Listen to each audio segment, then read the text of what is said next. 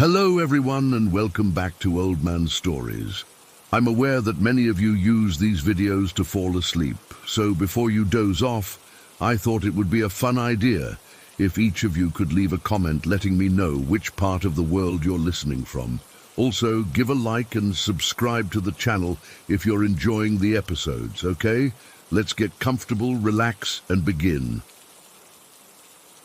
I still get goosebumps thinking about what happened during that Christmas visit to Great-Grandma Bessie's house. It's been almost 20 years, but I remember every detail like it was yesterday. I was 10 years old, and my little sister Kat was 7. We were staying at Bessie's old farmhouse in Cumberland Mountain, Alabama, a place that always felt magical to me, but not in the way I discovered that winter day. Great-Grandma Bessie's house was this weathered 2-story farmhouse that had been in our family for generations. It had these beautiful stone window frames that Bessie always said were older than sin itself. The house smelled like cinnamon and old wood and had creaky floorboards that announced your presence no matter how quietly you tried to walk. That December was particularly cold for Alabama, the kind of bone-chilling cold that seeps through the walls of old houses. We'd arrived the day before Christmas Eve, and I was excited because Bessie always made the best pecan pies and let us drink hot chocolate with extra marshmallows while we sat by her ancient fireplace. After lunch, Kat and I were sent upstairs for a nap in the guest bedroom. This room had an enormous feather bed that practically swallowed you whole when you laid in it. The windows were those old stone-framed ones with wavy glass that distorted the bare tree branches outside and made them look like gnarled fingers stretching toward the house. I wasn't particularly tired, but Kat fell asleep almost immediately. I was just lying there, staring at the ceiling and counting the water stains. There were 7, and one looked exactly like a turtle, when something strange happened. Kat sat straight up in bed, as if someone had called her name. I figured she'd had a bad dream, but she didn't seem scared. Her eyes were focused on the foot of the bed, and she had this weird little smile on her face. Then she started talking, not to me, to the empty space at the foot of the bed. "Yes, I like dolls too," she said, nodding her head. "My favorite is my Betsy doll. She has red hair like me." I sat up and looked where she was looking. Nothing. Just the faded quilt covering our feet and the worn wooden floor beyond. "Kat, who are you talking to?" I asked, feeling a strange tightness in my chest. She looked at me like I was the weird one. "Willie," she said, in that matter-of-fact way kids have. Like, of course there was a boy named Willie standing at the foot of our bed. "There's nobody there," I said, but even as the words left my mouth, the air around us felt different, heavier somehow, and colder, like someone had opened a window, except all the windows were firmly shut against the winter chill. "Yes, there is," Kat insisted. "He's right there. He's wearing a red and white checkered shirt and overalls, and he has curly hair." She turned back to the empty space. "Do you like my hair? It's not curly like yours." I scrambled out of bed, my heart pounding. "I'm going downstairs," I announced, trying to sound brave even though my voice wobbled. Kat just shrugged and continued her conversation with thin air. I found Dad and Great-Grandma Bessie in the kitchen.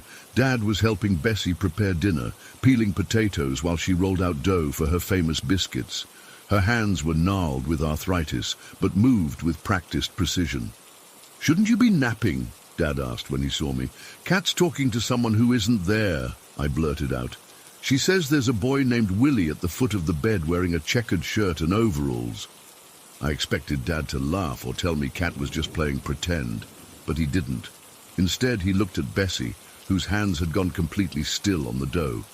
Bessie wiped her hands on her apron very slowly, like she was buying time to think. "What else did she say about this boy?" she asked, her voice soft but strained. "Just that his name is Willie and he has curly hair. And they were talking about dolls." Bessie and Dad exchanged a look I couldn't interpret. Then Bessie said something that made the hairs on my arm stand up. "She's got it." "Got what?" I asked, suddenly afraid of the answer.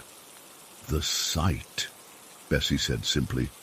Some folks in our family can see things others can't. Your great-aunt Mabel had it. I've got a touch of it. And now it seems Kat does too. Dad looked uncomfortable. He'd grown up with these stories, but had always been the practical one in the family. Mom, let's not... But Bessie cut him off. Don't you mom me, Thomas. Some things just are, whether you believe in them or not. Before Dad could respond, Kat appeared in the doorway. She was rubbing her eyes sleepily, her red hair a tangled mess around her face. Willie said he loves you, but he has to go now, she announced to the room. Then she turned and padded back toward the stairs. Bessie sat down heavily in one of the kitchen chairs. Lord have mercy, she whispered. Dad put his hand on her shoulder. Mom, she probably just overheard someone mention a Willie. Kids make up. He was interrupted by a knock at the front door. It wasn't a normal knock. It was frantic, almost desperate. Dad went to answer it, and I followed, curious. A young man stood on the porch, maybe in his 20s. I recognized him as Jason Turner, who lived down the road. His face was blotchy and tear-streaked, and he was breathing hard like he'd been running. Mr. Turner, Dad said, confused. What's wrong? Jason's voice cracked when he spoke. I'm sorry to bother y'all, but is Bessie home? I need to... My boy Willie, he choked on a sob. We lost him about 15 minutes ago. The fever, it took him so fast. I felt like the floor had disappeared beneath my feet. 15 minutes ago, right when Kat said Willie had to go, Dad called for Bessie, who came to the door, wiping her hands on her apron again. Oh, Jason, she said, immediately pulling him into a hug. Come in, come in. As Jason stepped into the house, I noticed mud on his boots and what looked like flour on his sleeve. But what made my blood run cold was what I saw when he took off his jacket, a red and white checkered shirt underneath. Willie always loved coming over here when you watched him, Jason was saying to Bessie as they moved toward the living room. Said your feather bed was the best place for naps. I stood frozen in the hallway, trying to process what I was hearing. Kat had seen a boy named Willie wearing a red and white checkered shirt. A boy who, according to his father, often napped in the very bed where we'd been lying. A boy who had died 15 minutes ago. I ran upstairs to find Kat, who was back in the feather bed, playing with a loose thread on the quilt. Kat, I said, my voice shaking, how did you know about Willie?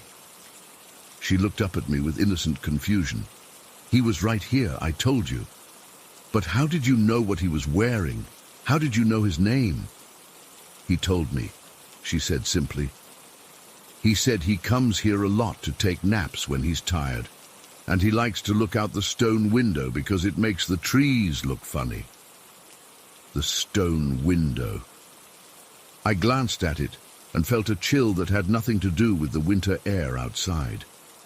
Through the wavy glass, the bare branches still looked like reaching fingers, but now they seemed more like they were warning than beckoning. When I went back downstairs, the adults were talking quietly in the living room.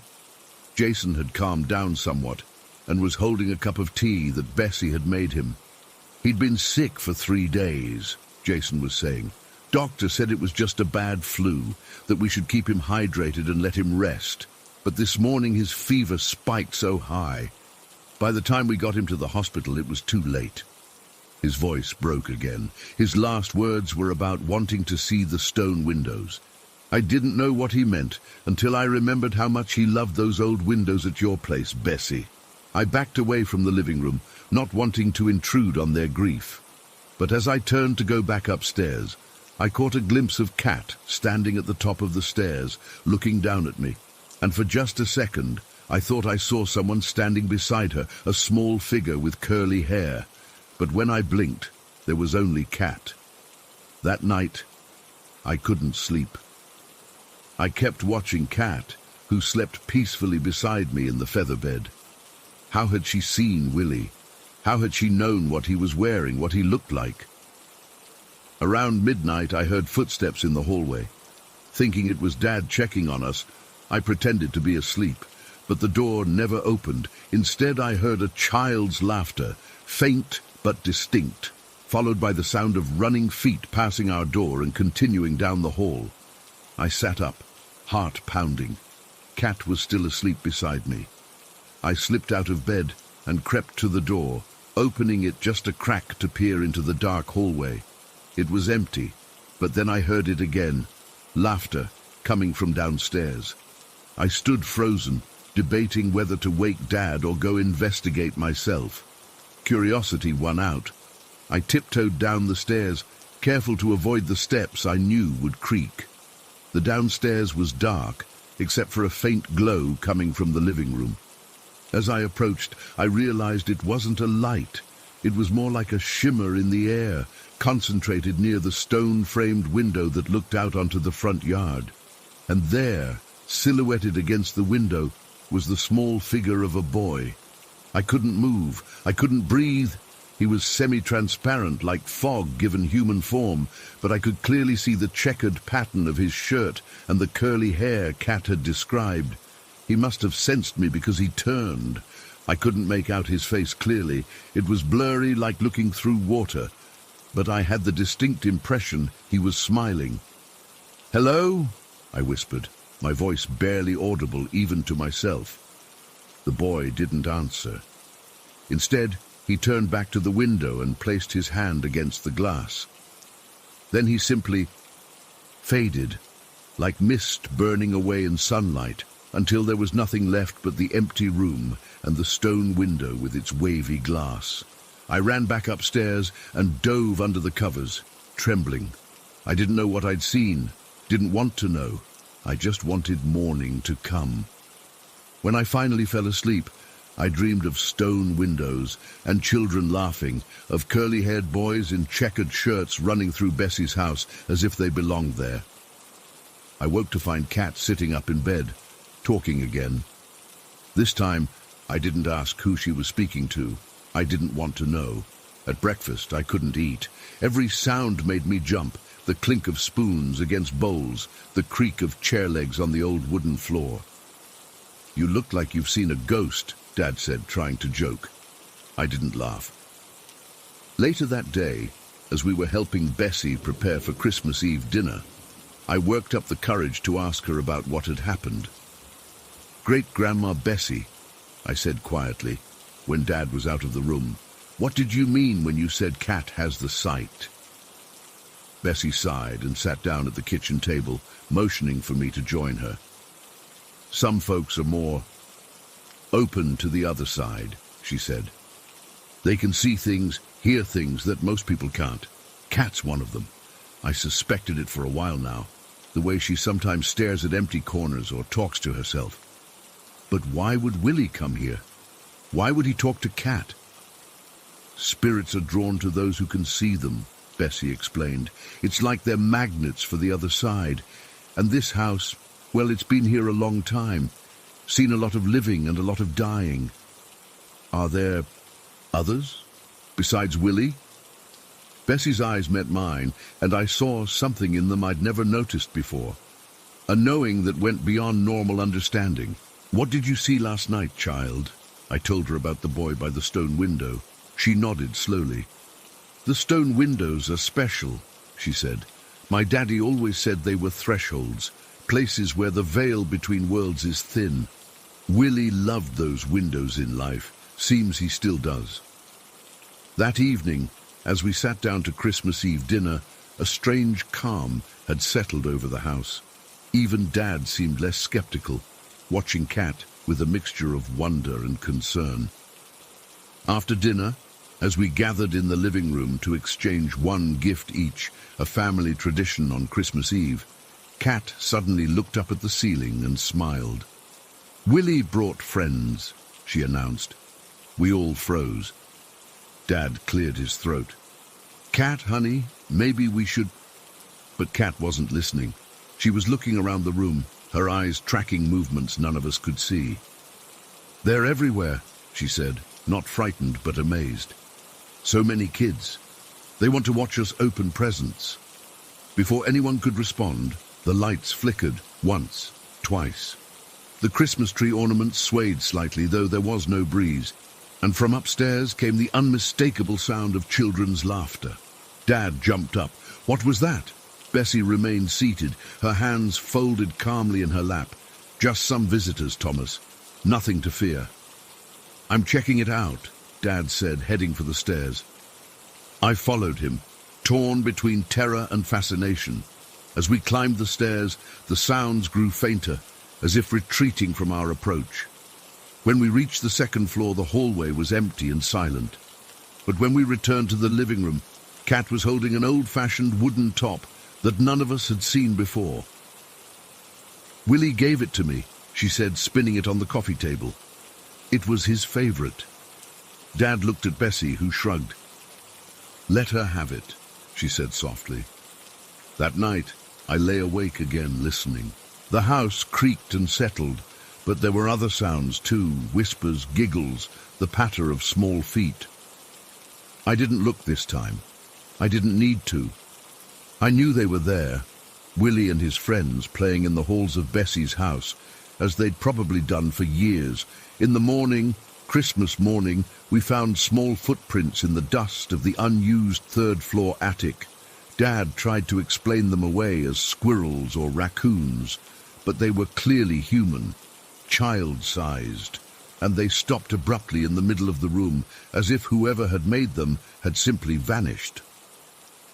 As we were packing to leave the day after Christmas, I noticed Kat carefully wrapping the wooden top in tissue paper. Are you taking that home? I asked. She nodded. Willie said I could keep it, but I have to bring it back next time we visit. He likes to play with it sometimes. I helped her pack it safely in her suitcase, not questioning anymore. Whatever had happened at Bessie's house, whatever Kat could see that I had only glimpsed, it was part of our family now, part of us. Before we left, I went to look at the stone window in the living room one last time. In the morning light, it looked ordinary, just old glass in an ancient stone frame. But as I stared at it, I thought I saw a flicker of movement reflected in the wavy glass, a small boy in a checkered shirt waving goodbye. That was almost 20 years ago. Kat still has the sight. Over the years, she's had countless encounters with spirits, each more convincing than the last. She's become something of a reluctant medium, helping lost souls find peace. But she always says it started with Willie at the stone window, the boy who showed her what she could see. As for me, I've only had a few experiences since then, brief glimpses of the other side, but I never forget what I saw that Christmas at Bessie's house. And whenever I visit old buildings with stone windows, I always look twice at the reflections in the wavy glass, half expecting to see Willie smiling back at me. Story 2. I've never told this story to anyone outside my family. For decades, I kept it mostly to myself, doubting what I saw that winter day back in 1967. Even now, typing this out, my hands are shaking a bit. I'm 68 years old now, but the memory of what happened when I was 12 still feels as fresh as yesterday. We lived in a modest 3-bedroom ranch house near Cahokia Mounds in Illinois. My dad worked at the local factory, and my mom stayed home with me and my 2 younger brothers. That January was particularly brutal. Snow piled up everywhere, and the temperature stayed well below freezing for weeks. I had come down with a nasty head cold that kept me home from school for almost a week. My mom had to take my brothers to the doctor for their checkups that morning, leaving me alone for a few hours. I remember her fussing about it, reluctant to leave me, but I insisted I was fine. I was 12, after all, practically grown up in my mind. There's soup on the stove if you get hungry, she'd said, adjusting my blankets. I'll be back before you know it. Just rest. Our house backed up to a section of wooded area that stretched toward the mounds. In summer, my brothers and I would play there, despite Mom's warnings about ticks and poison ivy. But that January day, the woods were just a wall of bare branches draped in white. I was bored out of my mind, TV only had 3 channels back then, and I'd already read all my library books twice. Around mid-morning, I dragged myself out of bed, bundled up in my flannel pajamas and robe, and sat by my bedroom window with a cup of hot chocolate, watching the snow fall in lazy spirals. That's when I saw her. At first, I thought my fever was making me see things. A young woman, Native American, with dark copper skin and high cheekbones, was walking across our backyard. She looked maybe 19 or 20, wearing a buckskin dress with intricate beadwork along the hem and fringe that swayed as she walked. Her hair was black as midnight, woven into 2 long braids that hung over her shoulders. In her arms, she carried what looked like a bundle of wheat or some kind of dried grass stalks. I blinked hard, rubbed my eyes, but she was still there, moving with purpose through the snow. The strangest part, she wasn't dressed for winter at all. Just that dress, no coat, no boots. Yet she moved through the 6 inches of snow as if it were nothing. Without thinking, I raised my hand and waved at her. She stopped immediately, as if sensing my movement. When she turned toward my window, I felt a jolt run through me. Her eyes, I couldn't make out their color from that distance, but there was something about her gaze that seemed to look right through me, not at me. Her head tilted slightly, like a bird considering something curious, and the smallest smile touched her lips. Then she simply turned and continued walking, heading straight for the old weeping willow at the edge of our property. That's when I noticed something impossible. The willow tree, which should have been bare branches, maybe with some snow-covered catkins, was fully green and lush, its long tendrils swaying gently as if it were midsummer. The grass around it was tall and green too, a perfect circle of summer in the middle of a winter landscape. I pressed my face against the cold glass, breath fogging up the window. The woman walked directly into the curtain of willow branches and disappeared. I frantically wiped the condensation from the window, and when I looked again, everything was normal. The willow stood bare and grey against the white snow. No footprints crossed our yard, no sign anyone had been there at all. My hot chocolate had gone cold. I don't know how long I sat there staring at that tree. Minutes, hours. I kept expecting her to emerge, but she never did. When Mom came home with my brothers, I didn't say anything. What could I say? That I'd seen a ghost, a hallucination. I was already the weird kid at school. I didn't need my family thinking I was losing my mind too. So I kept it to myself, though for weeks afterward, I found myself drawn to that window, watching the willow tree. Sometimes I thought I saw movement among the branches, even when there was no wind, but I never saw the woman again, at least not that winter. Life went on.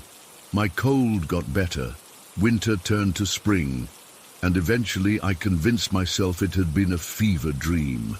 The image of the woman faded a bit, though never completely. Then came my 15th birthday. Mom had always been interested in Native American culture. She'd grown up not far from Cahokia Mounds and had a small collection of books and artifacts related to the indigenous people who had once lived there. On my birthday that year, she gave me a small package wrapped in tissue paper. "I found this at that little antique shop in town," she said, watching expectantly as I unwrapped it. "The minute I saw it, I knew it was meant for you." It was a carved figure, about 6 inches tall, made of some kind of dark wood. A Native American woman in a fringed dress, her hair in braids, carrying what looked like wheat or corn stalks. My hands started trembling so badly I nearly dropped it. "Mom," I whispered, "who is this supposed to be?" She looked surprised at my reaction. The shop owner said it was a representation of the Corn Maiden. Many native cultures have stories about her. She's associated with agriculture, fertility, the cycle of the seasons. She touched my arm, concerned. "Victoria, you're white as a sheet. What's wrong?"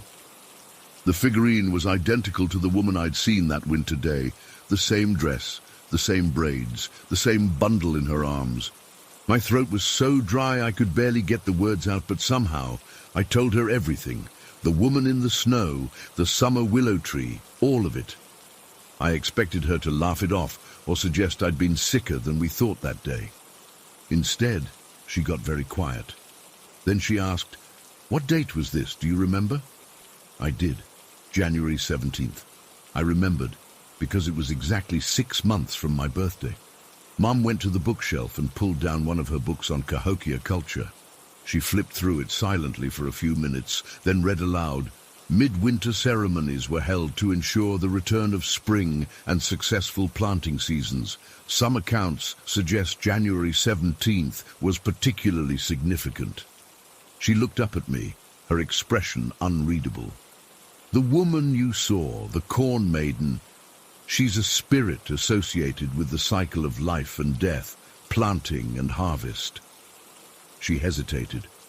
"Some stories say she appears to those who are at important crossroads in their lives or to those who need guidance." "But why me?" I asked. "And why did the tree change?" She shook her head. "I don't know, honey. But the mounds are ancient places. The people who built them understood things about time and seasons that we've forgotten." That night I put the figurine on my windowsill, facing toward the willow tree. It's hard to explain, but having it there felt right, like completing a circle. As I grew older, I researched everything I could about Cahokia culture and the Corn Maiden legends. I learned the mounds were the remains of the largest pre-Columbian city north of Mexico, home to thousands of people between 1050 and 1350 CE. The place where our house stood had likely been inhabited for centuries. Sometimes, especially around mid-January, I'd wake in the night with the sense someone was in my room. I'd open my eyes to find nothing, but the air would smell of fresh earth and wild grass, summer smells in the dead of winter. When I was 18, before leaving for college, I took the figurine to the willow tree on January 17th. I don't know what I expected. Some dramatic revelation, perhaps. But as I stood there in the snow holding that wooden carving, I felt a profound sense of peace wash over me. The air around me seemed to shimmer just for a moment.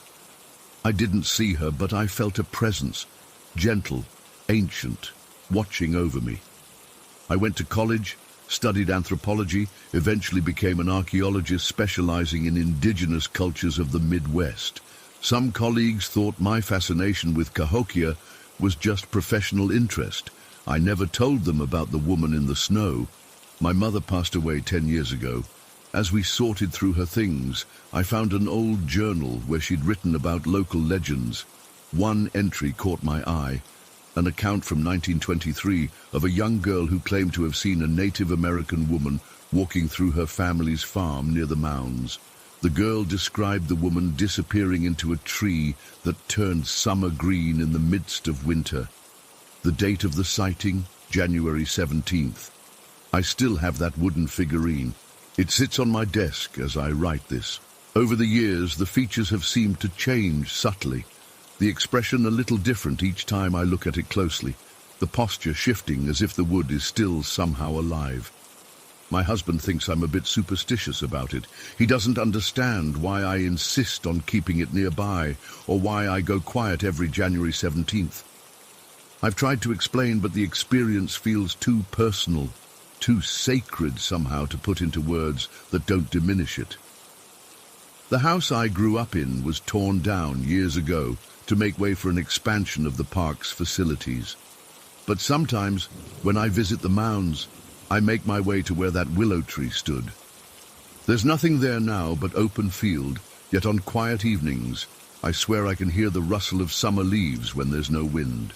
I never saw her again after that January day when I was 12. But sometimes, in dreams, I'm back at that window. In these dreams, she looks up at me and speaks, though I can never remember her words when I wake. All these years later, I still don't know what it meant. Why she appeared to me, why the summer tree bloomed in winter, why our paths crossed across centuries. Was it a glimpse through time, a visitation, a message? What I do know is this. That brief encounter changed the course of my life. It led me to my career, to my fascination with the past, to a deeper understanding of how thin the veil between then and now can sometimes be.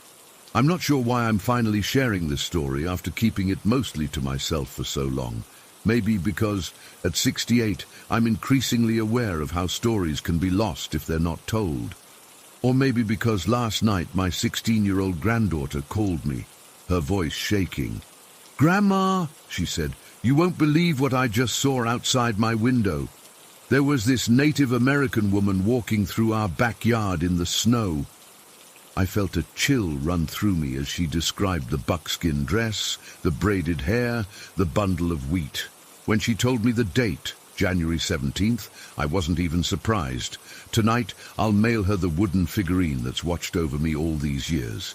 It's her turn now, though for what purpose I still don't know. All I know is that some January day long ago, something impossible happened that was also undeniably real.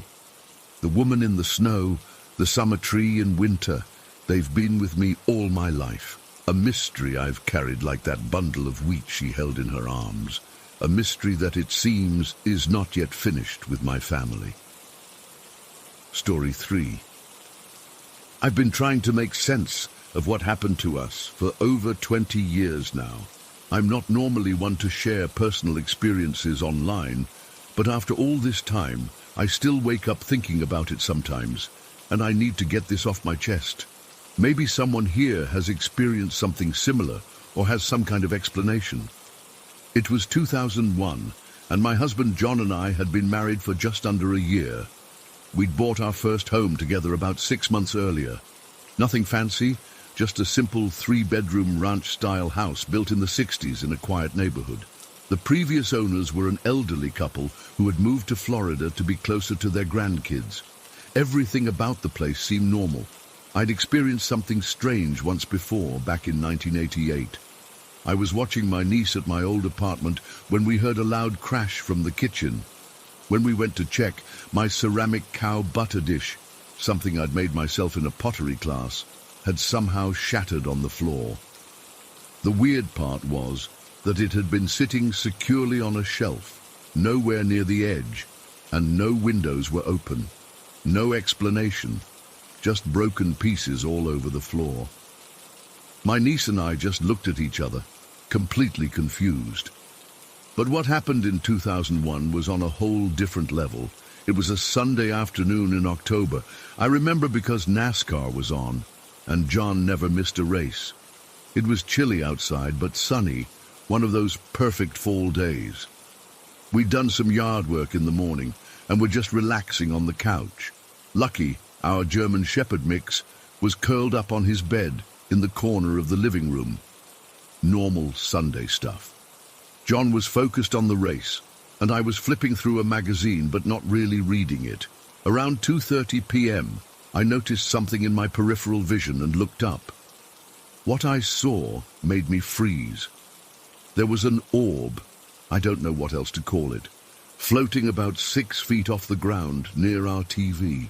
It was orange-yellow, about the size of a basketball, and it had this weird, sparkly, crackling quality to it, like when you see heat rising off asphalt in the summer, but with little sparks of light. It wasn't solid, more like a ball of energy. I remember grabbing John's arm so hard my knuckles turned white. He turned to say something, but when he saw where I was looking, he just stopped mid-sentence. We both sat there watching this thing float slowly across our living room. Lucky noticed it too. He lifted his head and started whimpering, not barking or growling like he would at an intruder, just this pitiful crying sound. But he wouldn't move from his bed, which was strange because he normally investigates everything. The orb drifted past us, not making any sound, moving with purpose like it knew where it was going. It turned down our hallway toward the bedrooms. I remember John whispering, "What the hell is that?" And I just shook my head. My heart was pounding so hard I could feel it in my ears.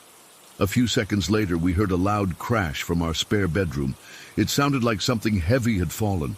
That finally broke our paralysis, and we jumped up.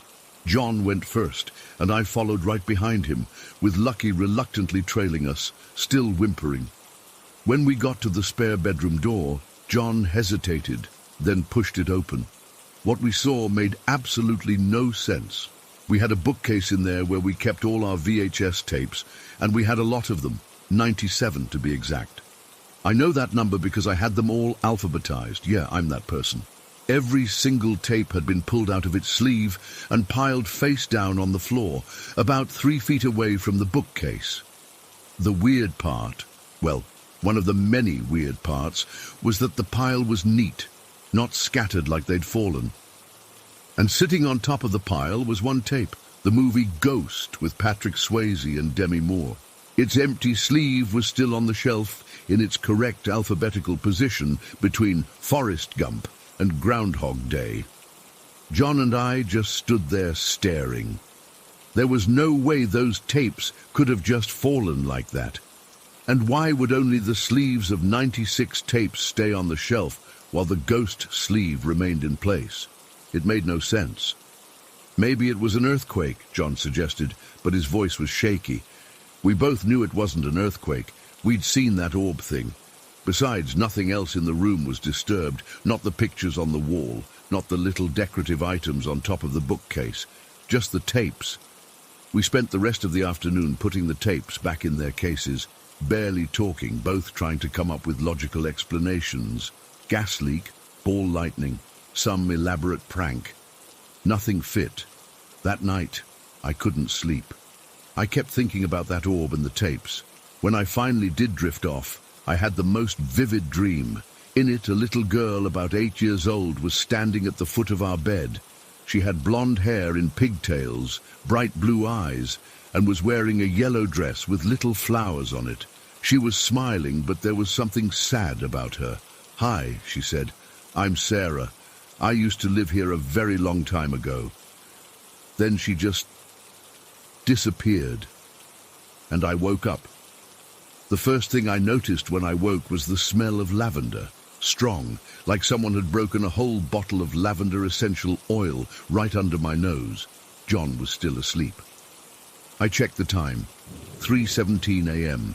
The lavender smell gradually faded over about 5 minutes. I laid there until morning, too freaked out to go back to sleep. When John woke up, I told him about the dream and the lavender smell. He looked uneasy, but tried to brush it off, as just a nightmare triggered by what had happened. The next day, I called the real estate agent who had sold us the house and casually asked if she knew anything about the history of the place before the elderly couple. She said they'd lived there for nearly 30 years, and before them, it was a family named Anderson. Nothing unusual that she knew of. A few weeks went by without incident. We were starting to relax, convincing ourselves that maybe there was some logical explanation for what happened. Then my sister Kat came to visit. She stayed in our guest room for the weekend, and at breakfast Sunday morning she asked, "Does someone wear a lot of lavender perfume in your house?" My stomach dropped. "Why do you ask?" "I kept smelling it in the middle of the night," she said. "It was really strong for a few minutes, then it just went away." I told her about our experience with the orb and the videotapes, and about my dream of Sarah. Kat's always been more open to the paranormal than I am, and instead of thinking I was crazy, she was fascinated. After that weekend, strange little things started happening around the house. Nothing as dramatic as the orb and the tapes, but noticeable. Items would be in different places than where we left them. We'd hear footsteps when no one was there. Lucky would sometimes stare and bark at empty corners of rooms. John and I started to dread being in the house. We tried to talk ourselves out of it, but the feeling that we weren't alone was constant. About 6 months after the incident, we decided to move. We never mentioned anything about our experiences to the new buyers. What would we even say? By the way, there might be a ghost girl named Sarah who likes to rearrange things. The weirdest part of this whole story is what happened after we moved.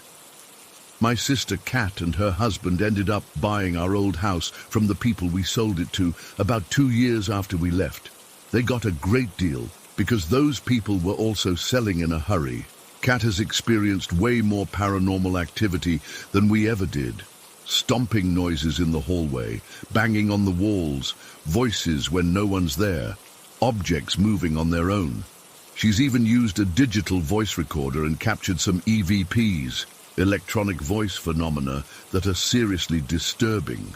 One sounds like a small boy saying, "I won't be home for dinner," and another is a deep male voice saying, "She's mine." She's never seen the orb we saw, and she's never dreamed of Sarah, but she's convinced the house has multiple spirits. She says they don't feel threatening, just present. She and her husband have learned to live with it. As for John and I, we've never experienced anything like that day with the orb and the tapes again, but sometimes I still wake up in the middle of the night and smell lavender just for a minute or two. And occasionally I dream of Sarah. She never says anything anymore, just watches me with those sad blue eyes.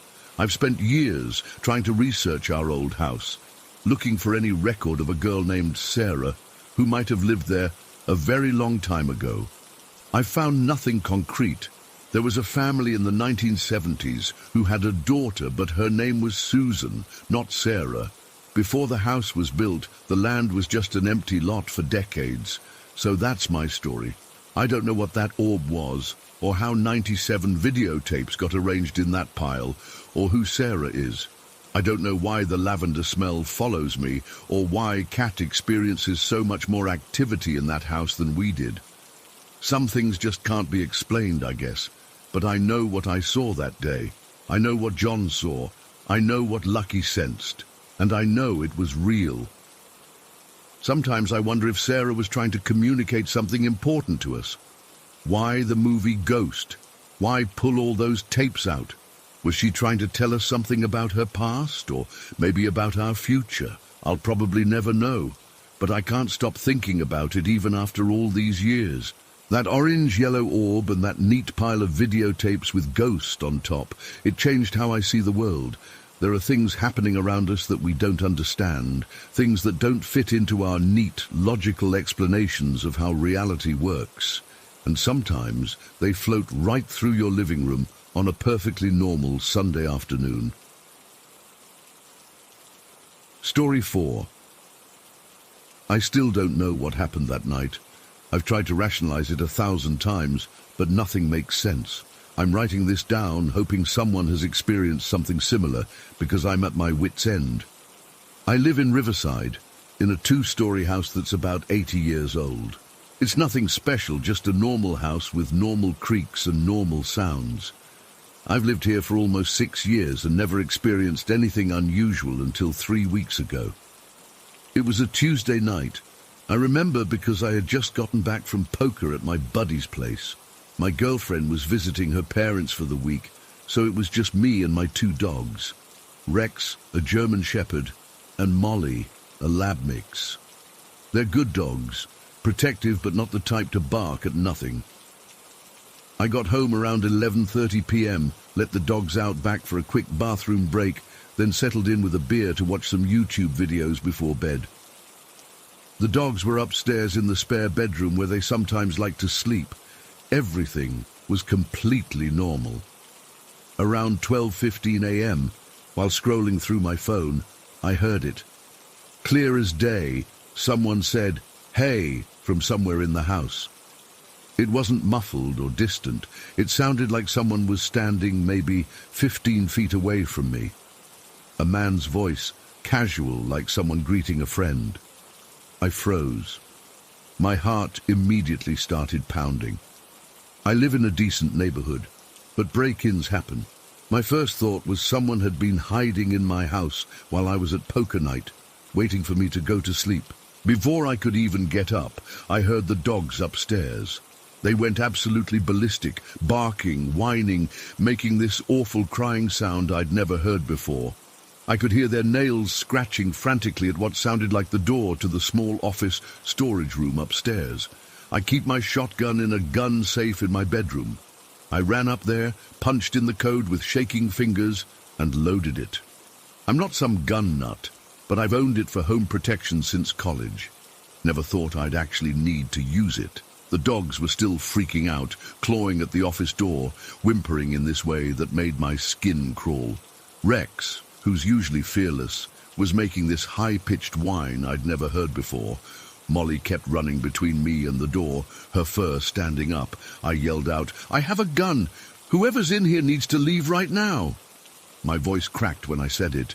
I was terrified but trying to sound confident.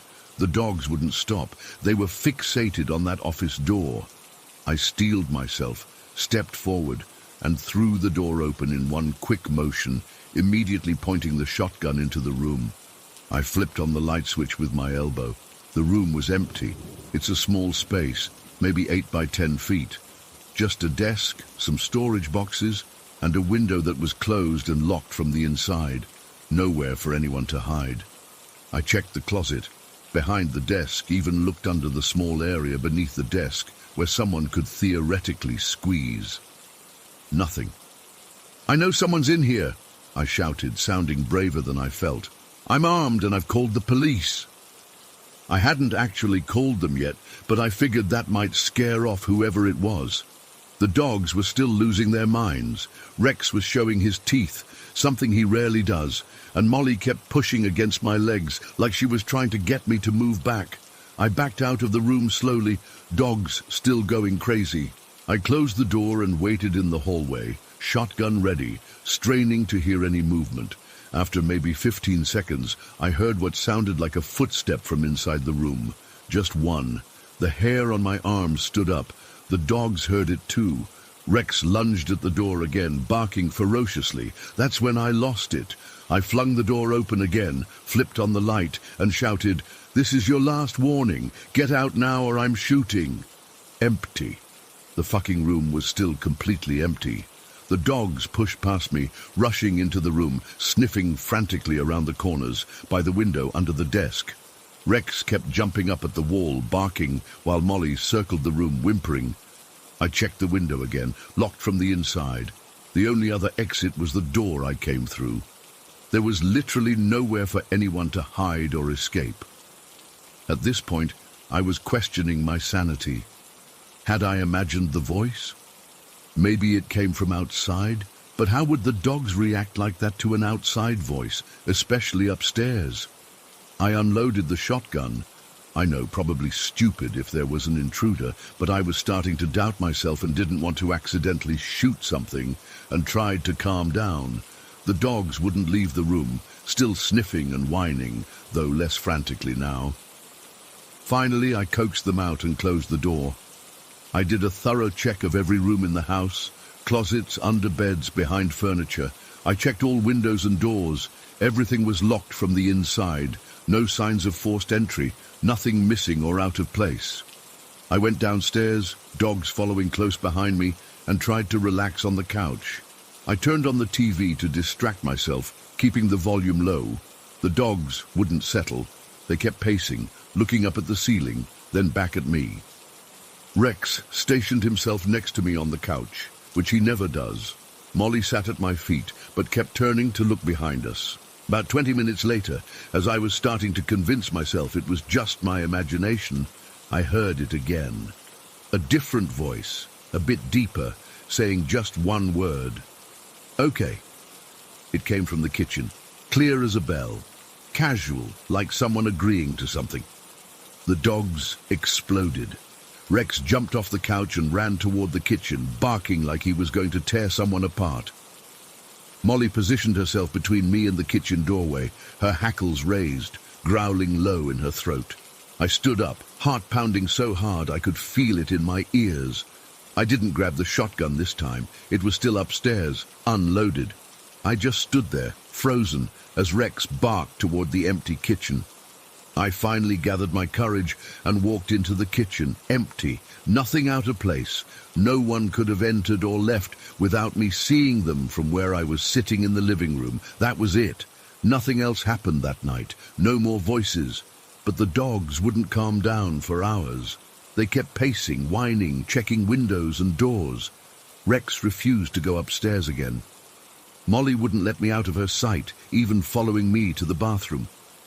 I stayed up until dawn, alternating between thinking I was losing my mind and being terrified there was someone or something in my house that I couldn't see. When the sun came up, I felt a little better, but not much. I called my girlfriend but didn't tell her what happened, didn't want to freak her out while she was away. I called out of work and spent the day doing research on old owners of the house, looking for any history of deaths or violence here. Nothing came up. It's been 3 weeks and nothing else has happened. The dogs have calmed down, but they still won't go into that office room. If I try to make them, they flatten their ears and back away. Rex, who's never afraid of anything, cowers if I try to lead him in there. I've tried to convince myself it was just someone walking by outside, or a neighbor's voice carrying strangely through the walls. But I know what I heard. Those voices were inside my house, and the way the dogs reacted. They saw or sensed something I couldn't. The weirdest part is how normal those voices sounded. Not threatening or scary, just casual, like someone who belonged there, like they didn't realize or care that I could hear them. Sometimes I wonder if I did successfully threaten a ghost with my shotgun that night. Maybe whatever it was decided I wasn't worth the trouble. Or maybe it's still here, watching, waiting for me to let my guard down.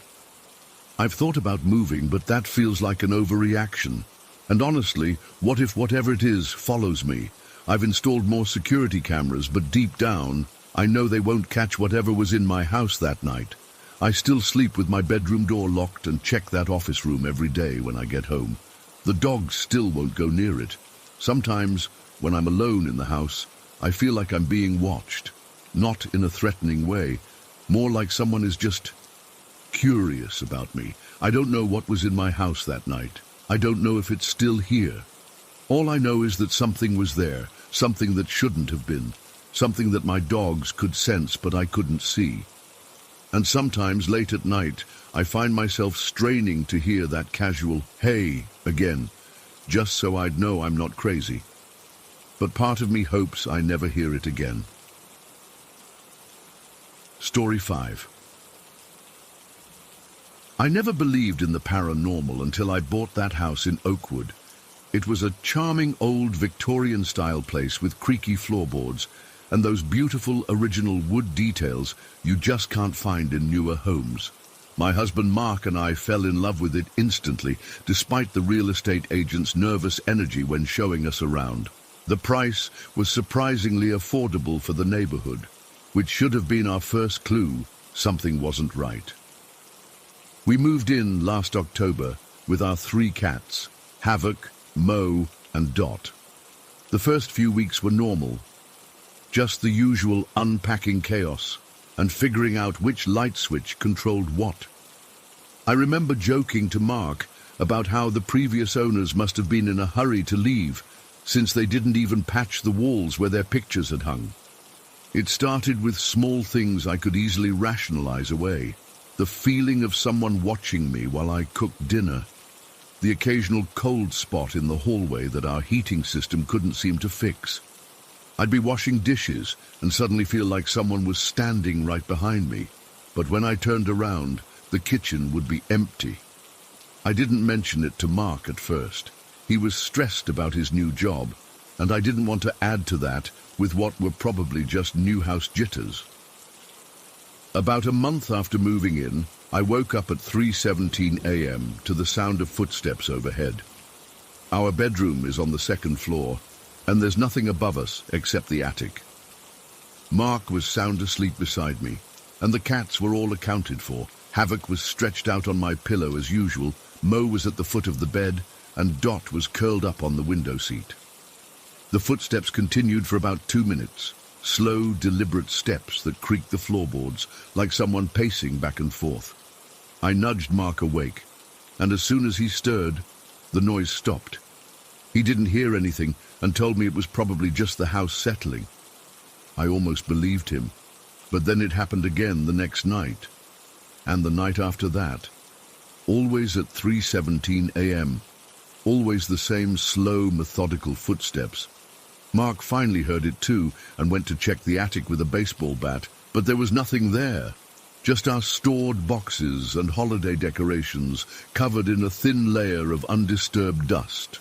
The cats were the first to really react to whatever was happening. Havoc, our big 15-pound grey and white tabby, has always been my nighttime guardian. He usually sleeps on my pillow, occasionally batting at my face if he decides it's breakfast time. But about 6 weeks after moving in, his behavior changed drastically.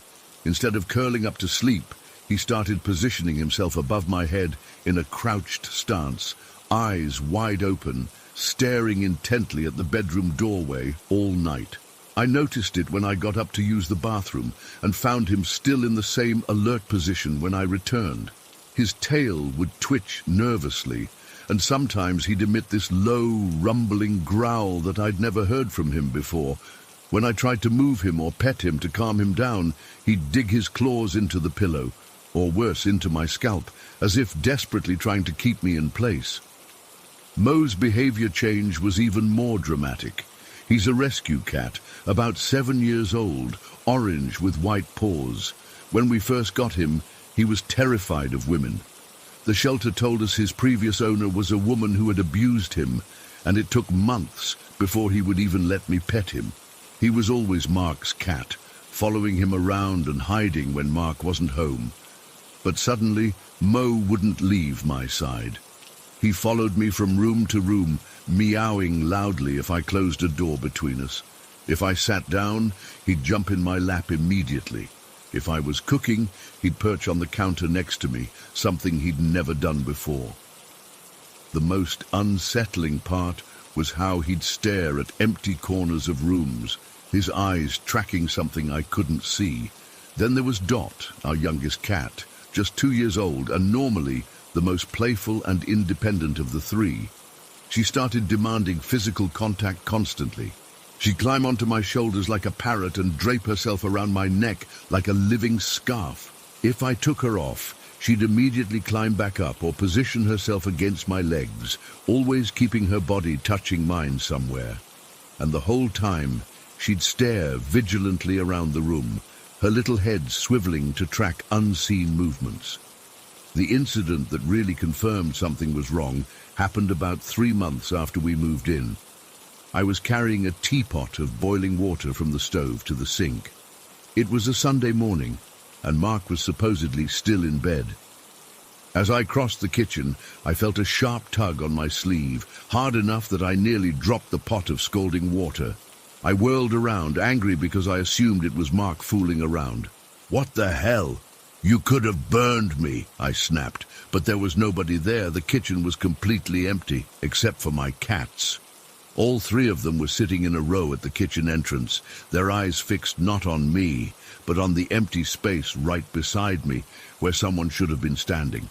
Havoc's back was arched, his fur standing on end. Mo was making a low yowling sound. Dot's tail was puffed up to 3 times its normal size. I felt the blood drain from my face. Something had pulled my sleeve, and it wasn't Mark, who I could now hear snoring upstairs. Whatever it was, my cats could see it. I backed out of the kitchen slowly, and the cats formed a circle around my legs as I moved, like tiny furry bodyguards. That night, I finally told Mark everything, the footsteps, the feeling of being watched, the sleeve tugging, and the cat's bizarre behavior. He was skeptical, but agreed we should do some research on the house's history. The next day, I was taking out the trash when I ran into our next-door neighbor, an older man named Gerald, who'd lived in the neighborhood for decades. When I casually mentioned we'd moved into the house a few months ago, his expression changed. "Oh, you're in the old Lawson place," he said, looking uncomfortable. "Didn't expect anyone to move in there so quick after the last bunch cleared out." I asked him what he meant, and he explained that the previous tenants hadn't been owners, but renters. They'd stayed less than a year before abruptly abandoning the property one night, left furniture, clothes, everything, just packed some bags and disappeared. The landlord had been so spooked he decided to sell rather than rent it out again. "What spooked him?" I asked, my heart racing. Gerald shifted uncomfortably. Well, those folks weren't exactly quiet neighbors. Had all kinds of people coming and going at weird hours. Called them parties, but didn't sound like any party I'd want to attend. I pressed for more details, and Gerald reluctantly told me that another neighbor had confronted one of the guests leaving a late-night gathering. When asked what kind of parties involved bloody fistfights at 3 a.m., the man had cryptically answered, "If you have to ask," before walking away. "What kind of church was it?" I asked, feeling cold despite the warm spring day. Gerald shrugged. "No cross on the wall, that's for sure. Look, I don't want to scare you, but there was something off about those people. Used to see them drawing symbols on the walkway with chalk, always washed away after rain, but still gave me the creeps."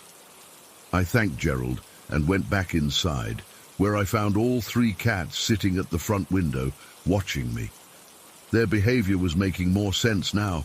They weren't just being clingy, they were protecting me. That night I woke up at exactly 3:17 a.m. again, but not to footsteps. This time it was because Havoc was standing on my chest, his full 15 pounds making it hard to breathe. His ears were flattened against his head, and he was growling. Not at the door this time, but at something directly above my face. I couldn't move, couldn't breathe, couldn't call out to Mark. The air above me felt dense and cold, like someone had opened a freezer. I swear I could make out a shape in the darkness, not quite solid, but darker than the surrounding night, hovering just inches above me. Havoc's growl intensified, and then Mo and Dot were there too, both hissing at the space above me. The dark mass seemed to retreat slightly in response to their unified aggression. That's when I felt it, fingers brushing against my throat. Not touching, not quite, but close enough that I could feel the cold radiating from them. I wanted to scream, but couldn't make a sound. Havoc chose that moment to attack, leaping from my chest toward the darkness above me. There was no impact, no sound of him hitting anything, but the cold presence vanished instantly. Havoc landed back on the bed, fur still standing on end, looking wildly around the room. I sat up gasping, finally able to breathe again. Mark woke up, startled by my sudden movement. "What's wrong?" he asked. Before I could answer, a loud crash came from downstairs. It sounded like every dish in our kitchen cabinet had been thrown to the floor at once. Mark grabbed the baseball bat and headed downstairs with me right behind him, all 3 cats forming a protective formation around my legs. When we reached the kitchen, we found it in perfect order. Not a single dish broken, nothing out of place. But on the kitchen table was a small puddle of red liquid that looked disturbingly like blood. When Mark touched it cautiously, it was ice cold despite appearing fresh. We didn't sleep the rest of that night. The cats maintained their protective positions around me until sunrise, when the tension in the house seemed to dissipate slightly. The next day, I dug deeper into the house's history. I discovered that before the renters, the house had been empty for nearly 3 years, following the death of an elderly woman named Margaret Lawson, who had lived there alone with her cats. According to the few records I could find, she'd been found dead at the bottom of the stairs, and her body wasn't discovered for days. Her 3 cats had been found still in the house, standing guard over her body. That night I set up my phone to record while we slept. The footage I reviewed the next morning made my blood run cold. At exactly 3:17 a.m., a dark shadow moved across our bedroom. It wasn't clear enough to make out details, but it was distinctly human-shaped and moved with purpose toward my side of the bed. In the video, all 3 cats immediately positioned themselves around me, Havoc above my head, Mo pressed against my side, and Dot curled around my feet. The shadow paused, seemed to consider, then retreated back through the wall. I showed the video to Mark, who finally admitted something unexplainable was happening. We discussed moving, but our finances were stretched thin with the new mortgage. We couldn't afford to just leave, so we adapted.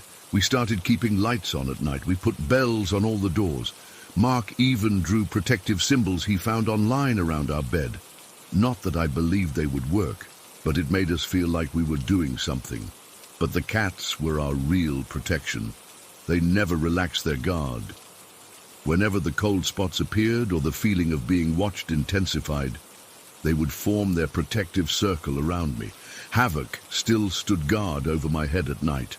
Mo still followed me everywhere. Dot still maintained physical contact at all times. The most terrifying incident happened just last week. I was home alone taking a shower. All 3 cats were sitting on the bathroom floor. They never let me shower alone anymore. Through the frosted glass door, I could see their silhouettes, all facing the bathroom door. Suddenly, they all stood up at once, backs arched. I heard a low growl from Havoc. Then the bathroom door, which I'd left slightly ajar, began to slowly open wider. My heart nearly stopped. I stood frozen in the shower, water running down my body, unable to move. The door swung fully open, revealing the empty hallway beyond. The cats formed a line across the bathroom threshold, hissing and growling at something I couldn't see. Then the shower curtain began to move, not like it was being blown by a draft, but like someone was running their fingers along it from the outside.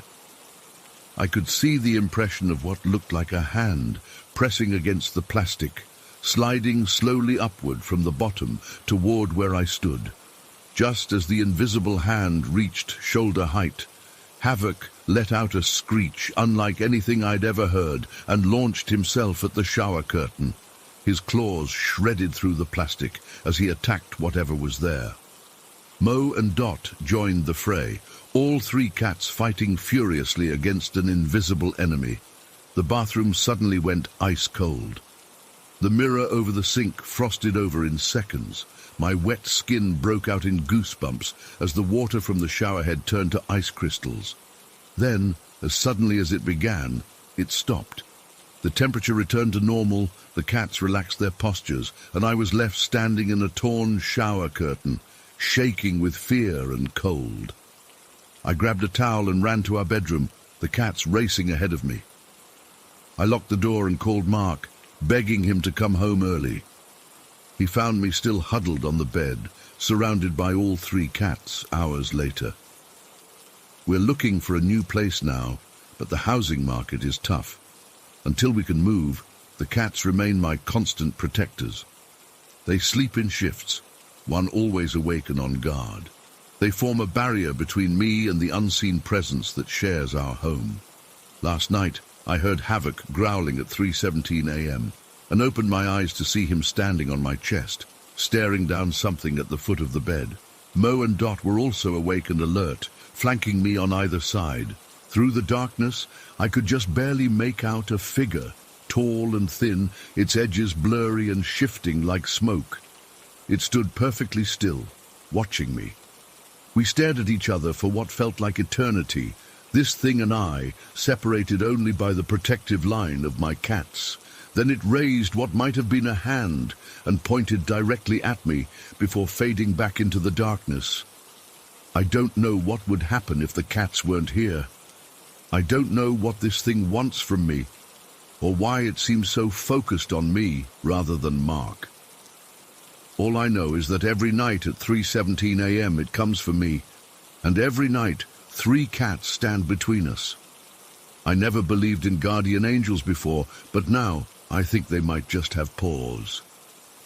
Story 6. Nandum. I'm still reluctant to type this all out, but it's been eating away at me for 21 years now. I don't talk about it much.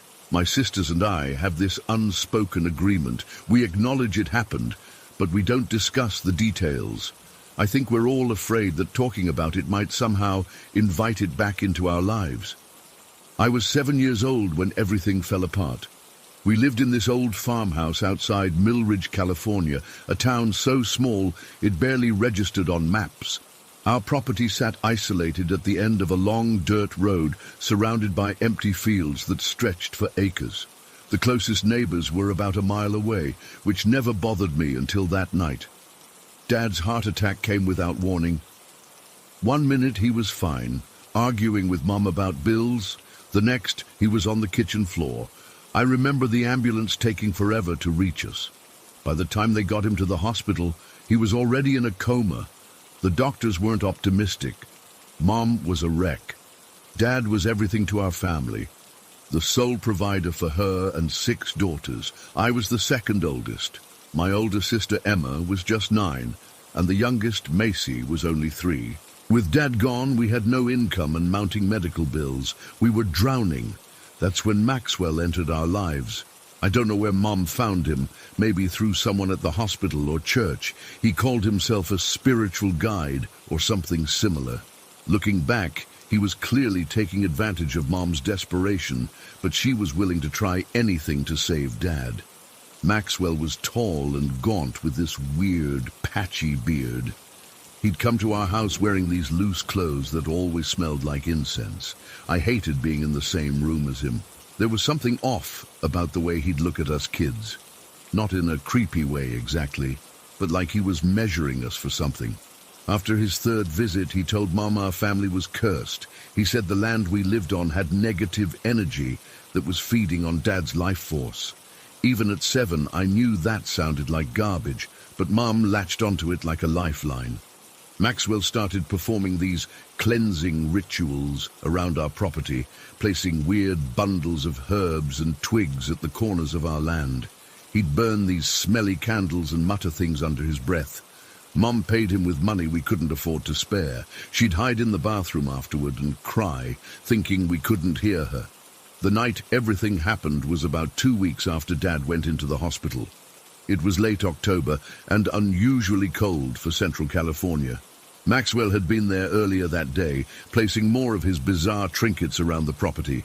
He'd seemed agitated, warning Mom that he sensed resistance from the other side. Whatever that meant. We all went to bed around 9. I shared a room with Emma, while the other girls were paired up in 2 more bedrooms. Our house was single-story, with all the bedrooms along one hallway. Mom's room was at the far end, closest to the front door. I don't know what time it was when I woke up, but it was pitch black outside. At first, I thought I'd had a nightmare, but then I heard it again. The sound that must have woken me. It was a scream, but not human.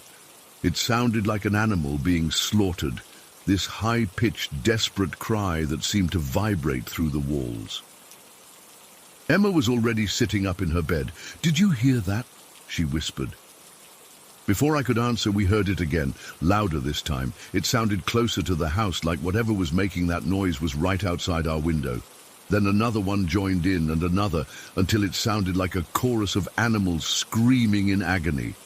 Our bedroom door flew open, and Mum stood there in her nightgown, wild-eyed. "Get to the living room," she hissed. "Now!" We scrambled out of bed. In the hallway we met our other sisters, all in various states of panic. Little Macy was sobbing quietly against our sister Lily's shoulder. Mom herded us all into the living room, which was in the center of the house. The screaming outside continued, circling the house. It sounded like whatever was making those noises was running around the perimeter of our home. Then, suddenly, it stopped. The silence that followed was almost worse. We all huddled together on the couch, barely breathing. That's when we heard it. Footsteps. Not animal sounds, but distinctly human footsteps, running back and forth across our front porch. The wooden boards creaked rhythmically under the weight. Thump, thump, thump, thump, pause. Thump, thump, thump, thump, back and forth, over and over. I'll never forget the look on Mom's face. Pure terror, something I'd never seen before. She grabbed the phone from the side table and dialed 911, her fingers shaking so badly she had to try twice. "Someone's outside my house," she whispered into the receiver. "Please hurry, I'm alone with my 6 daughters." She gave our address, and I remember thinking how strange it was that she was whispering, as if whatever was outside might hear her through the walls. The footsteps suddenly stopped. We sat frozen, listening. The silence stretched on for what felt like hours, but was probably only minutes. Then a new sound started. Scratching. Slow, deliberate scratching against the front door, like something with long nails dragging across the wood. Mum pulled us all onto the floor, between the couch and the coffee table, as if hiding us from view of the windows. We stayed there, a tangle of trembling limbs and whispered prayers. until the police arrived. It took them nearly 40 minutes. By the time we heard the sirens, the scratching had stopped. The entire house had been silent for at least 10 minutes. 2 officers came inside while others searched the property. One was tall with a bushy mustache, Officer Ramirez according to his nameplate. The other was younger, Officer Chen. They checked all the doors and windows while Mom explained what had happened. Probably just some kids playing pranks, Officer Ramirez suggested, though he didn't sound convinced. Halloween's coming up. We get calls like this sometimes. But our house was too isolated for random teenagers. You'd have to specifically drive out to our property down a long private road. There was no passing traffic, no reason for anyone to be near our home at that hour unless they came there intentionally. Officer Chen must have noticed how terrified we all still were, especially my younger sisters, who wouldn't stop crying. He walked over to the TV and asked Mom if he could turn it on for the kids, to distract us while they continued their search. Mom nodded. The TV was an old model with dials instead of buttons. When Officer Chen turned it on, it showed only static, that black and white snow that filled the screen. He started turning the dial, looking for a channel that would come in clearly. That's when it happened. The static suddenly got louder, almost deafening.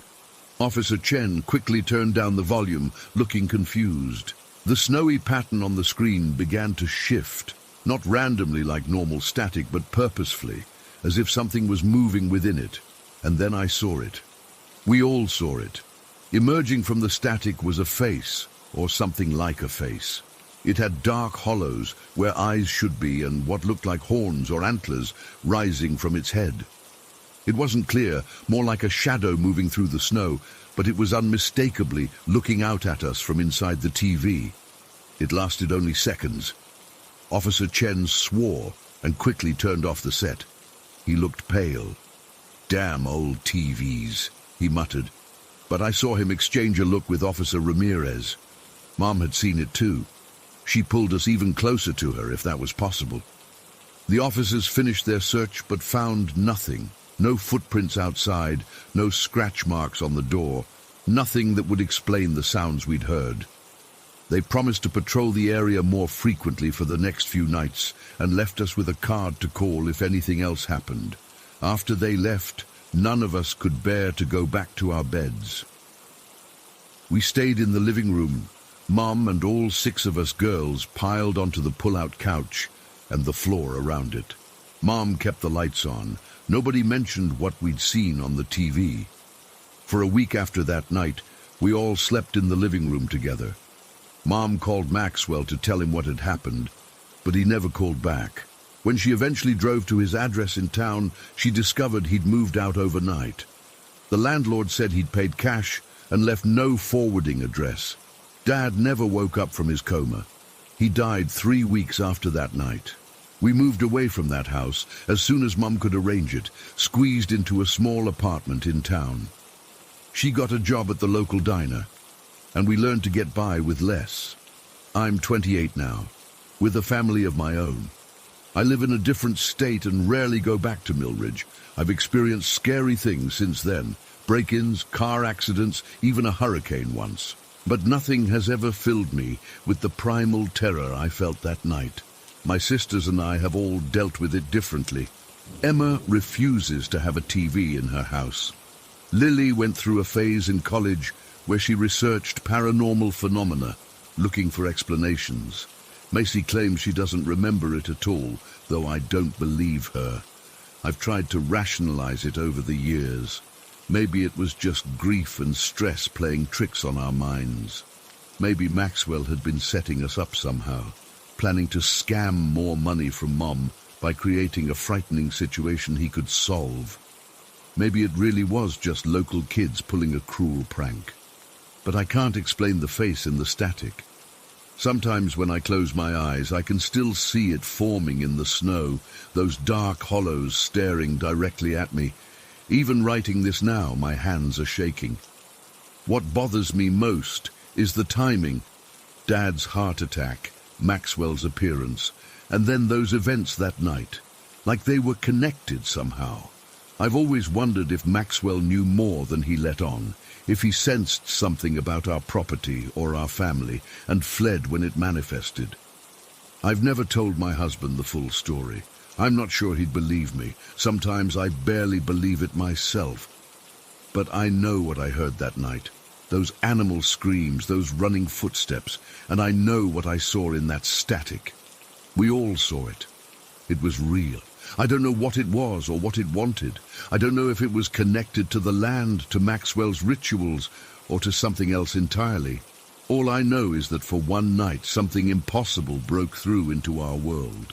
And sometimes, when I'm alone and my house gets too quiet, I swear I can hear scratching at my door. Story 7.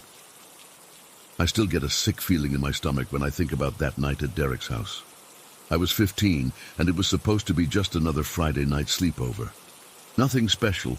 Derek's parents were on some weekend trip to visit his grandma, and his older brother Tyler was left in charge, which basically meant we could stay up late playing video games and eat whatever junk food we wanted. Derek and I had been best friends since 5th grade. We lived in Pinewood, this super typical suburb where nothing ever happens. Our neighborhood was the kind of place where people left their garages open all day, and everyone knew each other's business. It was boring but safe. At least that's what I always thought. We spent most of that night destroying each other in Mortal Kombat and eating an ungodly amount of Doritos and pizza rolls.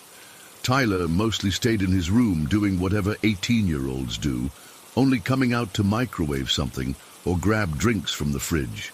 He'd mess with us occasionally, like any older brother would, but mainly left us alone. It must have been around 1:30 a.m. when we finally crashed. Derek's room was at the end of the hallway on the 2nd floor. His parents' empty bedroom was across the hall, and Tyler's room was at the opposite end near the stairs. The layout of the house becomes important later, trust me. Derek fell asleep almost immediately. He always could, 1 minute talking, the next snoring. I was on the spare mattress on the floor while Derek was in his bed. I remember lying there, staring at the ceiling fan going round and round, trying to quiet my brain after all the sugar and gaming. The house had that specific kind of silence that feels almost loud, you know? The kind where you can hear the fridge humming downstairs or the occasional creak of the house settling. I must have been lying there for maybe 20 minutes when I heard it. The slight creak of Derek's bedroom door. It was already partway open. Derek never fully closed it because of some weird thing about airflow, but now it was slowly opening wider. At first, I figured it was just Tyler checking on us. He'd been pretty chill about us staying up, but maybe he was making sure we were finally asleep. I didn't move, just kept my eyes fixed on the widening gap of the door. That's when I saw something that made my blood run cold. A face appeared in the gap, just partially, like someone was trying to peek in without being noticed. And they were wearing glasses, round glasses, that caught the faint glow from Derek's digital alarm clock. The moment I registered this detail, something in my brain screamed that something was very wrong. Tyler didn't wear glasses. I'd known him for years, and he definitely did not need glasses. My entire body went rigid. I couldn't move, couldn't speak, couldn't even blink. It was like my brain was processing at 1,000,000 miles an hour, but my body was completely frozen. The face stayed there, half hidden behind the door, just watching us. I could feel my heart pounding so hard, I thought it might bruise my ribs from the inside. Then, just as I was trying to figure out what to do, Derek suddenly shot up in his bed and started screaming. Not like a startled yelp or even a normal scream. This was something primal and terrifying. It was like he'd woken up and immediately seen what I was seeing, and his reaction was pure, unfiltered fear. The moment Derek started screaming, the face disappeared from the doorway. The door slowly pulled back to its original position. Not slammed in panic, not flung open further. Just deliberately, quietly eased back to where it had been before. That controlled movement somehow made it so much worse. Derek's screaming continued, and within seconds the hallway light flipped on. I heard heavy footsteps running toward our room, and then Tyler burst in, wielding a baseball bat like he was about to hit a home run with someone's head. His hair was sticking up everywhere, and he was wearing just boxers and a t-shirt. "What the fuck is going on?" he shouted, eyes wild and darting around the room.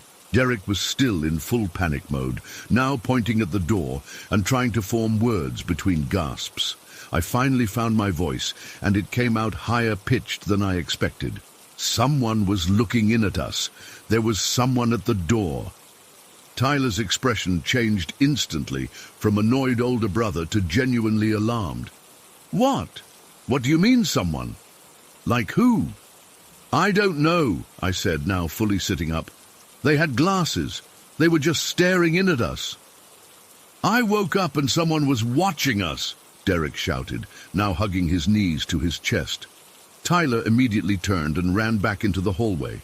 We could hear him checking the other rooms, opening closet doors, his footsteps pounding down the stairs. Derek and I just sat there, not moving, barely breathing. The fact that Derek had screamed without me saying anything made it so much worse. We had both seen it independently. This wasn't my imagination. After what felt like forever, Tyler came back up and stood in the doorway, still gripping the bat. I checked everywhere. All the doors are locked from the inside. Windows too. Nothing's broken or forced open. His voice was calmer now, but I could see the tension in how tightly he was holding that bat. "Are you sure you guys weren't just dreaming or something?" "We weren't asleep," I insisted. I was wide awake. Someone was looking in at us. "They had glasses, Tyler, round glasses." "I saw them too," Derek added, his voice shaky. "They were just watching us." Tyler ran a hand through his hair, clearly trying to think. "Look, I'm going to check the house again. Every closet, under every bed, behind every curtain. Don't move, okay?" He disappeared again, and we could hear him methodically going through the house, opening and closing doors, checking locks, even moving furniture from the sound of it. Derek and I just sat there in silence, occasionally making eye contact and then quickly looking away, like we were both afraid to acknowledge what we'd seen. When Tyler finally came back, his expression was grim. "There's no one in the house. I checked everywhere, literally everywhere a person could hide." "Could they have run out after we saw them?" Derek asked. Tyler shook his head. "The alarm system is still armed. If any door or window had been opened in the last hour, it would show on the panel. Nothing." That's when a new kind of fear settled over me. Not the sharp, adrenaline-fueled panic from before, but something deeper and more unsettling. If all the doors and windows were locked from the inside and the alarm hadn't been triggered, then how did someone get in? And more disturbingly, were they still in the house somewhere? "Get your pillows and blankets," Tyler finally said. "You're both sleeping in my room tonight." We didn't argue. Derek grabbed his comforter and pillow, and I bundled up my sleeping bag. Tyler led us to his room, checking behind us as we went like he expected someone to jump out at any moment. His room was messy in that typical teenage boy way, clothes everywhere, posters on the walls, a desk covered with school stuff, and a half-assembled computer he'd been working on. None of us slept. We sat on Tyler's bed with the lights on, talking in low voices about what had happened. Tyler had positioned himself closest to the door, the bat within reach. He kept trying to come up with rational explanations. "Maybe it was just shadows from a car passing by outside," he suggested at one point. "Cars don't look like people with glasses," I replied. "And they don't make the door creak open," Derek added. We went back and forth like this for hours. The more we talked, the more certain I became of what I'd seen. It wasn't a shadow, or a trick of the light, or my imagination. It was a person, or at least it looked like a person, deliberately looking in at us. Around 5 a.m., when the first hints of dawn started to show, Tyler suggested we check the house again in the daylight. The three of us moved as a unit, Tyler still clutching that bat. We methodically went through every room, checking closets and under beds again. Still nothing. When we got downstairs, Tyler checked the front and back doors again. Both locked from the inside, deadbolts secured. The windows were all closed and locked too. The alarm panel showed no entries or exits, except when Tyler's parents had left yesterday afternoon. "Let's check outside," Tyler said. "Maybe there are footprints or something." We circled the entire house, looking for any sign that someone had been there. No footprints in the flower beds, no disturbed mulch, no ladder against the side of the house. Nothing seemed out of place. By the time we finished our inspection, the sky was fully light. We sat at the kitchen table, exhausted and confused. Tyler made us all coffee, first time I'd ever had it, and we just sat there in silence, jumpy at every little house noise. "I'm calling my parents," Derek finally said. They cut their weekend trip short and were home by noon. Tyler explained what had happened while Derek and I nodded along, still dazed from the night before. Derek's dad did his own thorough check of the house, but found nothing unusual. The weird thing was, the more time passed and the more we tried to explain it to other people, the more I could see them thinking we were just a bunch of teenagers who spooked ourselves. Derek's parents were concerned, but clearly thought we'd let our imaginations run wild.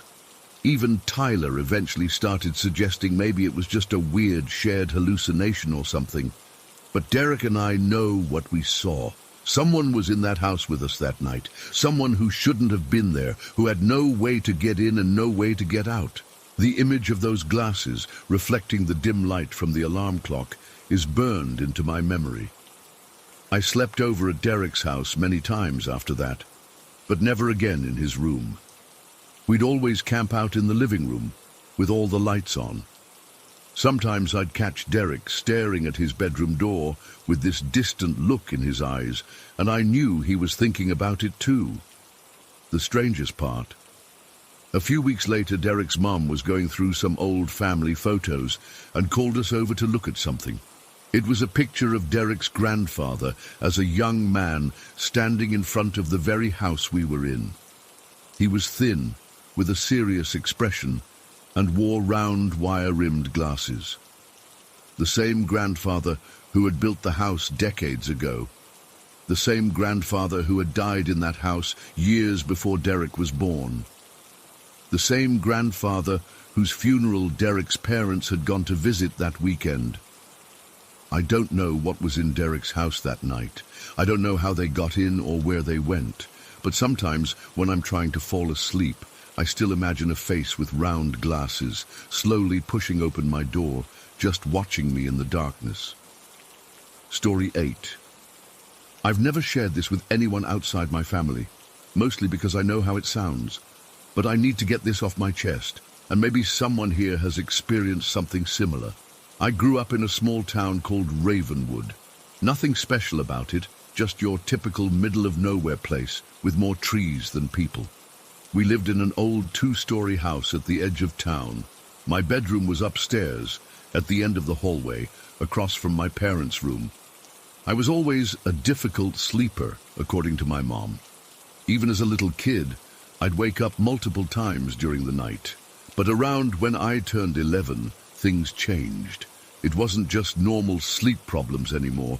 The first time it happened, I was almost asleep. You know that feeling when you're drifting off and your body feels heavy, but your mind is still kind of aware. I was right in that space when I felt it. My sheets and blankets suddenly yanked off me, not sliding off, not gradually moving, but violently pulled off my body in one quick motion.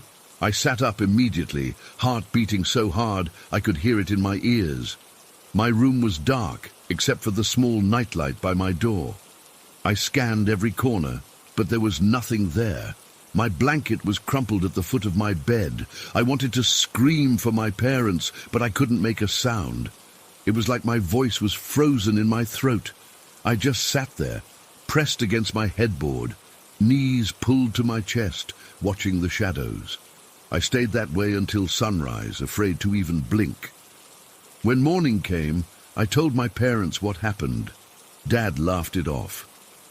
You probably just kicked them off in your sleep, buddy. Mom was a little more understanding, but basically said the same thing. You were dreaming, Caleb. The mind plays tricks when you're half asleep. I tried to believe them. I really did. But then it happened again 3 nights later, and again a week after that.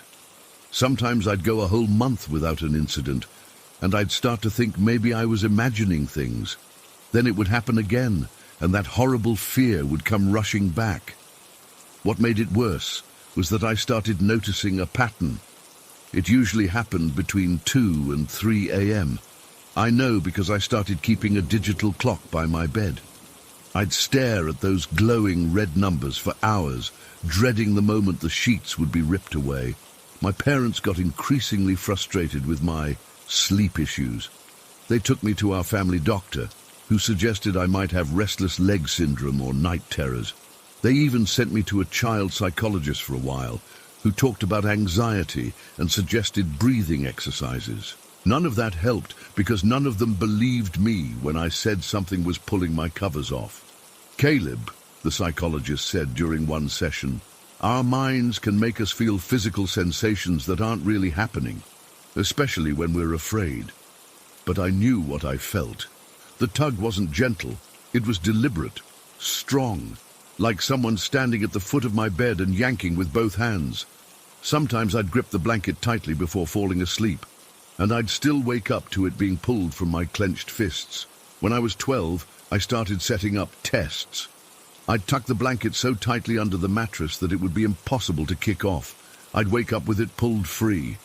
I tried putting books on top of my feet over the blanket. The books would be on the floor, and the blanket would be gone.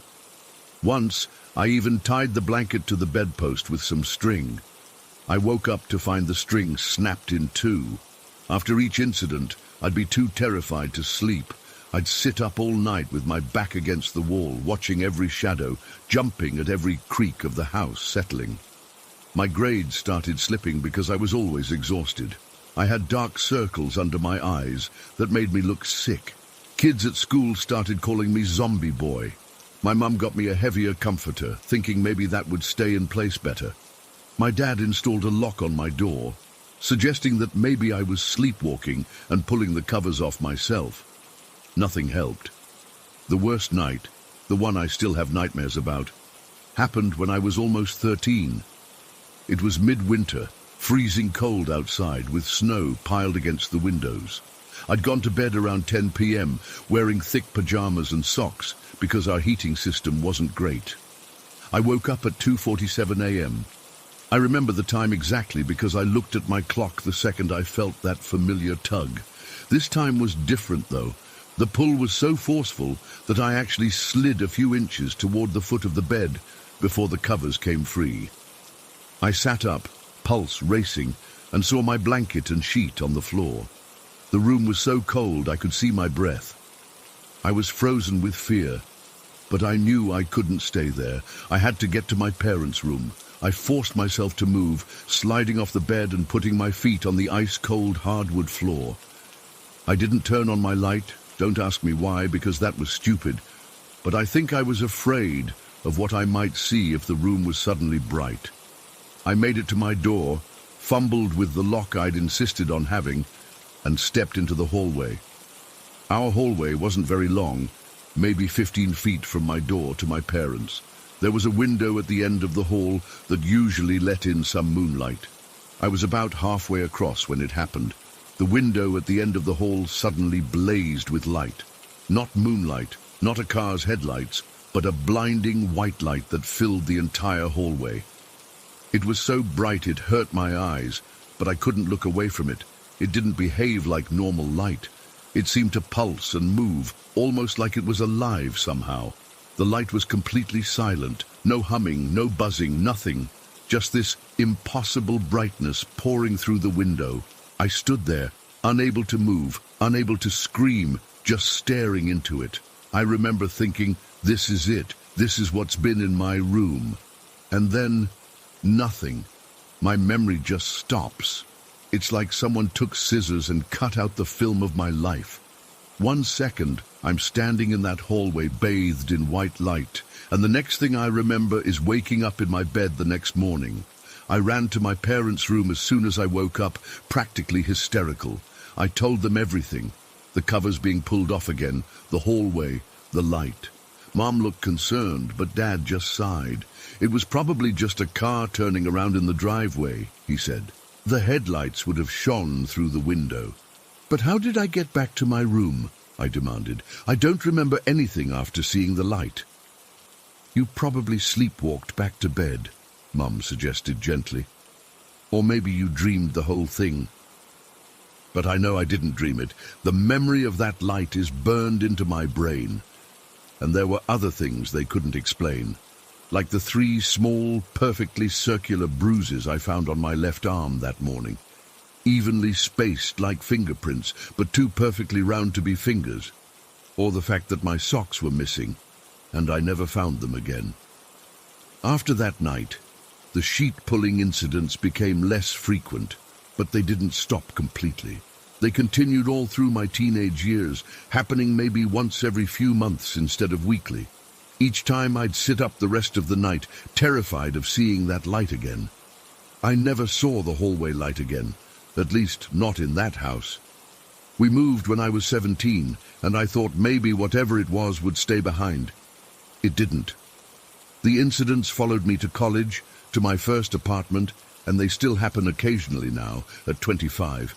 I've tried everything, sleep studies. They just showed I have unusual sleep patterns, security cameras, which mysteriously malfunction on the nights it happens, even sleeping on the floor without any blankets. I woke up to find my pillow yanked out from under my head. I've researched everything from paranormal phenomena to alien abduction theories. Some of the alien stuff actually matches what I experienced.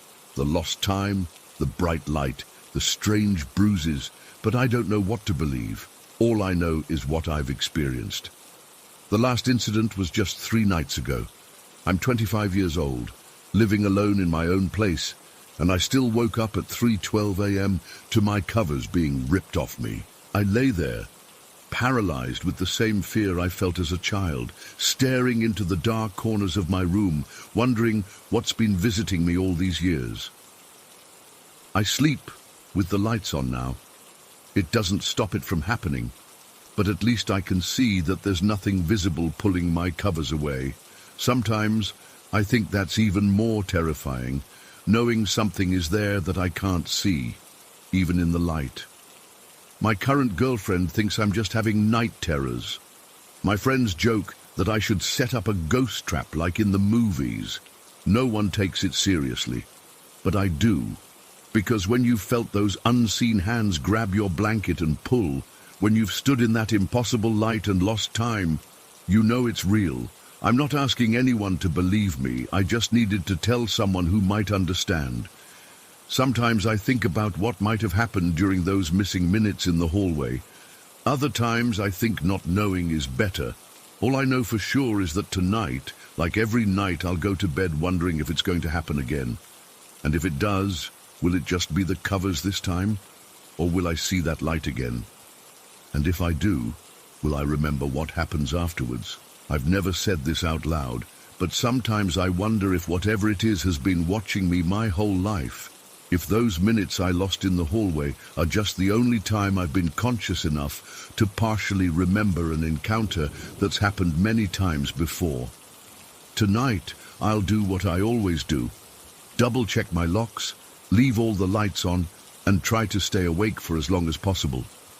Because whatever's been visiting me for the past 14 years, I'm terrified that one of these nights it might decide to take more than just my bedsheets. Story 9. I never thought I'd be writing about something like this, but after 6 months, I still can't make sense of what happened. I'm not the type who believes in ghosts or demons, but what I experienced last spring in Pine Grove completely changed my perspective on, well, everything. I met Nathan at the local coffee shop where I worked part-time while finishing my degree. He came in almost every day for a month before he finally asked me out. He was quiet, kind of intense, but there was something magnetic about him. We clicked right away, talking for hours on our first date. It wasn't until our third date that he mentioned the problem he'd been dealing with. We were sitting in his kitchen when he first brought it up. He'd made dinner, and I noticed all his cabinet doors were slightly open. When I asked about it, his whole demeanor changed. "I don't leave them open," he said quietly. "I close them every night before bed." I laughed, thinking he was joking. "Well, they don't just open themselves." "Actually, that's exactly what happens." His face was dead serious. He went on to explain that for the past year he'd been experiencing what he called visitations. It started with small things, items moved around his apartment, doors opening, lights turning on and off. Then it escalated to what he described as a presence that would wake him at night. He said he could feel something watching him, standing over his bed. I didn't know what to say. Part of me thought he might have some mental health issues, but he seemed so rational about everything else. I decided to give him the benefit of the doubt, figuring maybe he was sleepwalking or something. "Have you seen a doctor?" I asked, trying to be supportive while masking my skepticism. "3, he replied. "Nothing wrong with me physically. One prescribed anxiety meds, but they didn't help with this." Over the next few weeks, I spent more time at his place. I tried to ignore the cabinet thing, but every morning they'd be open again. Nathan would just silently close them all, like it was part of his morning routine. It was weird, but I rationalized it. Old building, uneven floors, whatever. Then the nightmares started. The first time I stayed over, I had the most vivid, terrifying dream. I was lying in bed, but I felt awake. Nathan was sleeping next to me, but there was something else in the room. A dark, shadowy figure hovered near the foot of the bed. It didn't have a face, just this black mass that seemed to absorb all the light around it. As I watched, frozen, it moved toward Nathan's side of the bed and leaned over him. It looked like it was feeding somehow, drawing something out of him as he slept. The thing reminded me of those Dementors from Harry Potter, but much worse, much more real. I tried to scream but couldn't make a sound. Then suddenly I could, and I jolted awake, screaming. Nathan was already sitting up, completely calm, watching me. "You saw it, didn't you?" he asked quietly. My heart was still pounding. "What are you talking about? It was just a nightmare. It's nearby right now. I can feel it." He looked toward the corner of the room, and even though I knew it was ridiculous, I followed his gaze, half expecting to see something there. I convinced myself it was just my imagination being influenced by his stories. Maybe his delusions were rubbing off on me somehow. I told myself not to get caught up in it. But then came that evening in his living room. We were watching a movie when Nathan suddenly tensed up beside me. "It's here," he whispered. I rolled my eyes. "Nathan, come on!" Before I could finish, I heard it. A low, guttural growl that seemed to come from the empty space between us and the TV. It wasn't the building settling or pipes or anything I could explain away. It was a growl, like an animal, but there was nothing there. I've never felt fear like that before. It was primal, this overwhelming sense that something very wrong was happening. Every hair on my body stood up and my skin felt ice cold. "We need to go," I said, already grabbing my keys and phone. "Let's go to my place, now." Nathan didn't argue, but as we drove across town, he kept saying it wouldn't matter. "It follows me," he explained. "It's been following me since that night in Mexico." I hadn't heard about any night in Mexico before, but I was too freaked out to ask questions. I just wanted to get home, where things made sense, where there were other people around. My roommate Sophia was watching TV when we burst in. One look at my face told her something was wrong. "What happened?" she asked, muting the show. I didn't know where to start without sounding completely insane. Nathan sat down heavily on our couch, looking exhausted. "I'm being followed by something," he said simply, as if he was talking about a stray dog. It's been happening for over a year now, and tonight, Amelia heard it too. Sophia looked at me, eyebrows raised, waiting for the punchline. When I didn't laugh or correct him, her expression turned concerned. Heard what? She asked carefully. I swallowed hard. A growl, like out of nowhere. There was nothing there, but we both heard it.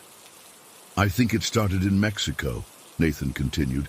I was visiting family, and my cousin convinced me to go to this old abandoned house outside of town. Local legend said it was haunted or cursed or something. We were just messing around, but I felt weird as soon as we went inside, like I'd caught something, a cold or a virus.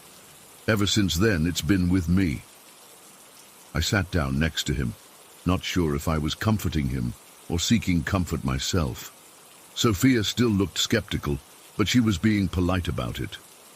So what is it? A ghost? She asked. Nathan shook his head. I don't think it was ever human. My aunt calls it an entity, something that attaches itself to people, feeds off them.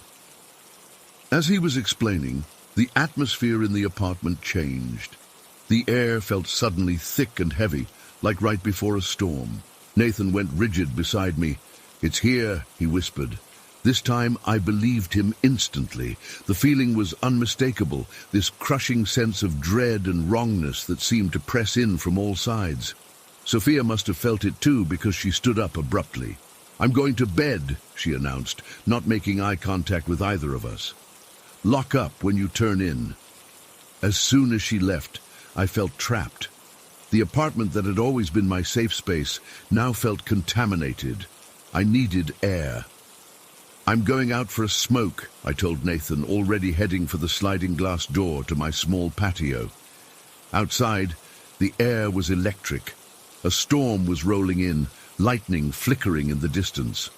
I lit my cigarette with shaking hands, inhaling deeply, trying to calm myself down. I was angry.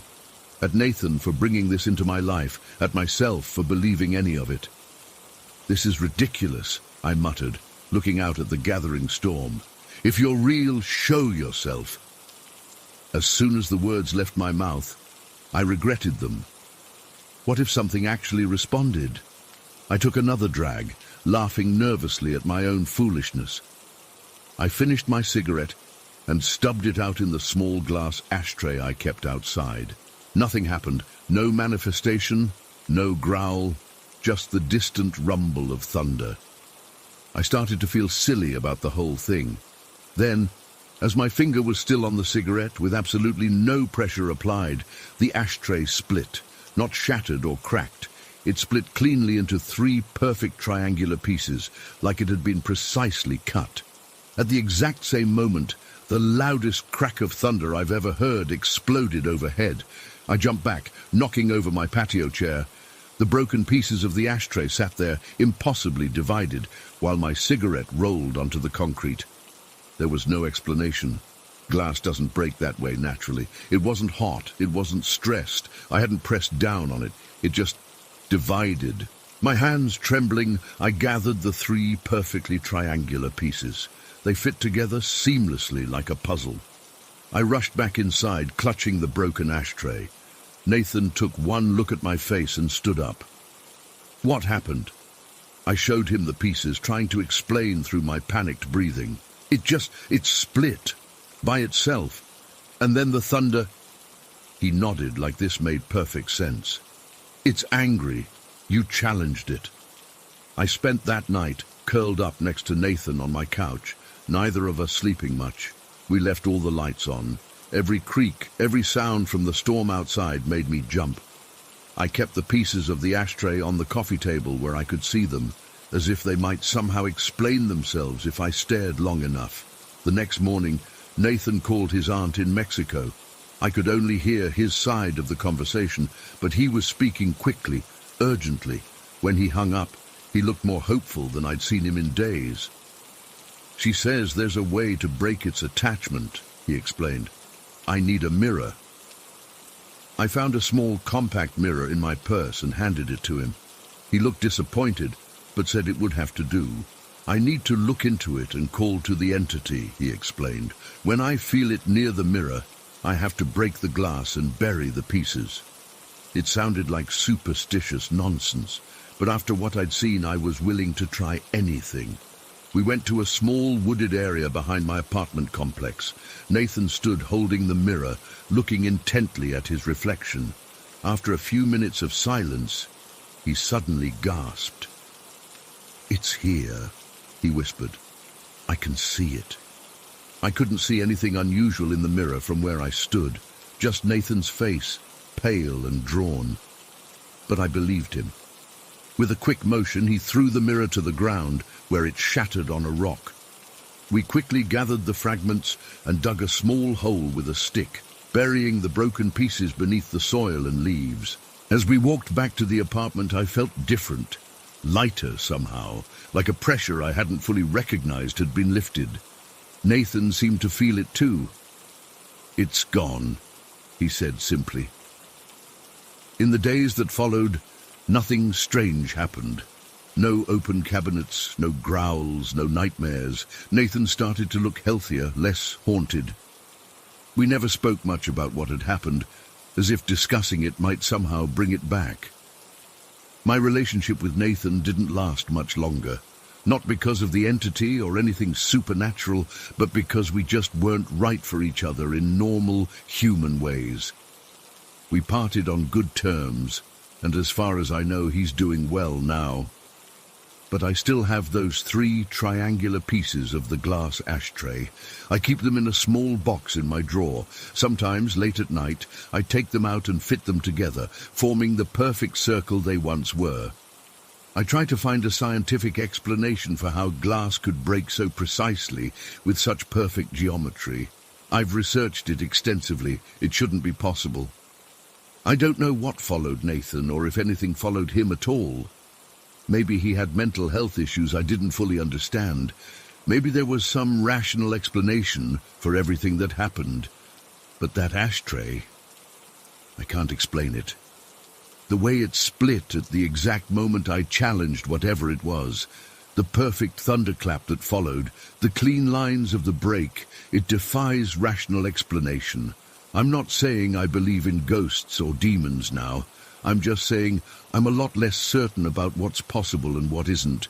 And sometimes, when there's a storm brewing outside, I still get that feeling, that sense of something watching, waiting. I keep my balcony door locked now, and I don't issue challenges to empty rooms anymore. Story 10.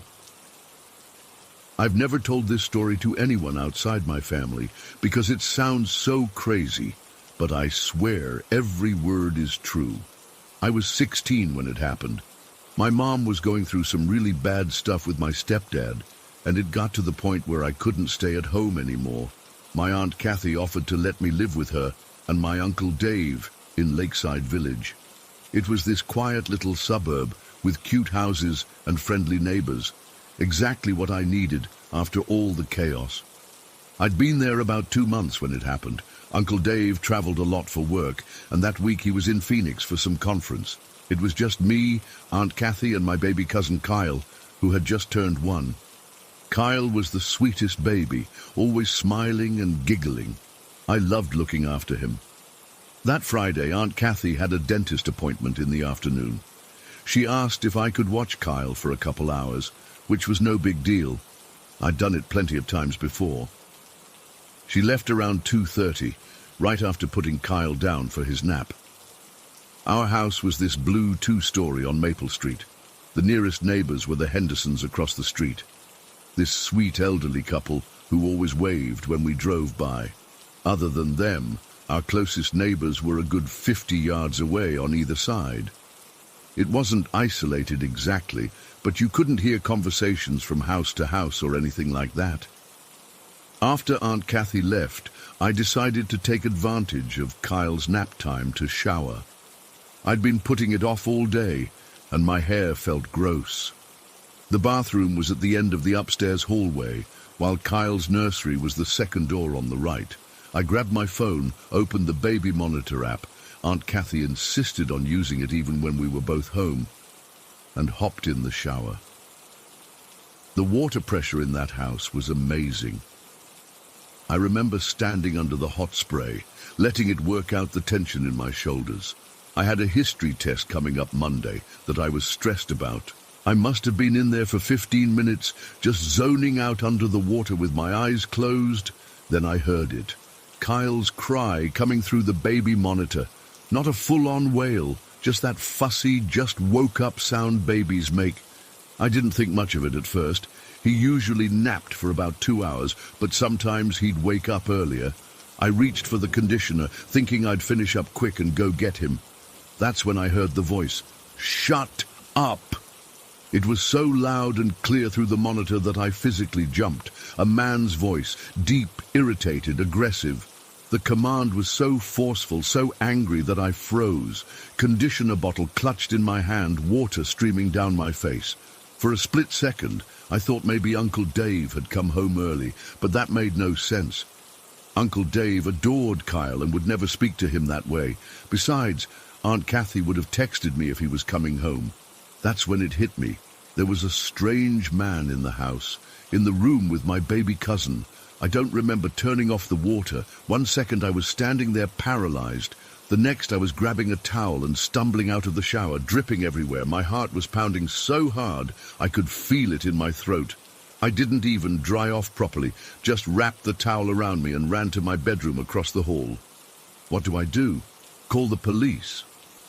But Kyle was in there with him right now. Images flashed through my mind, horrible things that could be happening while I wasted time calling 911. I frantically looked around my room for something, anything I could use as a weapon. My curling iron was plugged in on my dresser.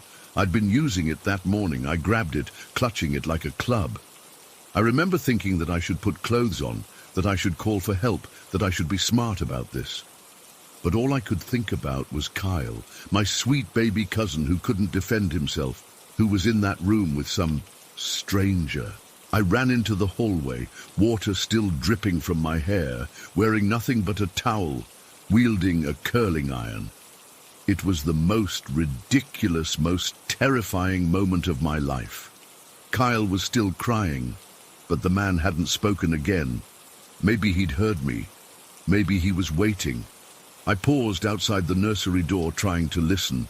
Kyle's cries were steady now, but I couldn't hear anyone else. No footsteps, no hushed breathing, nothing.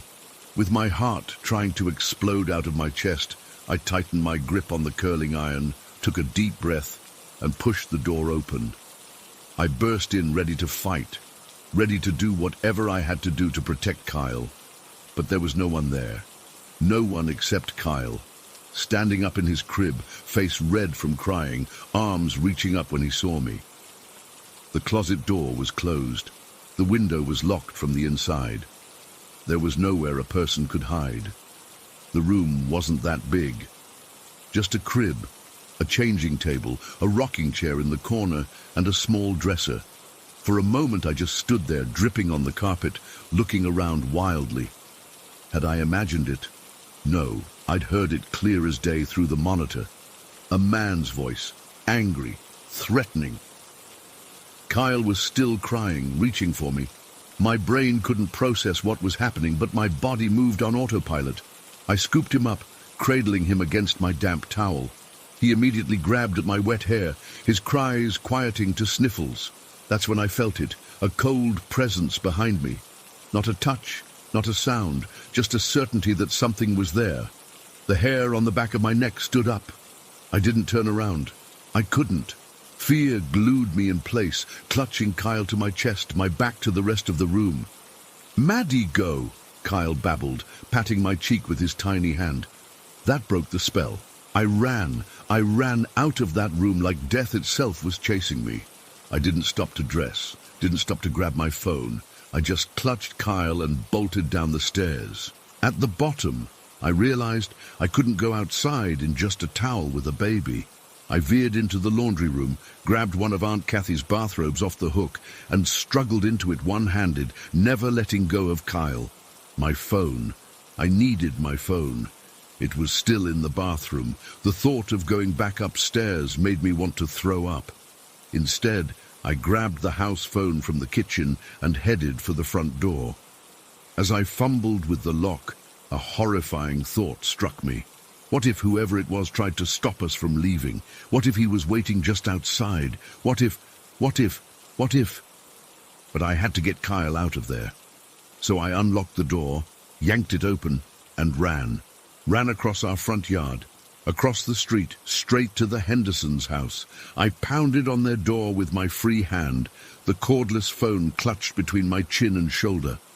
Mrs. Henderson opened the door, her eyes widening at the sight of me, hair dripping, wearing nothing but a bathrobe, clutching Kyle, who was now totally calm and playing with the collar of the robe. "Madison, what on earth?"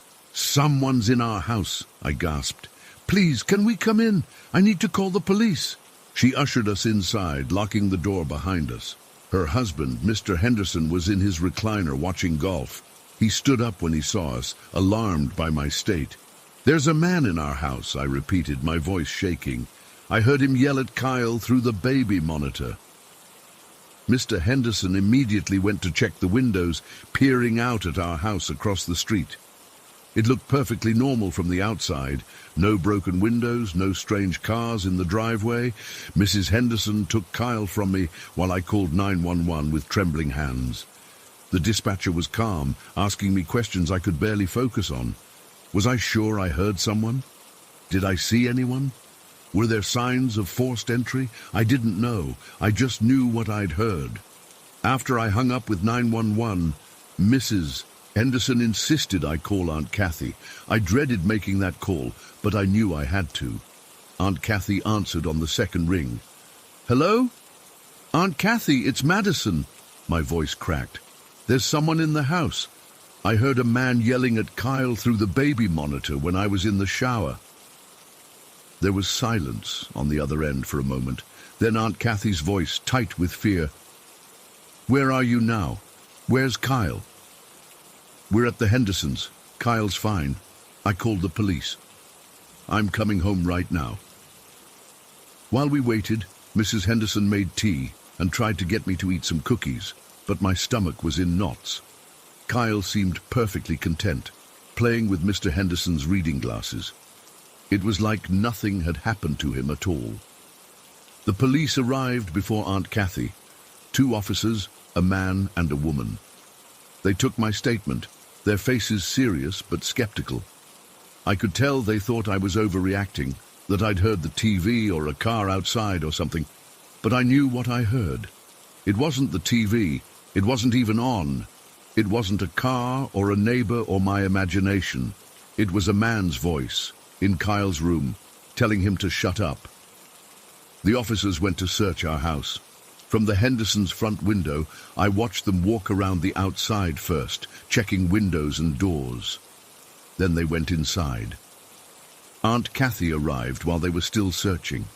She burst through the Hendersons' door and grabbed Kyle, checking him over like she thought he might be hurt. Then she hugged me so tight I could barely breathe. "Are you okay? What happened exactly?" I told her everything. The shower, the voice, running to Kyle's room and finding no one. How I'd just grabbed him and ran. With each word, I could see her expression changing from fear to concern to doubt. "Could it have been the neighbors?" she asked gently. "Sometimes sound carries weirdly through those monitors." "No," I said firmly. "It was in the room with him. I heard it clear as day." The police came back across the street before we could discuss it further. They'd found nothing, no signs of forced entry, no evidence anyone had been in the house. Everything was exactly as we'd left it. The only unlocked door was the front one that I'd unlocked when fleeing with Kyle. "We checked every room, closet, under the beds, the attic, the basement," the female officer said. "There's no one there and no indication anyone was there or left in a hurry." I felt my face burning. They didn't believe me. No one did. Even Aunt Kathy was looking at me with that worried expression, like maybe I was losing it. "I know what I heard," I insisted, my voice small. The officers were kind but firm. They suggested it might have been the TV from a neighboring house, or perhaps I'd fallen asleep briefly in the shower and dreamed it.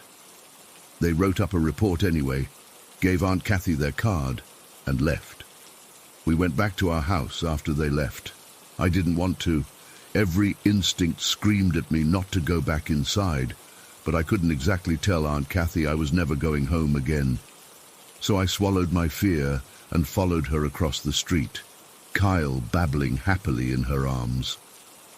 The house felt different when we entered, colder somehow, despite it being May, and quite warm outside.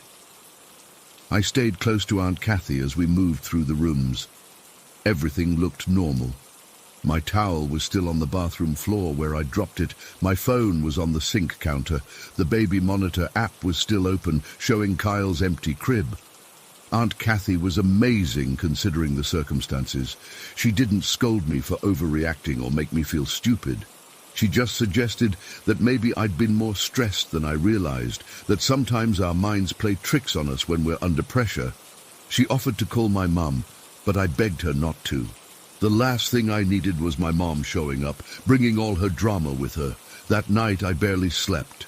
I kept listening for the voice, imagining footsteps in the hallway. The next day, Uncle Dave came home early after Aunt Kathy called him about the incident.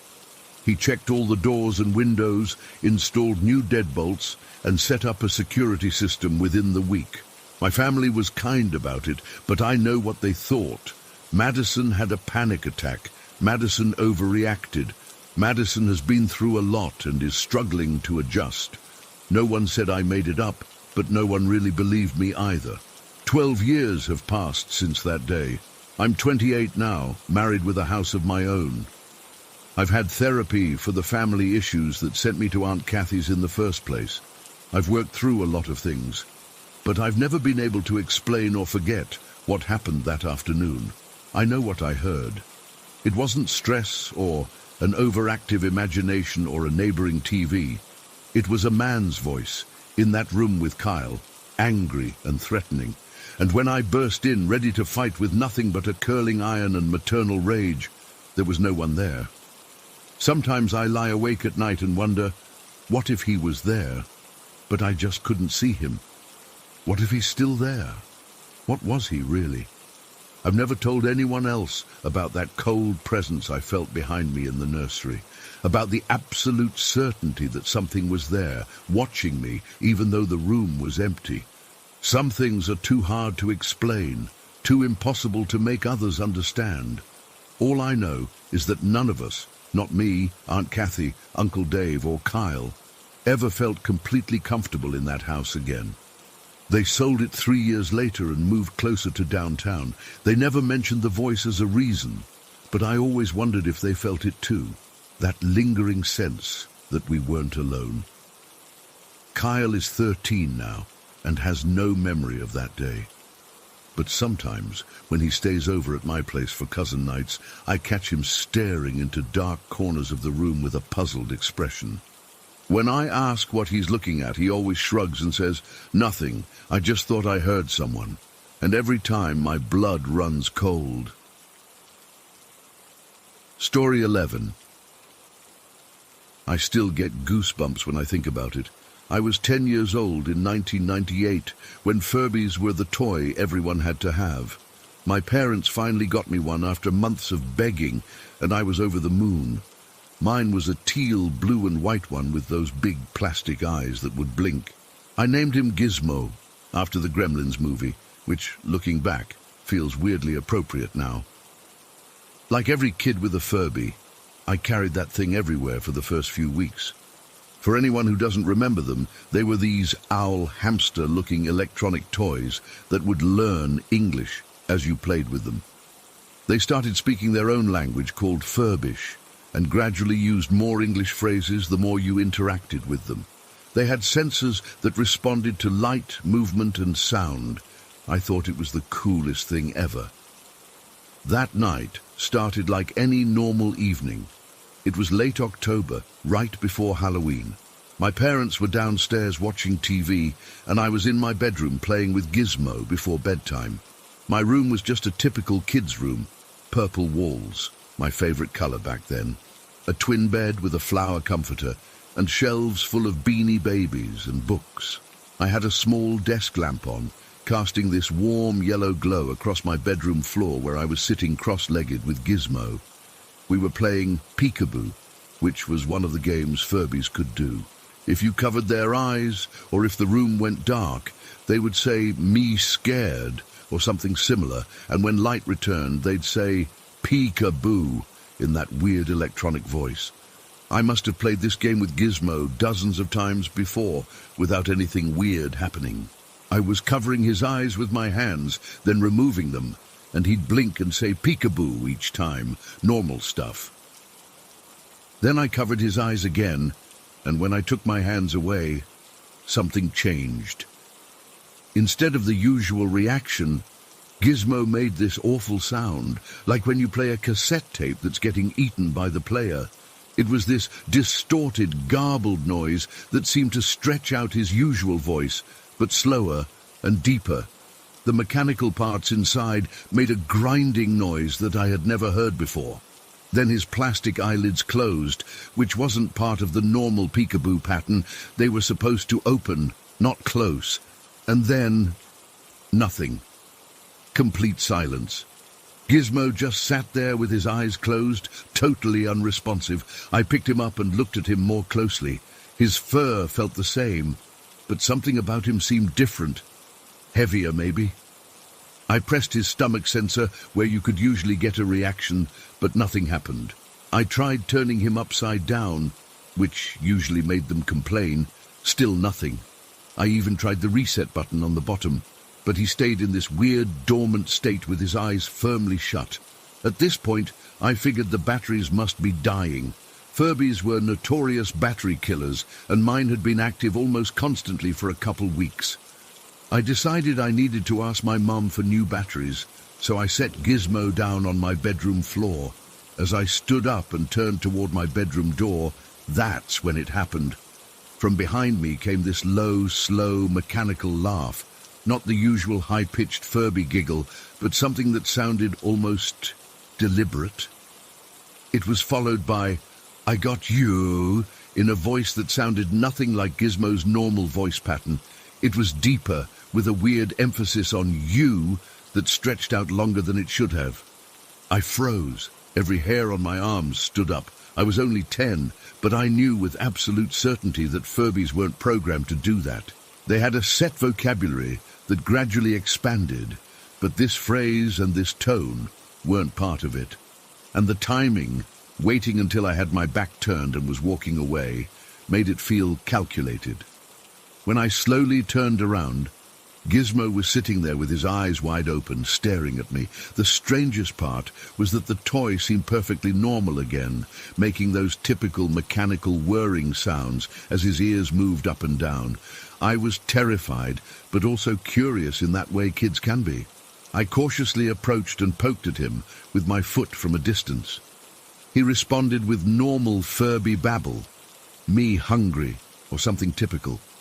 I worked up the courage to pick him up, and he acted completely normal, responding to being petted and tilted with the usual pre-programmed phrases. I tried to make him do the weird voice again. I played peekaboo several more times, but he just responded with the normal peekaboo every time.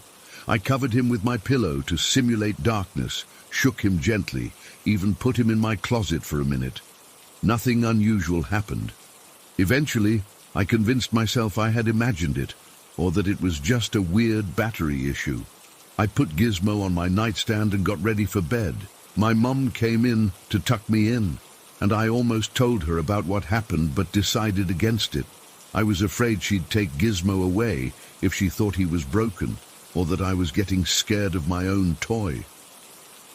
That night I kept waking up and looking at the nightstand where Gizmo sat. His eyes would occasionally open and close in the dark, which was normal. They were designed to react to changes in light, but every time those plastic eyelids moved, my heart would race. I could swear that once or twice I heard very faint mechanical sounds that weren't the normal Furby noises, but it might have just been my imagination working overtime. The next morning, Gizmo was completely back to normal. My dad put in fresh batteries, and the toy behaved exactly as it was supposed to for the rest of the time I owned it. No more distorted sounds, no more creepy "I got you" moments, no more extended periods of silence. Just the usual Furby behavior that millions of kids experienced. I kept Gizmo for years afterward. He eventually wound up in a box in our attic with my other childhood toys when I got too old for him. Sometimes I'd think about that night and wonder if I had imagined the whole thing. Maybe it was just a glitch in his programming or a momentary battery failure that made him act weird. But here's the thing that still bothers me to this day.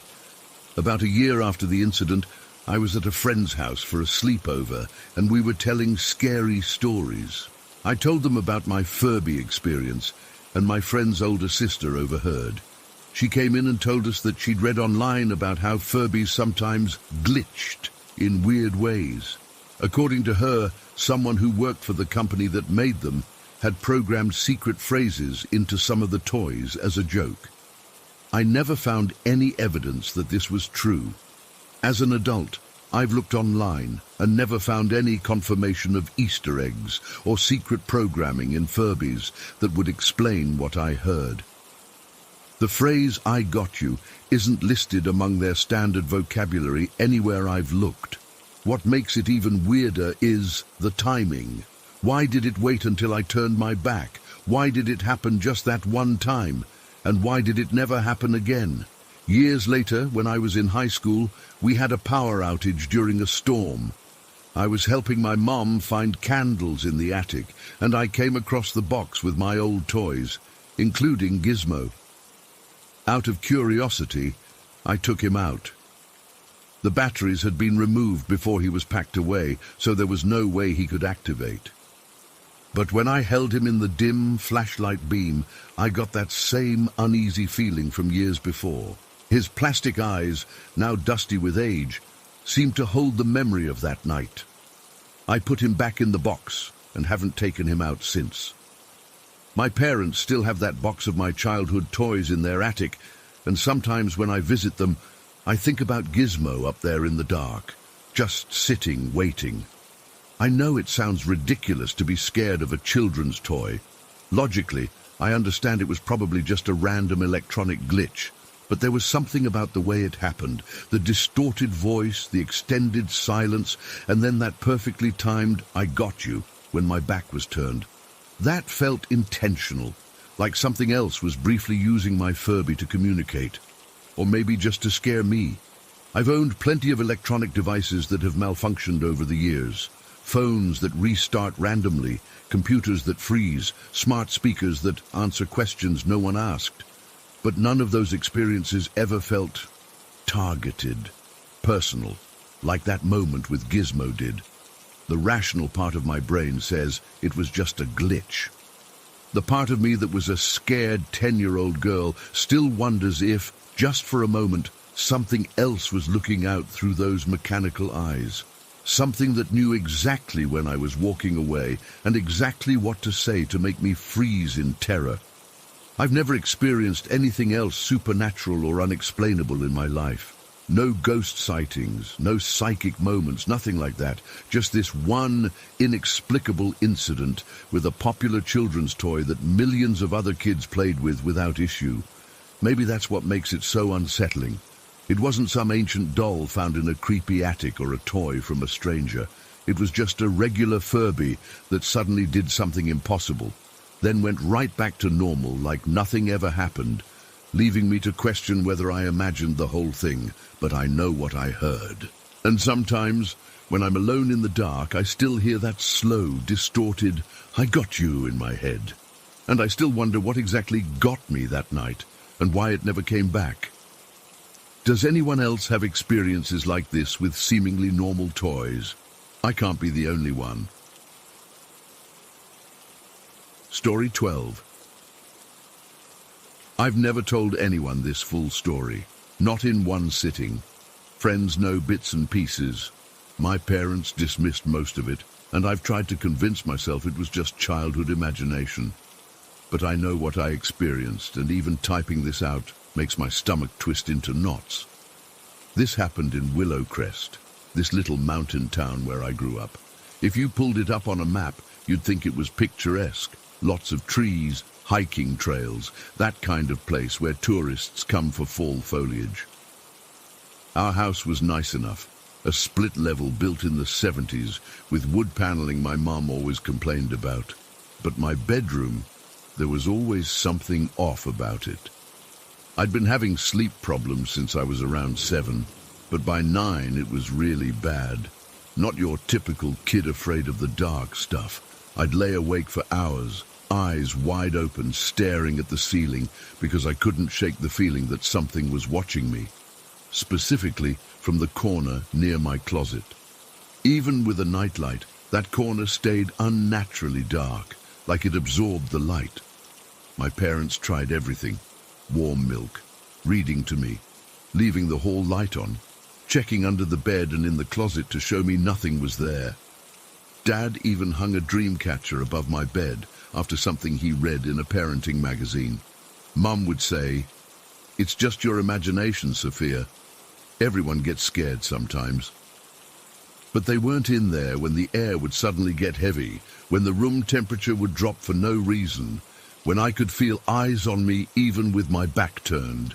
The worst started the summer before 4th grade.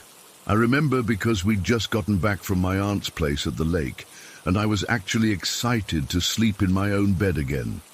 It was around 11:30 and I was finally drifting off, that fuzzy feeling when you're not quite asleep but getting there. Then it happened.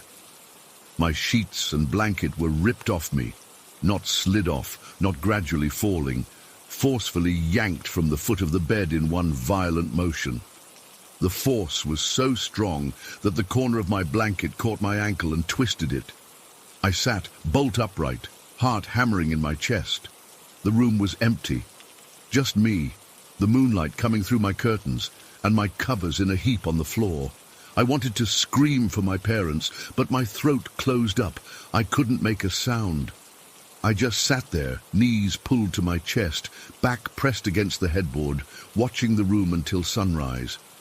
Every shadow, every creak of the house settling, I catalogued it all, afraid to even blink. When morning came, I told my mum what happened. She frowned, that look parents give when they're trying to be patient but don't believe you. "You probably kicked them off in your sleep, honey. You toss and turn a lot."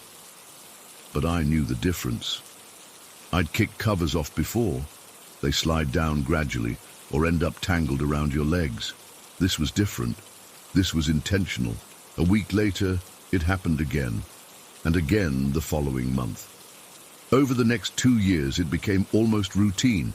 Every few weeks, sometimes longer, my covers would be yanked off in the middle of the night. I started sleeping with my bedding tucked so tightly under the mattress that it was uncomfortable, but it didn't help. Whatever was pulling my covers was stronger than me. I tried explaining to my parents that this wasn't normal. My dad started checking the air vents, wondering if a draft was somehow pulling at my blankets. My mom suggested I might be having seizures in my sleep, causing sudden movements. They even took me to a doctor who found nothing wrong but recommended cutting out sugar before bedtime. No one believed me, and that's almost worse than what was happening. That feeling that you're not crazy, that something is wrong, but everyone treats you like you're making it up. The sheet pulling was bad, but at least it was something physical I could point to. The watching feeling was constant, this pressure of being observed when I was alone in my room. I developed this habit of talking out loud to myself, not because I expected an answer, but just to fill the silence. Like maybe if I acted normal, whatever was there would get bored and leave me alone. I was 11 when the worst incident happened. It was a Tuesday in October, not even Halloween yet, but the mornings were getting dark and cold. My brother Alex and my cousin Matt were staying with us that week because his mom was in the hospital. The three of us were walking to the bus stop together around 7 a.m.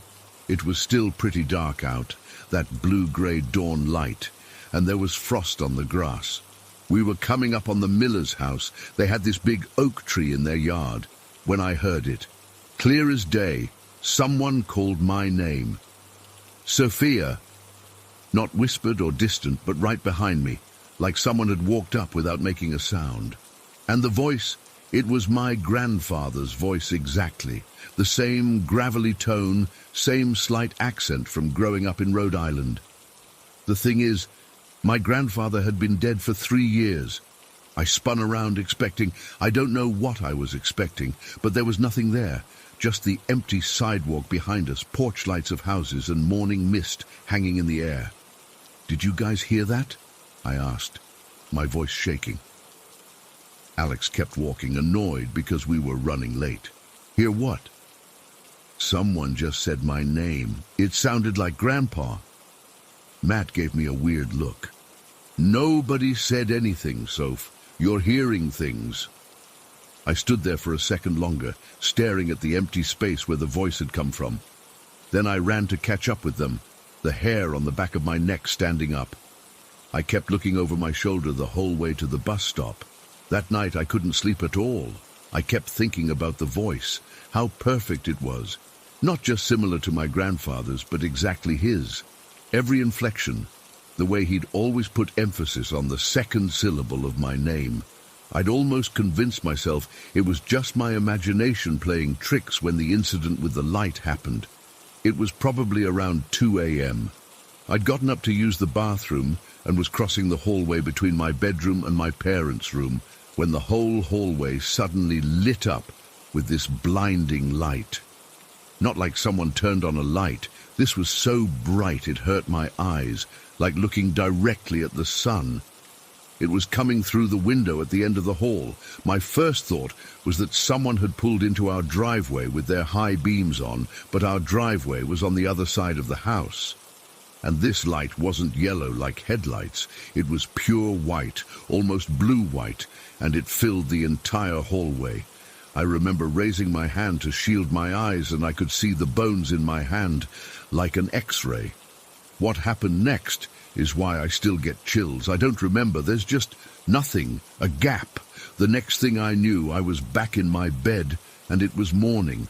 I hadn't gone to the bathroom. I wasn't in the hallway anymore, and when I checked the clock, 4 hours had passed that I couldn't account for.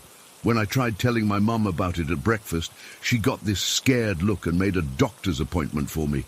The doctor said it could have been a sleep disturbance or parasomnia episode, basically sleepwalking or night terrors. But I wasn't asleep when I went into that hallway. I was wide awake. After that night, things escalated. The sheet pulling happened more frequently, sometimes multiple times in a week. I started finding my possessions moved around my room, nothing dramatic, just subtle things. A book I'd left on my nightstand would be on my desk. My hairbrush would be on the opposite side of my dresser. Once, I came home from school to find all my stuffed animals had been turned to face the wall. When I pointed these things out, my parents suggested I was forgetting where I put things, or that maybe our cat was knocking stuff over. But our cat never went in my room. She would sit at the doorway and refuse to enter, back arched, tail puffed up. I started keeping a journal, documenting everything strange that happened. The watching feeling was constant now, even during daylight hours. Sometimes I'd be doing homework and get this overwhelming urge to look up at the closet, like someone had just whispered in my ear. I'd feel cold spots in the room, even in summer when it was 90 degrees outside. One afternoon, I was alone in the house. My parents both worked, and Alex was at baseball practice. I was in the kitchen making a sandwich when I heard footsteps upstairs, directly above me, in my bedroom. Heavy footsteps like an adult walking slowly across the floor. I stood frozen, butter knife in hand, listening as the steps moved from one side of my room to the other, then stopped. I didn't go upstairs until my mum got home an hour later. When we checked my room together, nothing seemed out of place. But my window was wide open. A window I distinctly remembered closing before going downstairs. Things might have continued that way indefinitely if not for my little sister getting sick that winter. She had pneumonia pretty bad, and the doctor suggested moving her from the basement bedroom she'd been using, which was damp, to somewhere upstairs. My parents decided to swap our rooms. I'd take the basement, and she'd get my room. I remember the feeling of dread as I helped pack up my things. I wanted to warn her, to tell her not to sleep in there, but what could I say?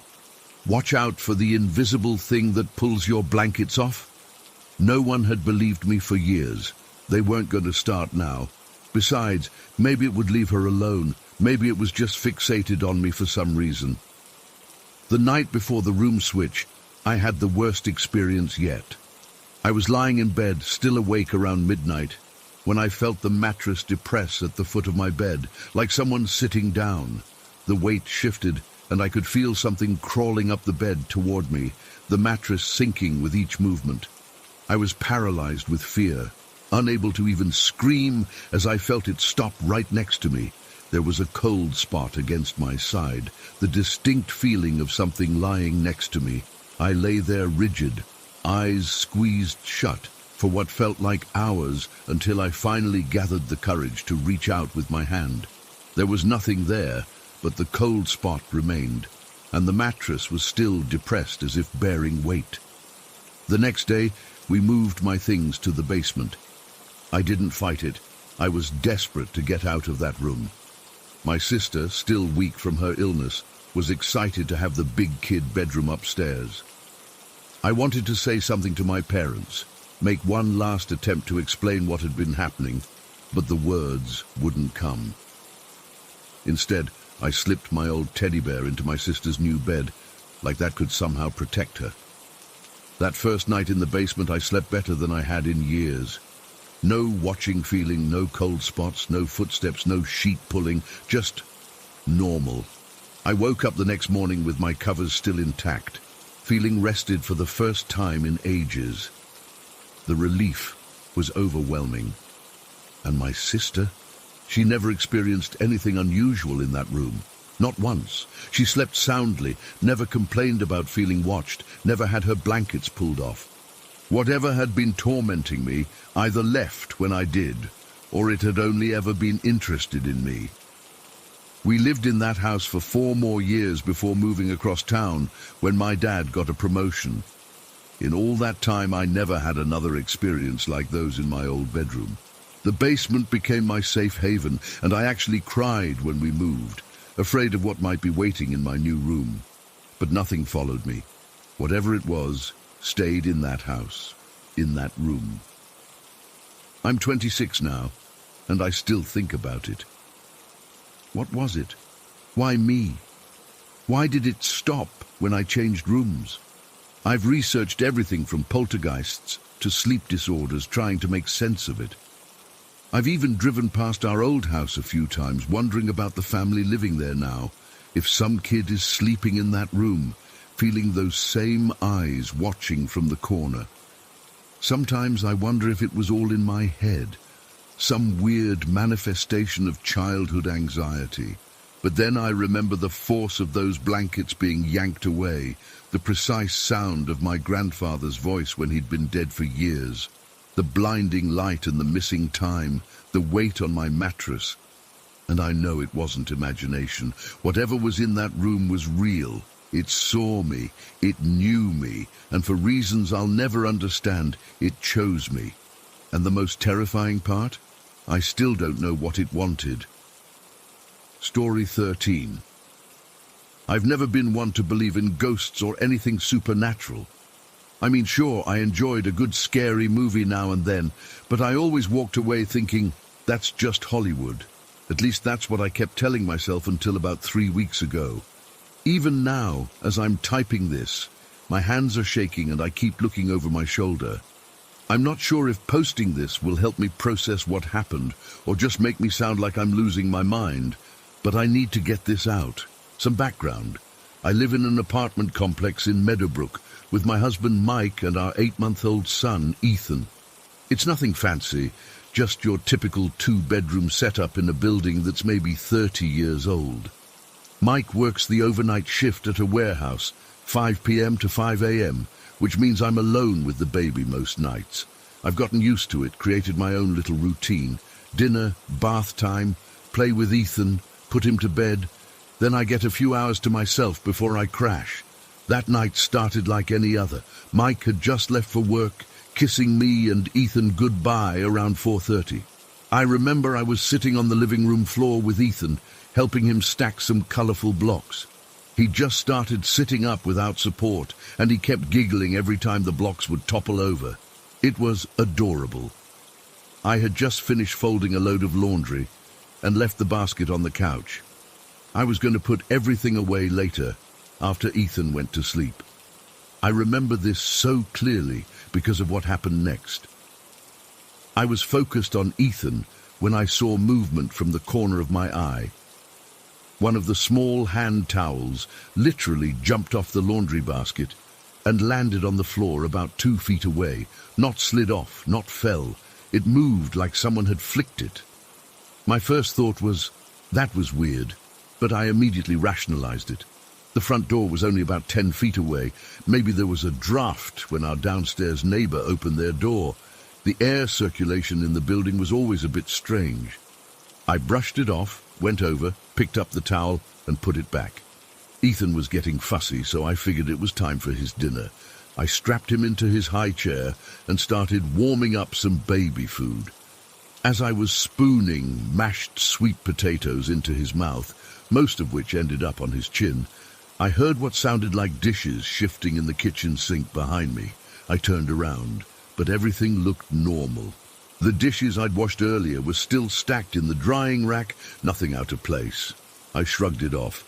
Old buildings make weird noises, right? After dinner, I cleaned Ethan up and took him to his room to play for a bit before bedtime. We were sitting on the floor with his stuffed animals when I heard it again, a shuffling sound coming from the kitchen, like someone was moving plates around. My heart started beating a little faster, but I told myself it was nothing. Maybe the dishes were settling in the rack or something. I considered checking it out, but Ethan was having such a good time, and honestly, I didn't want to walk into the kitchen alone. That thought stopped me cold. Why was I suddenly afraid to go into my own kitchen? I'd been alone in this apartment hundreds of nights before. I decided to call Mike just to hear another human voice. He didn't answer. He rarely can during his shift. But leaving a casual voicemail helped calm me down. I made sure my voice sounded normal, talked about Ethan's day, mentioned we might go to the park tomorrow. Nothing about towels jumping or dishes shuffling. It sounded crazy even in my head. By 8:30, Ethan was rubbing his eyes, his signal that he was ready for bed. I went through our usual bedtime routine, pajamas, story, lullaby, then into the crib. He was out like a light little chest rising and falling peacefully. I stood there watching him for a minute, feeling that rush of love that still catches me off guard sometimes. I closed his door halfway so I could hear him if he cried, and went to take a quick shower. The whole time, I couldn't shake the feeling that something was off in the apartment. I kept peeking around the shower curtain, half expecting to see someone standing there. Nothing, of course. After my shower, I put on my pajamas and decided to watch some Netflix to distract myself. I remember checking the front door twice to make sure it was locked. I even opened the closets and looked under the bed, something I hadn't done since I was a kid, afraid of monsters. I settled into bed around 10:30 with my laptop, watching some baking show. I must have dozed off because I woke up suddenly, my laptop screen dark. The digital clock on my nightstand read 11:47 p.m. That's when I noticed my bedroom door was open. I know I had closed it. Not all the way, just mostly closed. But now it was standing wide open, like someone had pushed it. My chest tightened, and I couldn't breathe for a second. I sat frozen, staring at that open door, straining to hear any sound in the apartment. Nothing. It's the air circulation, I whispered to myself. The AC just kicked on and created a draft. The explanation sounded hollow even to me, but I clung to it desperately, because the alternative was unthinkable. I couldn't bring myself to get up and close the door again.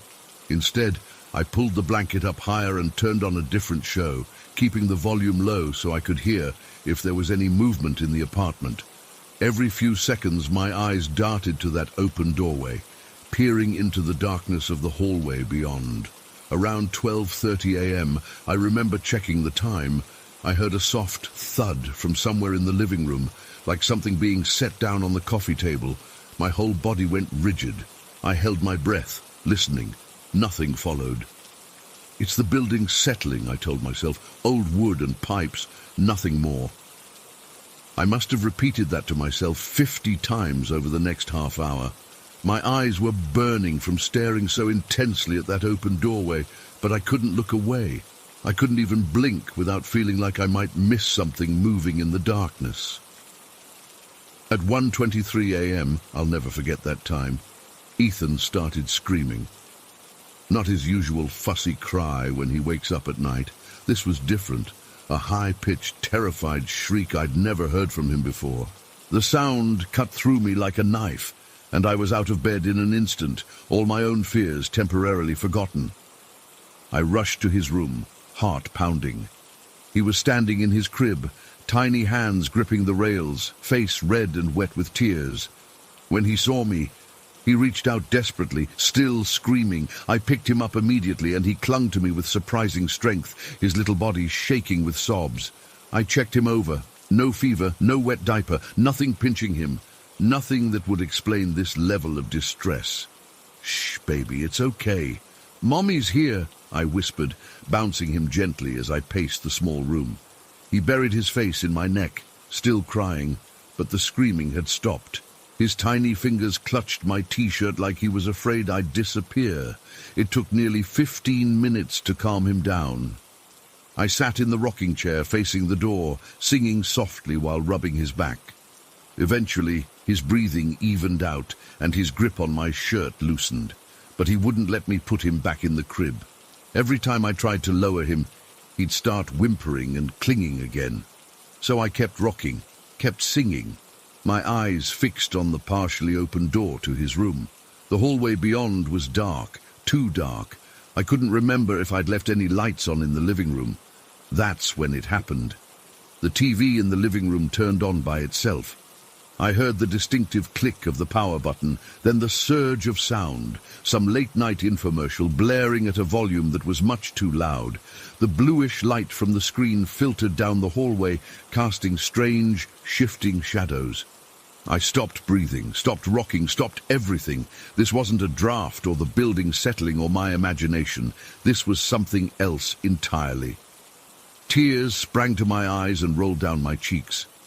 I was terrified in a way I'd never experienced before, a deep primal fear that turned my insides to ice. Someone, or something, was in our apartment. Ethan must have sensed my fear because he started whimpering again, pressing himself harder against me. I wanted to call 911, but my phone was charging on my nightstand. I'd have to walk through the living room to get to it.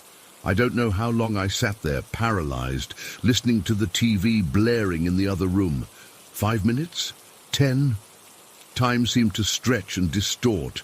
My mind raced through possibilities, each worse than the last. An intruder, a ghost, my own sanity slipping away. Finally, I knew I had to do something. I couldn't sit in that rocking chair until dawn. I steeled myself, hugged Ethan tight and whispered, "It's okay, baby. We're okay." With shaking legs, I stood up. I considered the window, but we were on the 3rd floor. No way out there. The only exit was through the living room, past whatever had turned on that TV. I placed Ethan back in his crib.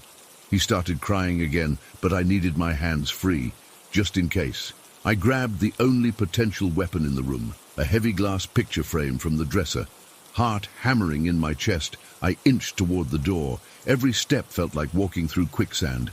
The TV was still blaring, some guy enthusiastically selling kitchen knives. I peered around the doorframe into the hallway. Nothing, just those flickering blue shadows cast by the television. Taking a deep breath, I stepped into the hall, keeping my back against the wall. 3 steps to the living room entrance. 2. 1. I whipped around the corner, frame raised, ready to confront. Nothing. The living room was empty. The TV was on, volume high, but there was nobody there. No open windows, no sign of forced entry, just my empty apartment bathed in the glow of a late-night infomercial. I checked the front door, still locked, chain still in place. The balcony door was locked too, curtains undisturbed. I was alone, we were alone, and yet the TV had turned on by itself. Standing there, in the middle of my living room, glass frame still clutched in my trembling hand, I felt something break inside me.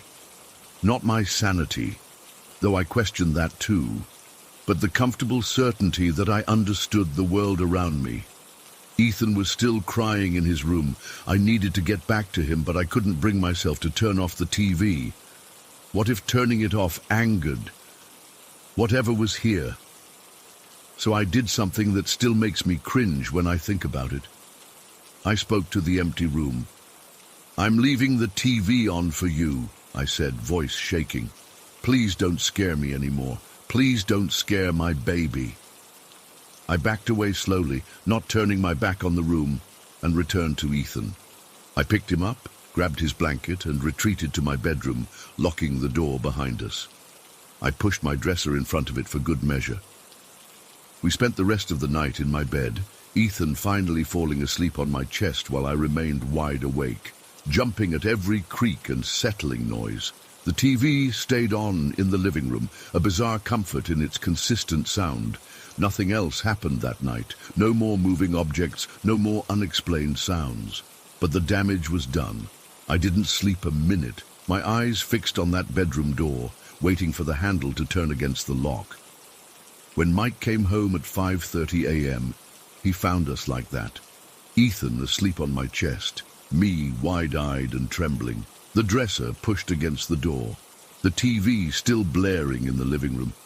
He thought someone had broken in. In a way, I wish that had been the case. A human intruder would make more sense than what actually happened. I told him everything. He looked skeptical, but worried about how shaken I clearly was. He checked the entire apartment, looking for logical explanations. The towel could have been unbalanced on the laundry pile. The dish sounds could have been from the neighbors. The bedroom door might not have been fully latched. And the TV, well, he suggested maybe I'd sat on the remote without realizing it. I let him believe that, let him comfort me with rational explanations. What else could I do? But I know what happened. I know what I experienced. And even now, 3 weeks later, I can't shake the feeling that something was in our apartment that night, watching us, testing boundaries. We're looking for a new place to live. Mike doesn't argue against it, though I know he thinks I'm overreacting. Until we move, I refuse to stay alone at night. Either my mom comes over or I take Ethan to her house when Mike works.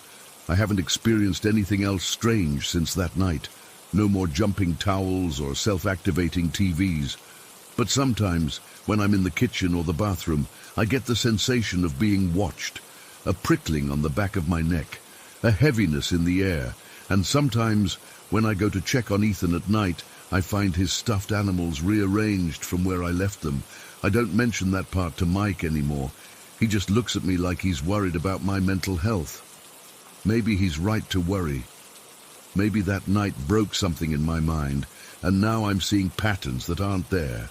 That would actually be preferable to the alternative, because if what happened that night was real, if something unseen was moving through our home, touching our things, approaching my baby, then nowhere feels safe anymore. I used to be the person who rolled my eyes at ghost stories.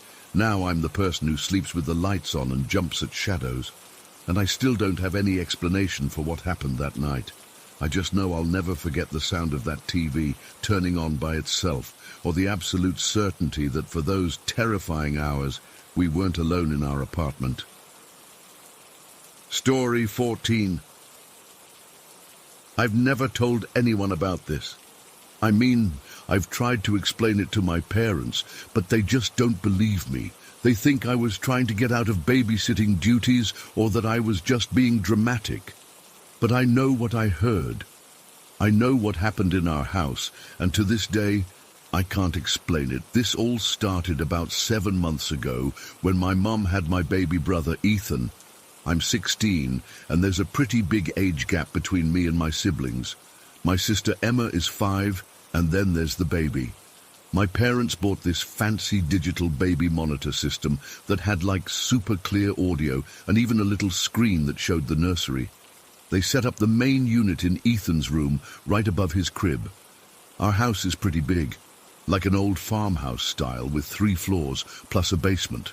It's out on the edge of Pine Ridge, surrounded by woods on 2 sides. It's always been a little creepy, especially at night with all the creaking and settling sounds. But I never felt scared living there until the baby monitor thing started. My high school starts later than the elementary school, so after my parents leave for work and take Emma to school, I'm alone with the baby for about an hour before I have to catch my bus. My mum always leaves the receiver part of the baby monitor in the kitchen so I can hear if Ethan wakes up while I'm eating breakfast. The first time something weird happened was on a Tuesday morning in October. I came downstairs after getting dressed and went to grab some cereal. The monitor receiver was on the kitchen counter where Mum always leaves it. I wasn't really paying attention to it while I ate, but then I heard this sound coming from it. At first I thought Ethan had woken up, but it wasn't crying, it was music. Above Ethan's crib, there's this old-fashioned mobile that my grandmother gave us. It's wooden with little carved animals that spin around, and it plays this lullaby when you wind it up manually. You have to actually reach up and twist the key for it to work. It's not electronic or anything. The music usually plays for about 2 minutes before it winds down. But this music coming through the monitor was wrong. It was definitely the same melody, but it sounded slowed down, like someone had recorded it and then played it at half speed. The notes were stretched out and distorted, almost groaning instead of the light, cheerful tune it's supposed to be. It made the hair on my arms stand up. I ran upstairs to check on Ethan, taking the steps 2 at a time. When I got to the nursery, he was still asleep, and the mobile was completely still, not moving at all. The music had stopped as soon as I started up the stairs, but I could tell the mobile hadn't been spinning recently. There was a layer of dust on it that hadn't been disturbed. I convinced myself I'd imagined it, or maybe the monitor had picked up interference from somewhere else. I went back downstairs to finish my breakfast, but the receiver wasn't on the table where I'd left it. It was on the counter by the sink now. I was sure I hadn't put it there, but I was already running late, so I just grabbed it and put it back in Ethan's room before leaving for school. The next day, I almost forgot about what had happened until it happened again. Same time, around 7:30 a.m., when I was alone with Ethan. This time I was in the bathroom brushing my teeth, and somehow the monitor receiver was sitting on the edge of the sink. I know for a fact it hadn't been there when I went in. The monitor started playing that distorted lullaby again, but worse this time. The melody was glitchy, skipping and repeating certain notes like a scratched CD. The whole thing had this underlying static noise that made it sound like it was coming from somewhere very far away. I spit out my toothpaste and raced to Ethan's room. Again, he was sleeping peacefully, and the mobile was completely still. I checked the main unit of the monitor to see if something was wrong with it, but it seemed fine. I was so freaked out that I woke Ethan up and carried him around with me until it was time for me to go to school. I called my mom and made up some excuse about him being fussy so she'd come home early. After that, it became a pattern. Every morning when I was alone with Ethan, the monitor would somehow find its way into whatever room I was in, even if I deliberately left it somewhere else. And at least 3 times a week, that horrible, distorted music would play through it. Sometimes it was slow and dragging. Sometimes it was sped up so fast it sounded like chipmunks on nightmare fuel. And sometimes it would play backward. The worst was when it would start normal and then gradually warp until it was just noise. The thing is, it only happened when I was alone in the house with Ethan, never when my parents or Emma were home, never on weekends, only on school day mornings when it was just me and the baby. I tried to show my parents, I recorded it on my phone once, but when I played it back for them, there was nothing but static. I tried to explain how the receiver would follow me around the house, but my dad just said I was moving it myself and forgetting. My mom suggested maybe I was still half asleep and imagining things. One morning, about a month after it started, I decided to test something. I took the batteries out of the receiver before going to bed.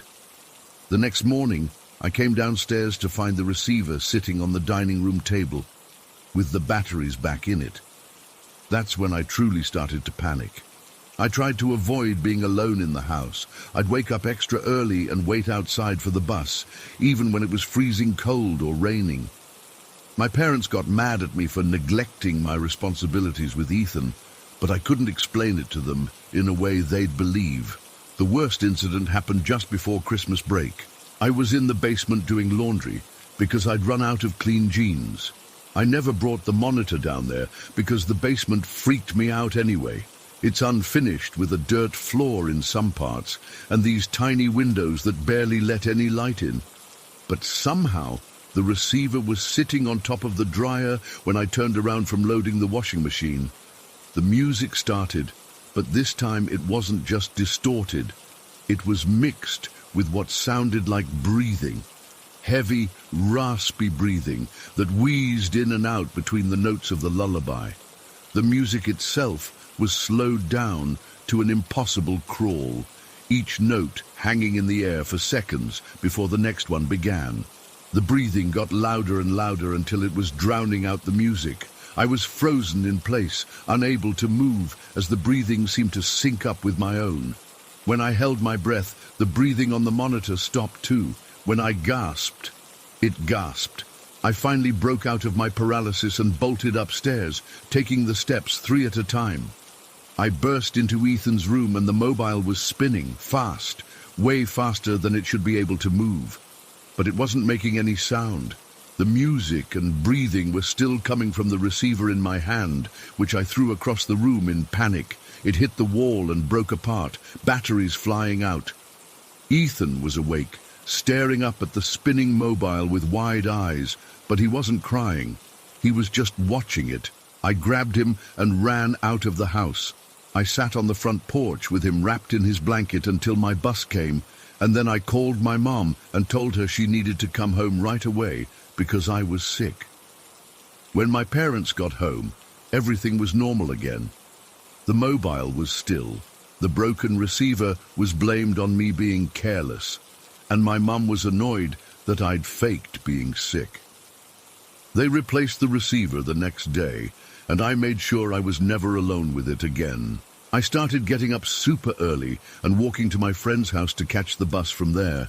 The weird thing is, after New Year's, it stopped completely. No more distorted music, no more receiver following me around. For a while, I thought maybe it had all been in my head, some weird stress reaction or something, until last week. I was home alone after school. My parents were at work. Emma was at a friend's birthday party, and they had taken Ethan with them. I was in my room doing homework when I heard it. That same lullaby, distorted and warped, playing from somewhere in the house, but there was no baby monitor anymore. My parents had switched to a different system that uses their phones. I followed the sound to Ethan's room. The mobile above his empty crib was spinning slowly, playing its melody at normal speed. But the sound I was hearing wasn't coming from the mobile. It was coming from my pocket, from my phone.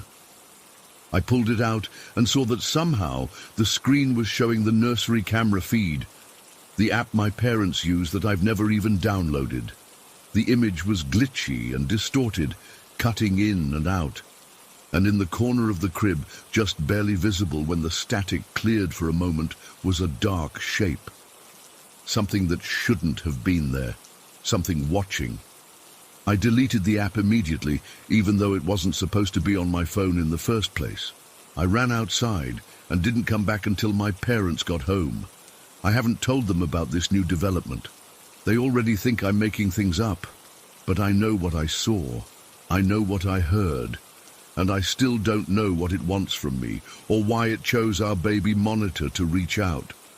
All I know is that sometimes, when I'm trying to fall asleep, I think I can hear that distorted lullaby playing faintly from somewhere in the house, and now I'm too scared to look for the source. Story 15. I grew up in Everwood, one of those towns so small it barely registers on a map. Nothing ever happened there, which made what happened to me stand out even more. I was 10 years old, just a normal kid who loved riding my dirt bike more than anything. My parents had saved for months to buy me that blue Yamaha PW80 for my birthday. That bike was my whole world. Behind the old Morton warehouse on the edge of town was this massive empty parking lot. The pavement was cracked and weeds grew through, but it was perfect for us kids. No cars, no traffic, just wide open space where we could ride without adults telling us to slow down. We'd set up makeshift ramps with plywood and cinder blocks. Looking back, it was insanely dangerous, but when you're 10, you think you're invincible. It was a Saturday in late October. The air had that crisp fall feeling, and the parking lot was bathed in that golden afternoon light that makes everything look slightly magical. There were 5 of us that day. Me, Kyle, Brendan, Tommy, and Jake. We'd been challenging each other to go faster, jump higher. Typical kid stuff, pushing boundaries without understanding consequences. I remember everything about that day with a clarity that honestly scares me sometimes. The faded yellow lines on the pavement, the smell of exhaust mixed with dry leaves. Even what I was wearing, my favorite red hoodie, jeans with a hole in the right knee, and those chunky black sneakers my mom hated because they were always untied. We decided to race from one end of the lot to the other. Nothing fancy, just pure speed. I was determined to win. My helmet was this cheap blue thing my dad had found at a garage sale. It was a little too big, but I didn't care. I just wanted to look cool while riding. I remember revving my engine, feeling that familiar rumble beneath me. I remember Kyle counting down, 3, 2, 1, go! And I remember the surge of adrenaline as I twisted the throttle as far as it would go. What I didn't see, what none of us saw, was the green Jeep Cherokee parked near the far end of the lot. It hadn't been there earlier. Someone must have pulled in while we were setting up for the race. It was partly hidden behind a pile of wooden pallets, and I was so focused on speed that I didn't notice it until it was too late. I tried to swerve, I really did. But at that speed, on gravel, with my limited experience, I had no chance. I remember the split second of pure panic when I realized what was about to happen. My stomach dropping, my knuckles white on the handlebars, the sound of my friends shouting. Then impact. There was this horrific crack as my helmet hit the Jeep's bumper. People say you don't remember the moment of trauma itself, but that's not true for me. I remember the sound. I remember the pain exploding through my skull like a firework. I remember the world spinning, the sky and ground switching places, and then darkness. And then I wasn't in pain anymore. The next thing I knew, I was floating. Actually floating about 20 feet above the parking lot. I could see everything with perfect clarity. My bike was wedged under the Jeep, front wheel bent at an impossible angle. My friends had abandoned their bikes and were running toward a small, crumpled form on the ground. Me. I should have been terrified, but I wasn't. That's the strangest part. I felt completely at peace, warm, safe, like being wrapped in the softest blanket imaginable. Everything that had ever worried me, school tests, my parents fighting, whether the other kids thought I was cool, it all seemed so distant and unimportant. I watched as Tommy reached me first. He was shaking my shoulder, yelling something I couldn't hear. Kyle had turned and was running toward the warehouse, probably to find help. Brendan was just standing there, hands covering his mouth, frozen in shock. Jake was crying, his face pale as a sheet. I could see details I had no business seeing from that height. The crack running diagonally across my helmet, the small puddle of blood forming by my left ear, the way my right arm was bent under me at a weird angle. But none of it bothered me. It was like watching a movie about someone else. From my vantage point, I could see things I'd never noticed before. How the parking lot formed a perfect rectangle, the rusted fire escape on the north side of the warehouse, the nest of birds in the tall pine tree beyond the fence. I could even see Old Man Peterson's farm a half-mile away, his red tractor parked by the barn. It was impossible for me to see all this normally. Some of it would have been blocked by buildings, but from up there everything was visible, and I wasn't alone. I couldn't see anyone else floating with me, but I felt a presence right beside me. Not scary at all, just there, strong, comforting. Like when you're a kid and you wake up from a nightmare and your dad sits on the edge of your bed and you know everything's going to be okay just because he's there.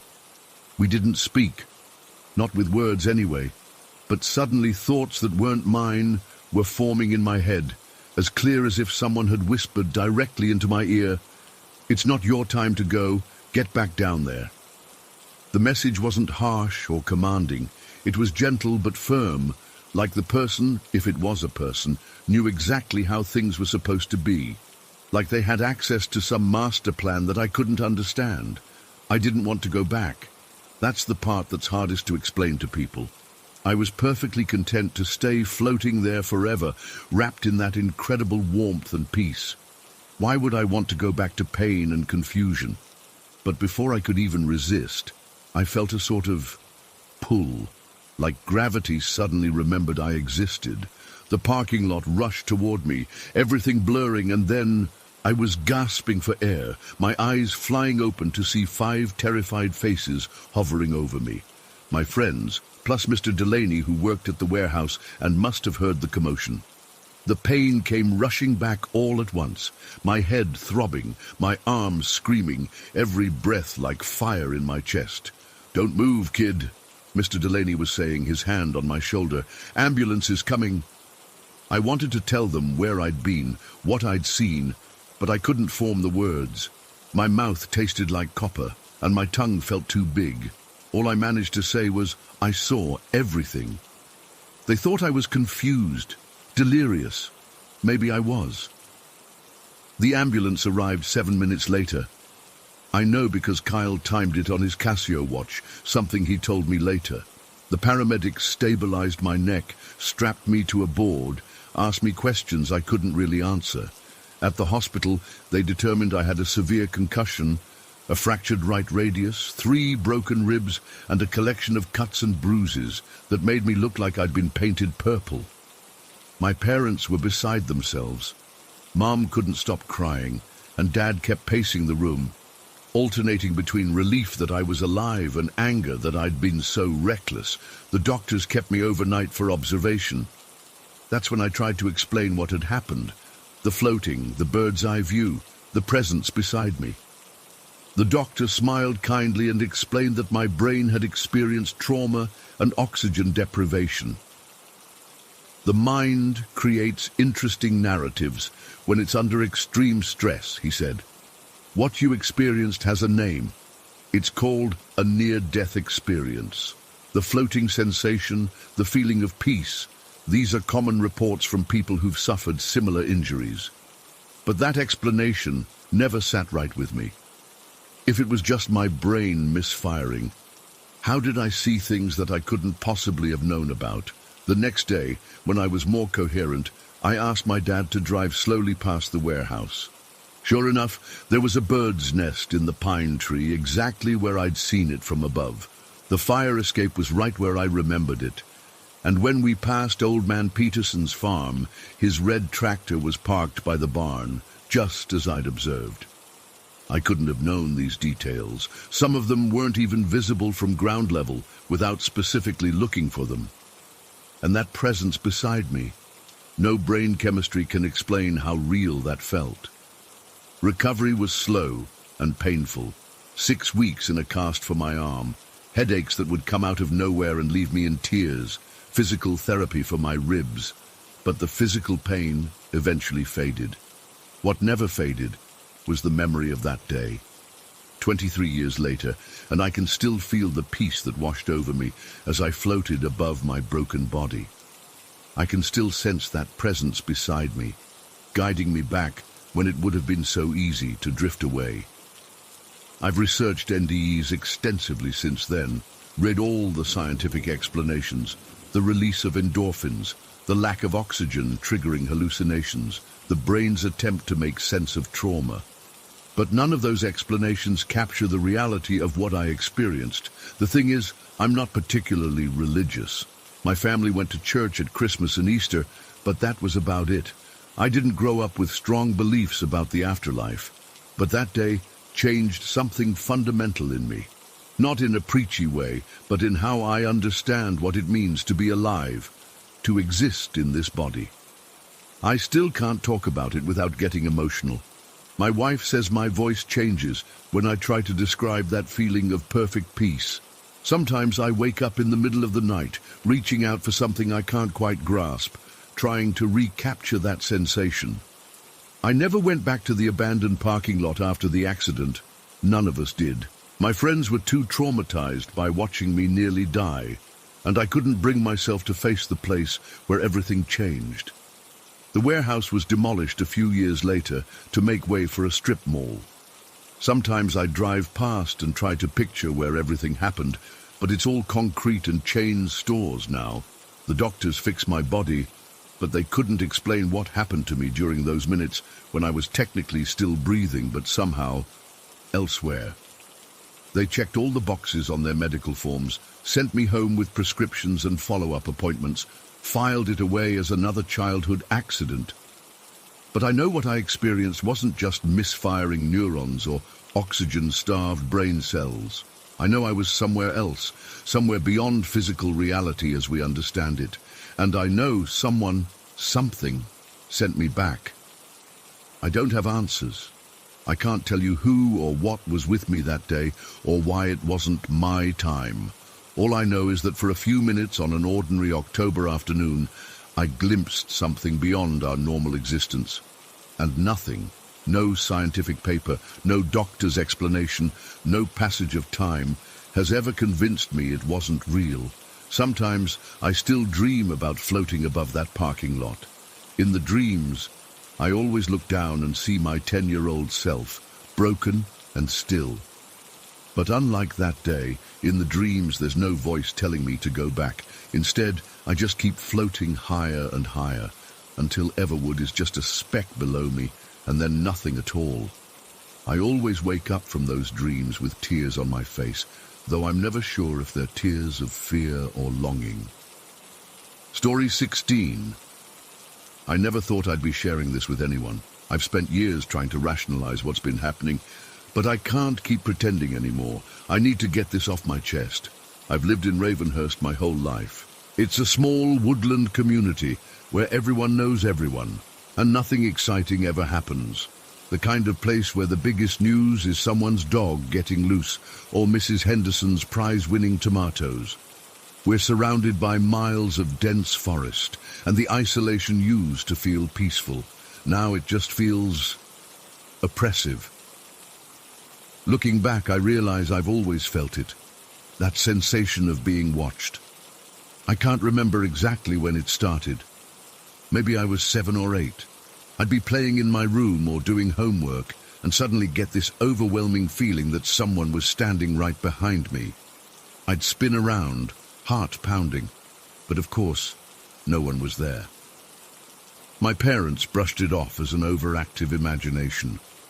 "It's just the house settling," my mum would say. "Old houses make weird noises." But our house isn't even that old. It was built in the 90s. As I got older, I learned to ignore it. I convinced myself it was nothing, just anxiety or whatever. I'm not the type of person who believes in ghosts or monsters. I've always been the practical one, the skeptic. I'd roll my eyes whenever my friends would talk about supernatural stuff. I was always the one saying, there's got to be a logical explanation. Now I'm not so sure anymore. Last night was the tipping point, but to explain why it freaked me out so badly, I need to back up a couple months. It was a normal Tuesday night about 2 months ago. I was in bed scrolling through TikTok, trying to wind down before sleep. My window was cracked open, letting in that cool night air that helps me sleep better. My desk lamp was the only light on, casting this soft glow around my room. Everything was completely ordinary. It was almost midnight when I heard it. Footsteps. Not outside my window or in the hallway, but in my room, right in front of my bed, near my closet. The sound was unmistakable, that specific creak our floorboards make when someone steps on them. I froze, my thumb hovering over my phone screen. The steps were slow, deliberate, creak, creak, creak, like someone taking careful steps, trying not to make noise but failing. I looked up immediately, expecting to see my dad checking on me, or maybe my younger brother sneaking in to borrow something. But there was no one. Absolutely nothing. Just my empty room with the shadows from my lamp stretching across the floor. The footsteps stopped the instant I looked up. I sat there for what felt like forever, barely breathing, straining to hear anything else. Nothing. After a few minutes, I convinced myself I'd imagined it. Maybe it was the house settling after all. I turned off my lamp and tried to sleep, but I kept staring at that spot by my closet until I eventually passed out from exhaustion. The next night I heard it again. Same spot, same time. Creak, creak. And again, nothing was there when I looked. Then the scratching started. It wasn't loud or aggressive, not like an animal trying to claw its way in. More like someone gently running their fingernail back and forth across wood. It always came from my closet door, always late at night when the house was silent. Sometimes it would go on for minutes. Sometimes it would just be a quick scratch, scratch, scratch, and then nothing for hours. Every time I'd turn on all the lights and check the closet.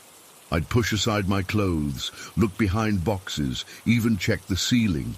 Nothing was ever there. No mice, no bugs, nothing that could explain the sound. One night, after a particularly persistent session of scratching, I lost it. I threw open the closet door and yelled, "What do you want from me?" My parents came running, obviously. They thought I was having some kind of breakdown. Maybe I was. The next day, my dad installed a new lock on my closet door, thinking maybe it was loose and rattling. The scratching continued. About 3 weeks ago, things started happening outside my bedroom. I was walking to the bus stop with my cousin Jake and my brother Max. It was early morning, still kind of dark, with that heavy mist that hangs around our area in the fall. We were just talking about normal stuff, school, the new Marvel movie, whatever. Then I heard it plain as day, my name being called in my grandfather's voice, Oliver, just like that.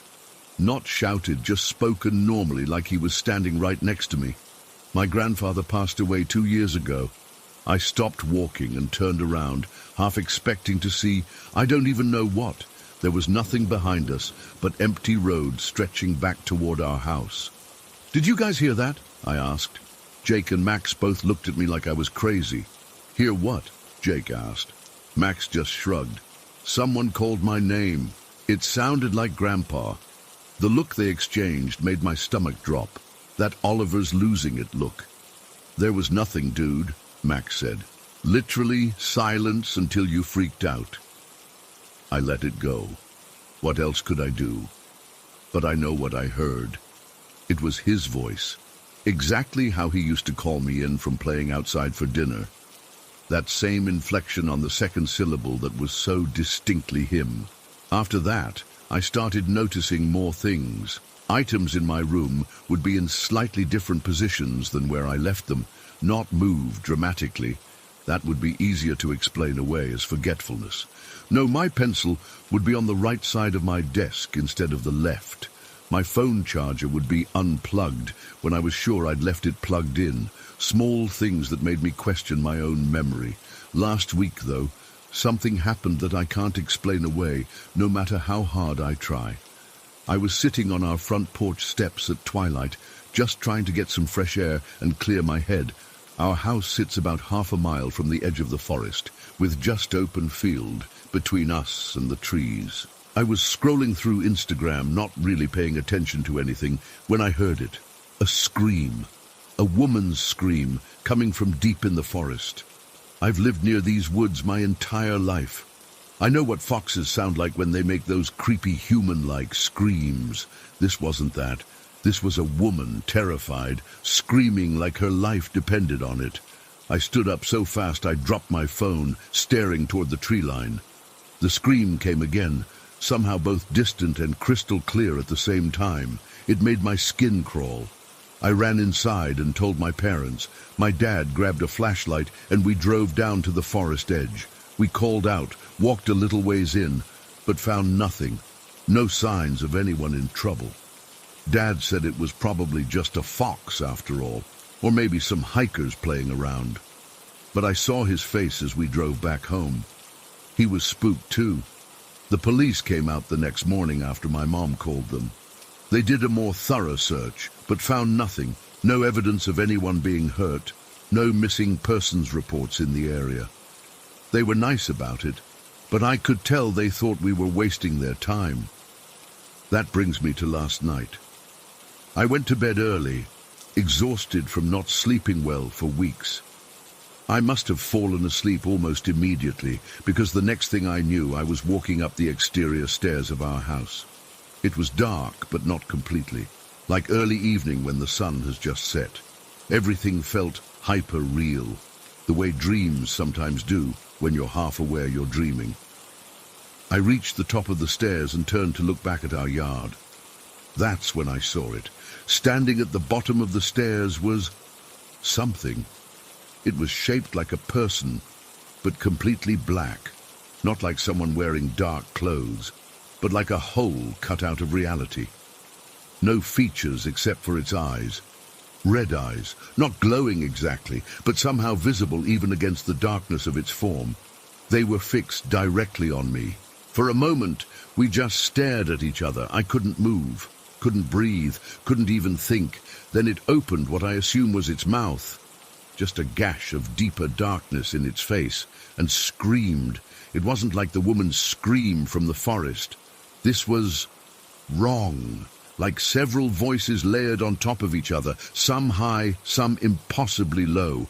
It lunged toward me, moving up several steps in one impossible bound. I woke up gasping, sitting bolt upright in bed. My heart was hammering so hard I thought it might burst out of my chest. I was drenched in sweat, my sheets tangled around my legs like I'd been thrashing. But here's the thing. It didn't feel like a nightmare. It felt like a memory, like something that had actually happened.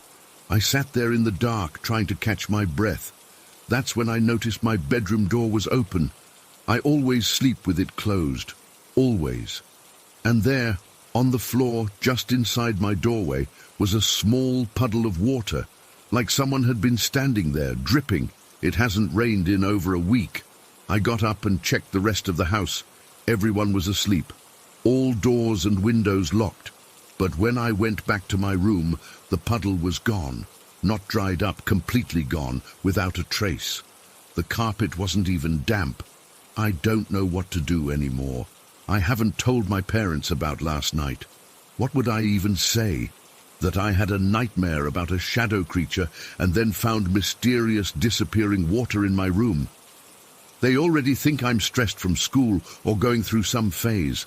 But I know what I saw, what I heard, what I felt. Something is watching me, has been for years, and it's getting closer. The scratching from my closet started again about an hour ago. It's louder now, more insistent, like it knows I'm writing this, like it's angry. I keep thinking about those red eyes, that scream, the way it moved so unnaturally fast. I don't think it's going to stay in my dreams much longer. Right now the house is quiet except for the scratching. My parents are asleep down the hall. I should go wake them up, but I'm afraid to move. Afraid that if I get up, I'll turn around and see those red eyes staring at me from a corner of my room. The scratching just stopped. Wait, I can hear footsteps in the hallway. Slow, deliberate. Not the normal footsteps of my family. These are different. heavier somehow. They've stopped right outside my door. The doorknob is turning. Story 17. I never believed in the supernatural, not really. I was always the practical one, the logical one who'd roll my eyes at ghost stories. But what happened in my first apartment changed everything, and I'm still trying to make sense of it 3 years later. It was supposed to be an exciting milestone. My first place all by myself at 20. I'd been saving for months, working double shifts at the cafe downtown, and finally found this cute one-bedroom in Oakvale's historic district. The building was this converted Victorian house with high ceilings and original hardwood floors. Not fancy by any means, but it had character, and the rent was manageable if I kept budgeting carefully. Moving day was exhausting, but exhilarating. My parents helped haul my second-hand furniture up the narrow staircase, and by evening, the place was starting to feel like mine. That's when I really noticed it. The mirror. It was hanging in the hallway between my bedroom and the bathroom. Massive, doesn't even begin to describe it. This thing was easily 6 feet tall, with this ornate wooden frame, all carved with these intricate leaf patterns that looked almost hand-done. The landlord mentioned the previous tenant had left it behind because it was too heavy and awkward to move. Looking at it, I could understand why. At first, I thought it was cool, kind of like having a fancy antique piece without having to pay for it. But something about it felt off from the beginning. When I stood in front of it that first evening, my reflection seemed slightly delayed, like there was a fraction of a second lag between my movements and what I saw in the glass.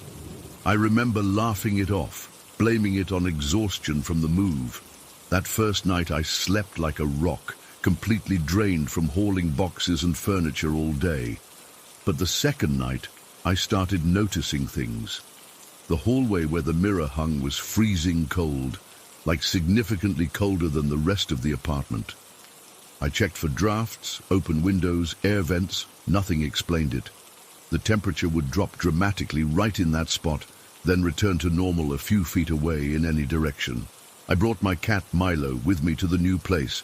He's normally super chill, follows me everywhere, sleeps at the foot of my bed. But he started avoiding the hallway entirely.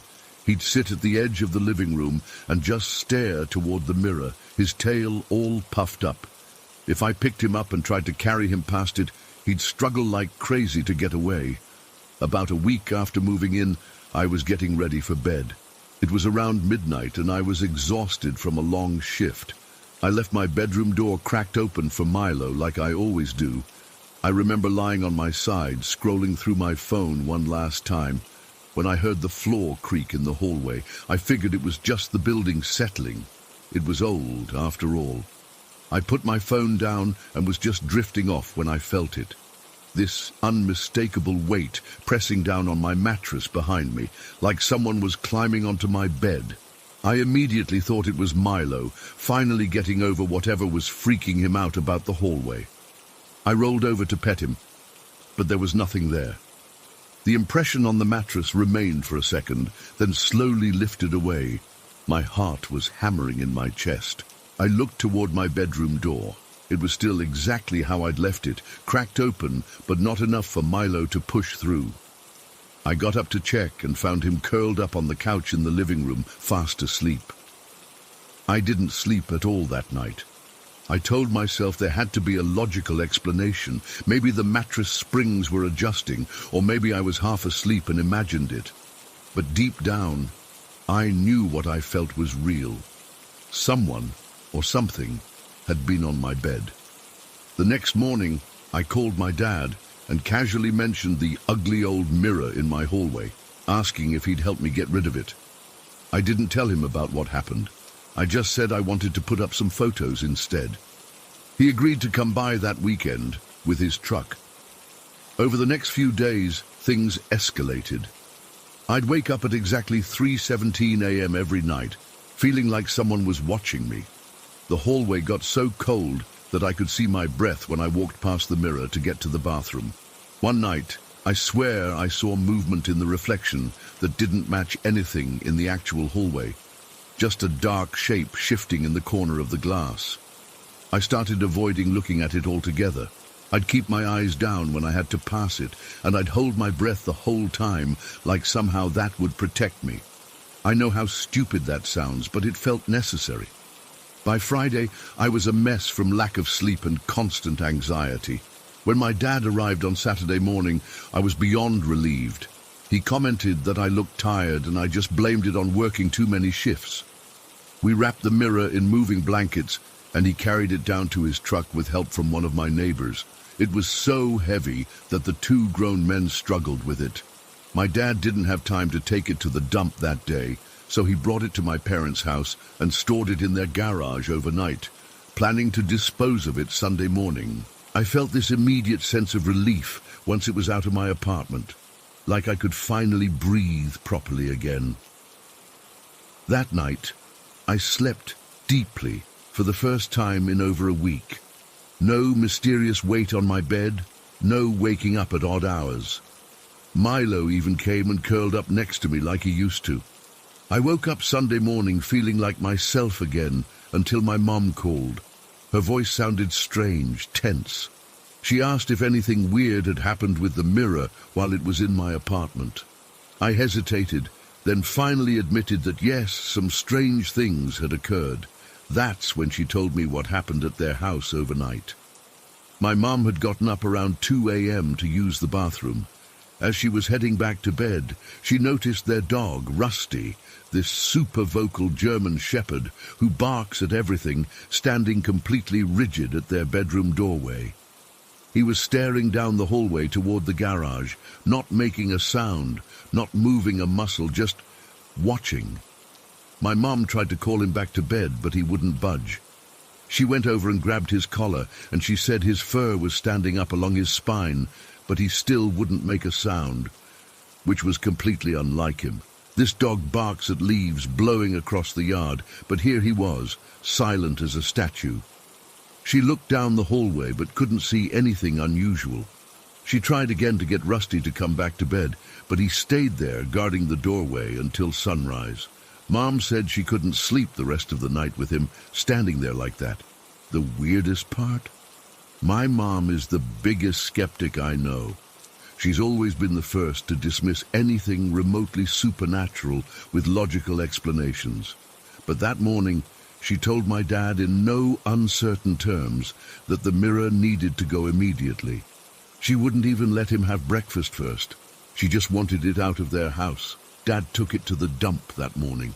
He said when he unwrapped it to throw it away, he noticed something odd about the back of it. There were these strange symbols carved into the wood frame that we hadn't seen before. He didn't take a photo, which kills me now, but he described them as looking like some kind of old writing system, not one he recognized. After the mirror was gone, everything went back to normal. The cold spot in my hallway disappeared. Milo started using the hallway again without issue. I stopped waking up at 3:17 a.m., and there were no more mysterious impressions on my bed. I've tried researching the history of my apartment building and the previous tenants, but I haven't found much. The landlord says the woman who lived there before me was only there for 3 months before breaking her lease unexpectedly. He didn't have any forwarding address for her. Sometimes I wonder if she experienced the same things I did, if that's why she left so suddenly. I wonder where that mirror came from originally and how many homes it had been in before mine. I know how this all sounds. Trust me, I've questioned my own sanity plenty of times going over these events. If I hadn't experienced it myself, I wouldn't believe it either. But I know what I felt, what I saw, and what happened to my mom's dog that night. Something was attached to that mirror. Something that could make itself physically felt, that could manipulate temperature, that animals could sense. I've been in my current apartment for 3 years now, and I haven't experienced anything remotely similar since. But I still find myself avoiding large mirrors, especially antique ones. I won't stay in hotel rooms with full-length mirrors facing the bed. I check the temperature around mirrors in unfamiliar places. Maybe it was all just a perfect storm of coincidences and an overactive imagination. Maybe the old building had weird drafts and temperature fluctuations. Maybe Milo was just being a typical unpredictable cat. Maybe my mattress really did have weird springs. Maybe Rusty was just reacting to a raccoon outside that we didn't see. But deep down, I don't believe that. Whatever was in that mirror, whatever came into my bedroom that night and sat on my bed, it was real. And sometimes late at night when I can't sleep, I wonder where that mirror is now, if it's been hauled out of that dump by someone looking for antique treasures.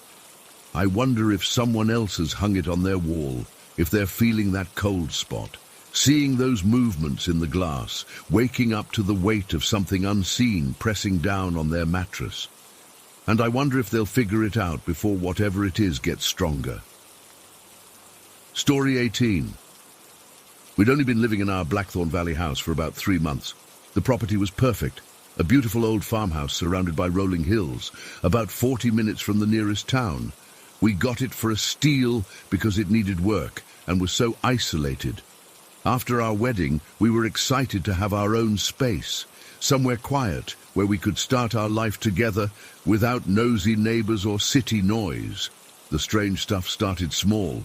At first, it was just the house settling, or so we told ourselves. You know how old houses make those random creaking sounds? This was different, though. It was more like knocking, 3 distinct knocks that would happen at random times during the day. What made it weird was how the knocks seemed to follow us. If I was in the kitchen, the knocks would come from the kitchen cabinets. If Marcus was in the garage, they'd come from his workbench. We'd check immediately every time, thinking maybe it was a pipe issue or an animal, but we never found anything. The knocks only happened when we were in the room, and only after we had touched or moved something in that area. Like I'd put a mug down on the counter, and seconds later 3 knocks would come from exactly where I'd set it. It was as if something was mimicking our movements, copying us. We joked about having a friendly ghost to make ourselves feel better.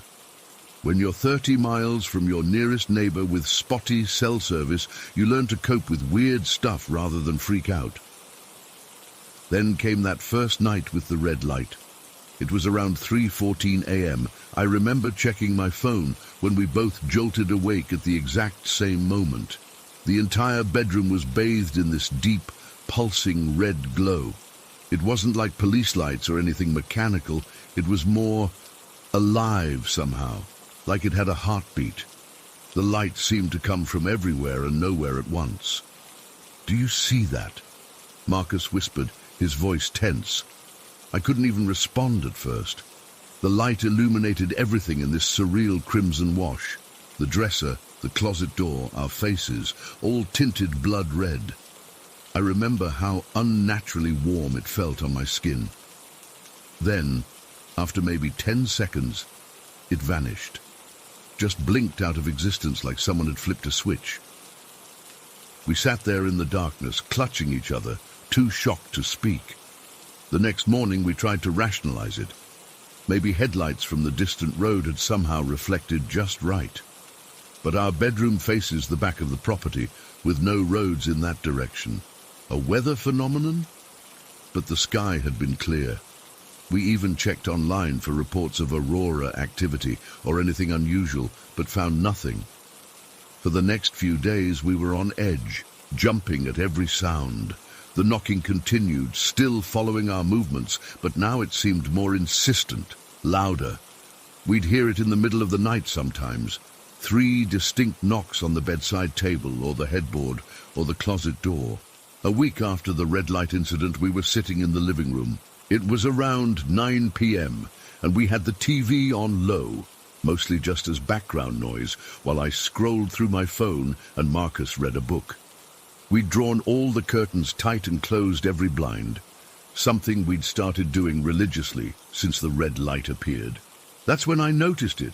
A small, intensely bright red dot, like from a laser pointer, appeared on the wall in the corner of the room. It wasn't moving around wildly like someone playing with a pet. It was deliberate. It slowly traced a vertical line down the wall, then moved horizontally to create what looked like an L shape. "Marcus," I whispered, nudging him. He looked up from his book and went completely still when he saw it. The dot continued moving, creating symbols I didn't recognize. Not letters exactly, more like strange angular patterns.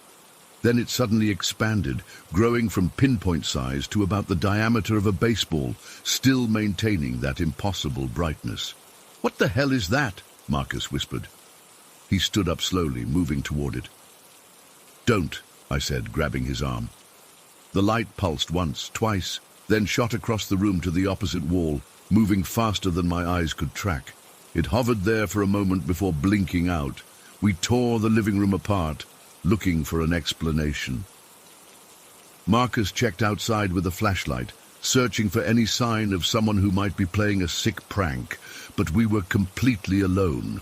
Our nearest neighbor was miles away, and the dense trees surrounding our property made it impossible for someone to shine a light in without being right up against the house. And here's the thing that really got to me. All our blinds and curtains were closed. There was no way for light to come in from outside. Whatever that laser-like light was, it had originated inside our living room. That night, neither of us slept. We sat up in bed with the lights on, too afraid to close our eyes. The knocking was almost constant now. Tap, tap, tap, moving around the house like something was circling us, testing different spots, looking for a way in. But in from where? It was already inside, wasn't it? The next day I started researching. I'm not religious or superstitious. I've always considered myself pretty rational. But what we were experiencing defied rational explanation. I found myself diving into forums about paranormal experiences, reading about hauntings and manifestations. What I found scared me even more. There were accounts scattered across different cultures and time periods about red lights as supernatural omens. Some Native American traditions described malevolent spirits that appeared as red lights in the forest. European folklore mentioned corpse candles, strange red lights that appeared as harbingers of death. But the accounts that truly chilled me were from people who described experiences similar to ours. Red lights appearing in isolated homes, followed by escalating paranormal activity. In many of these stories, the lights were just the beginning, a way for entities to test the boundaries between their world and ours. Some theories suggested the red lights marked thin spots between dimensions, places where the veil between worlds had worn thin. Others believed certain entities used light as a means of communication or as a precursor to manifestation. What terrified me most was the progression. We'd gone from knocks that, while creepy, could be dismissed as house noises, to a room-filling glow that defied explanation, to a focused, seemingly intelligent beam of light that created symbols. Whatever was happening was getting stronger, more directed, more deliberate. That evening, Marcus found me crying at the kitchen table, surrounded by printouts of my research. "We need to leave," I told him, "just for a few days. Stay in a hotel in town while we figure this out." He agreed immediately. We packed overnight bags, loaded the car, and were about to head out when the power cut out. Complete darkness engulfed us. Marcus tried the backup generator, but it wouldn't start either, despite having worked perfectly during our monthly test just days before. "Probably just a blown fuse," he said, but his voice wavered. We both knew it wasn't that. Marcus grabbed his phone to use as a flashlight. I followed close behind as we made our way to the breaker box in the basement. Each step down those stairs felt like descending into a trap. The darkness seemed thicker than normal, almost resistant to the beam of the phone's light. The knocking started again. Tap, tap, tap, coming from somewhere in the basement ahead of us. Then another set, tap, tap, tap, from behind us, up the stairs. Then another from our right, another from our left. Soon the knocking was everywhere, a disorienting percussion surrounding us. Marcus's phone light began to flicker, then died completely. We were plunged into absolute darkness, the knocking sounds closing in. I grabbed his hand, ready to run back upstairs, when it happened. The red light appeared again, but different this time. It started as that laser point in the darkness, hovering about 6 feet off the ground. Then it began to expand, stretching vertically, taking shape. It formed what looked like a tall, thin silhouette, roughly human in outline, but wrong somehow. Too angular, too tall, with limbs that seemed too long and jointed in the wrong places. The figure stood motionless for a moment, its edges pulsing with that same crimson glow. Then it took a step toward us. The movement was jerky, unnatural, like something learning to walk using a human body for the first time. I couldn't scream, couldn't move. Pure, primal terror froze me in place as this thing of light advanced. With each step, the knocking grew louder, no longer in sequence but a chaotic, frenzied pounding from all directions. Marcus yanked my arm, breaking my paralysis. "Run!" We scrambled up the stairs, the red figure pursuing. I could feel heat on my back, like standing too close to a fire. The air filled with a metallic smell, like ozone and copper. We burst through the basement door into the kitchen, but stopped dead in our tracks. The red light was there too, another figure identical to the first standing by the kitchen counter, and another by the back door, another by the hallway entrance. They had us surrounded. The figures began moving in unison, taking those same awkward, jerky steps toward us. The knocking was deafening now, rattling the windows, vibrating through the floorboards. Marcus pulled me toward the front door, our only chance of escape. We ran through the living room, the red figures converging behind us. I reached the door first, yanked it open, and stopped at the threshold. Outside, covering our entire property as far as I could see, were more of the red figures, dozens of them, hundreds maybe, all standing perfectly still, all facing our house, waiting. I slammed the door shut, turned to Marcus. "What do we do?" I screamed over the knocking. That's when the figures inside the house stopped moving. The knocking ceased abruptly. The silence that followed was somehow worse. As one, all the figures raised their arms, pointing directly at us. Their featureless faces began to change, dark voids opening where eyes should be, then mouths, too wide, too dark. The living room filled with that intense red glow again, growing brighter and brighter until it was blinding, burning. The heat became unbearable. I closed my eyes, buried my face against Marcus's chest, certain we were going to die. Then everything stopped. No light, no heat, no knocking, just the normal sounds of our house at night. When I opened my eyes, the figures were gone. The power was back on. Everything looked normal. We didn't wait to see if they would return. We got in the car and drove straight to town, checked into the first motel we found. We've been here for 3 days now. We called a realtor yesterday. We're selling the house. We're not going back except to get our things, and even then, only in daylight, and not alone. I still don't know what those things were, what they wanted, why they appeared to us. When I close my eyes, I can still see those red silhouettes, still feel the heat of their presence, still hear that knocking. I check the corners of our motel room constantly, watching for that first pinpoint of red light. So far, there's been nothing, but I can't shake the feeling that they found us once, and they can find us again. That maybe they're not tied to the house at all, but to us. I keep asking myself, what if they followed us here? What if tonight we both wake up to find our room bathed in that familiar red glow? What if they're not gone, but waiting, watching, learning? Story 19. I'm writing this because I need someone to believe me. I've tried telling this story to friends, even to a therapist once, but they all dismiss it as childhood imagination or a dream. But I know what happened. It's been 20 years, and I still can't look at those styling heads in toy stores. I grew up in Cedarwood, one of those cookie-cutter suburbs where all the houses look basically the same. My bedroom was at the end of the hallway on the second floor, painted light purple with butterfly stickers on the walls that I'd begged my mum for. My parents were pretty normal. Dad worked in insurance. Mum was a nurse who sometimes did early morning shifts. I had a little brother, Tommy. who was 3 at the time and went to daycare. For my 7th birthday in October, my Aunt Karen gave me a Barbie styling head. You know the kind. Just the head and shoulders of a Barbie doll with extra long blonde hair that you could brush, style, and put makeup on.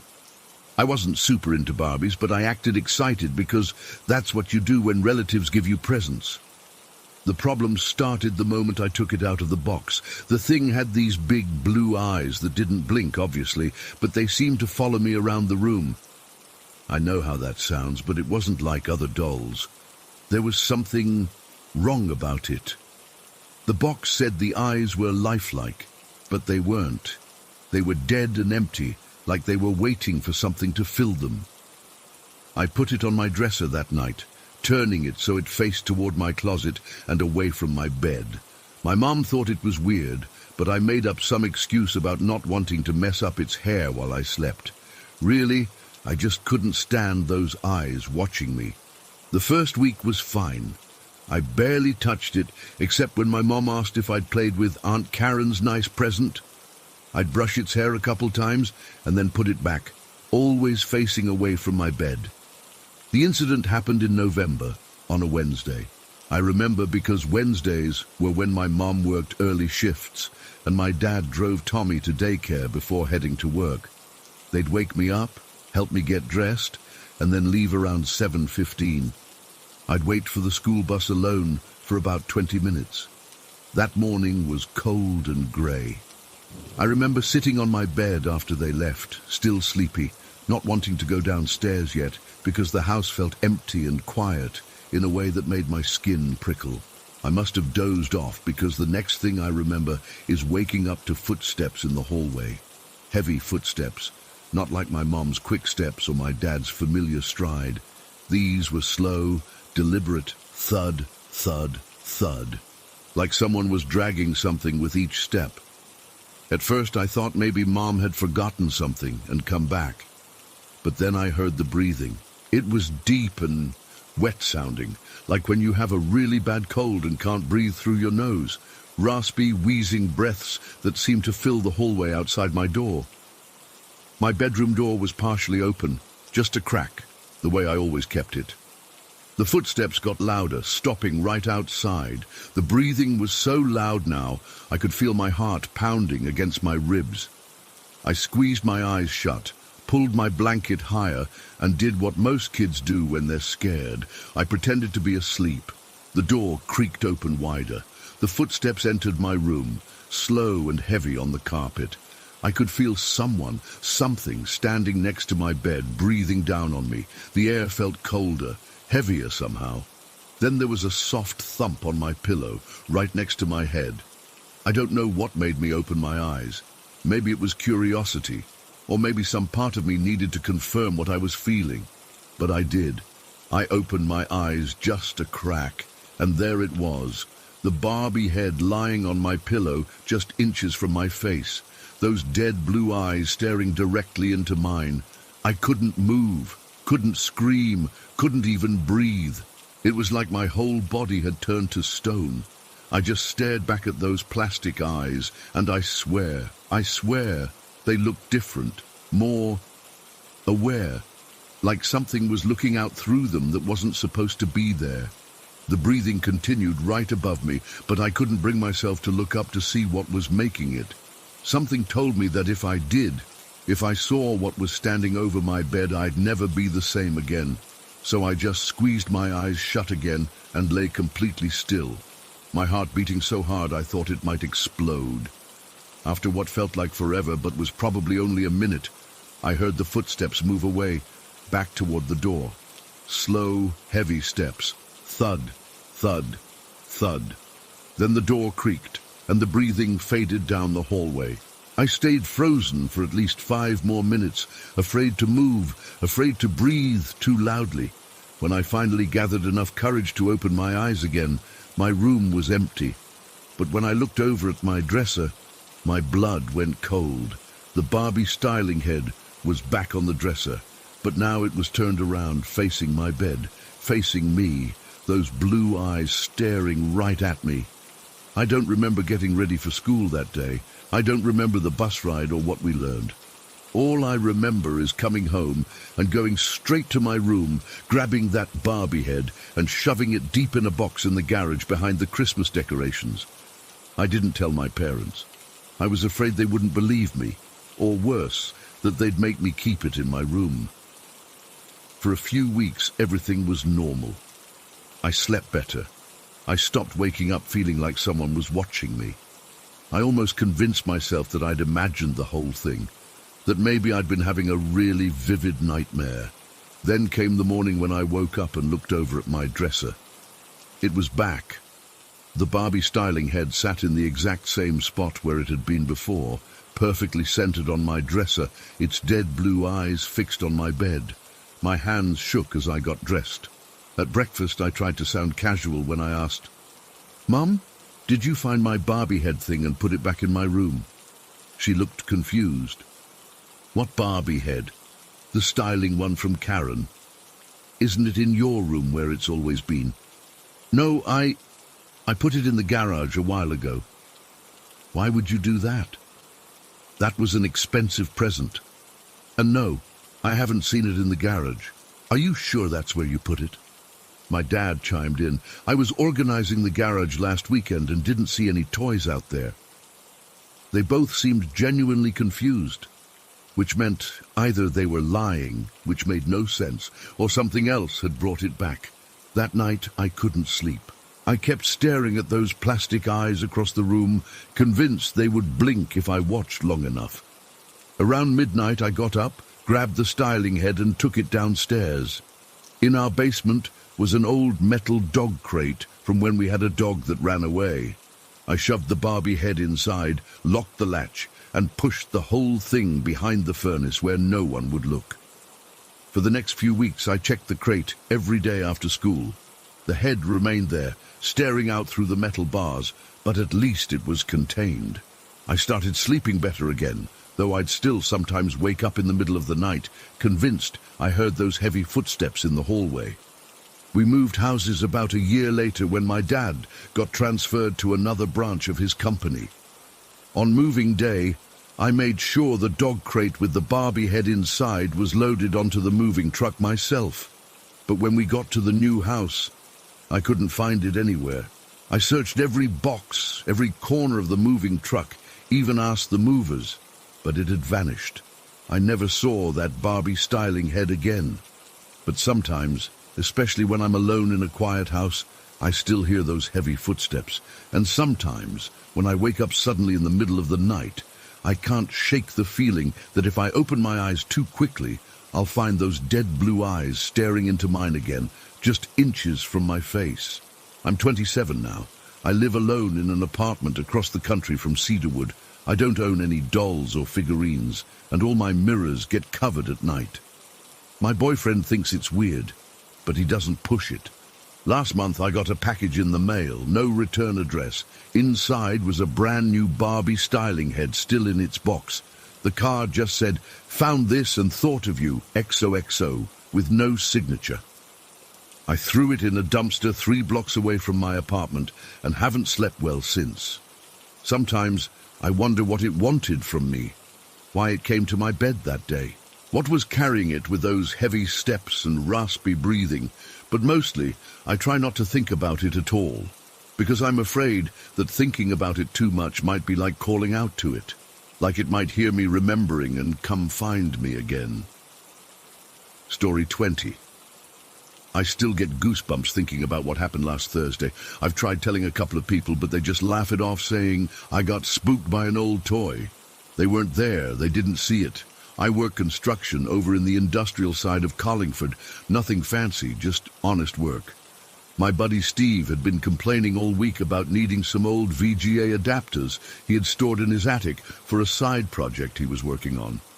His back's been giving him trouble lately, herniated disc from lifting a beam wrong last year, so I offered to grab them for him after our shift.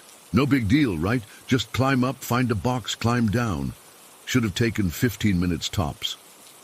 Steve's place is one of those older homes on the edge of town where the residential area starts bleeding into the industrial zone. It's not fancy, but it's solid. He inherited it from his uncle about 5 years back. When we got there, he pointed me to the pull-down ladder in the hallway ceiling. The adapters should be in a clear plastic bin labeled computer stuff somewhere toward the back, he said, handing me his phone with the flashlight on. Probably near where all my uncle's old junk is stored. The ladder creaked under my weight as I climbed up. It was that weird time of day, around 5:30 p.m., when the sun was starting to set and everything gets those long shadows. The attic had 2 small circular windows at either end, but they were so dirty and cobweb-covered that they barely let in any light. The smell hit me first, that distinct musty odor that all attics seem to have, like old paper and dust and forgotten things. The air was stale and uncomfortably warm.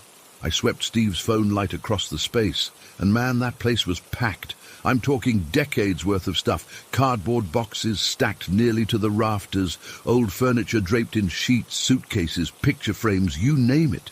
I had to crouch to avoid hitting my head on the roof beams. The floorboards groaned with each step I took, and I'm not exactly a small guy at 6'2". I remember thinking, just find the damn box and get out.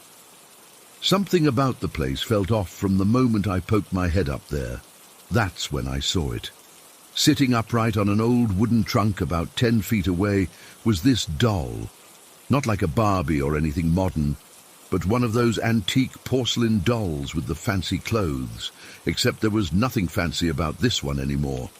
Its face was cracked across one cheek, and its clothes were this faded yellowish color that might have once been white. Its hair was matted and discolored, and its eyes, I wish I could forget those eyes. They were glass, one slightly askew, but they seemed to catch what little light there was in a way that made them look wet, like real eyes. I immediately felt uncomfortable. I've never liked dolls, something about the way they're almost human, but not quite. But this one was particularly unsettling. I decided to just focus on finding the adapters and pretend it wasn't there. The plastic bins were stacked against the far wall, so I had to make my way carefully through the maze of junk. Every step made the floorboards announce my presence in the silence. It was so quiet up there, the kind of quiet that makes your ears strain for any sound. All I could hear was my own breathing and the occasional creak as I shifted my weight. I found the computer stuff bin after a few minutes of searching and carefully pulled it out from under a stack of other containers. I didn't want to spend any more time up there than necessary, so I opened it right there to make sure the adapters were inside. They were, buried under a tangle of old cords and computer mice. That's when it happened. A sound broke the silence. A mechanical laughter that started soft and then grew louder. It was coming from behind me. The hairs on my neck stood up instantly. I turned slowly, already knowing what I would see. The doll. The sound was coming from the doll. The laughter wasn't like a normal toy's laugh. It was distorted and wrong, like the sound was being forced through damaged speakers. It had that warped quality that happens when batteries are dying, but somehow deeper, more deliberate. It rose and fell in a rhythm that didn't sound programmed. It sounded mocking. But the laughing wasn't the worst part. As I stood there, frozen with the adapter in my hand, the doll's head began to move. Not in the jerky, mechanical way you'd expect from an old toy. No, this was a smooth, deliberate motion as its head rotated to face me directly. I told myself it was just gravity or something. Maybe I'd disturbed the floorboards and it had shifted.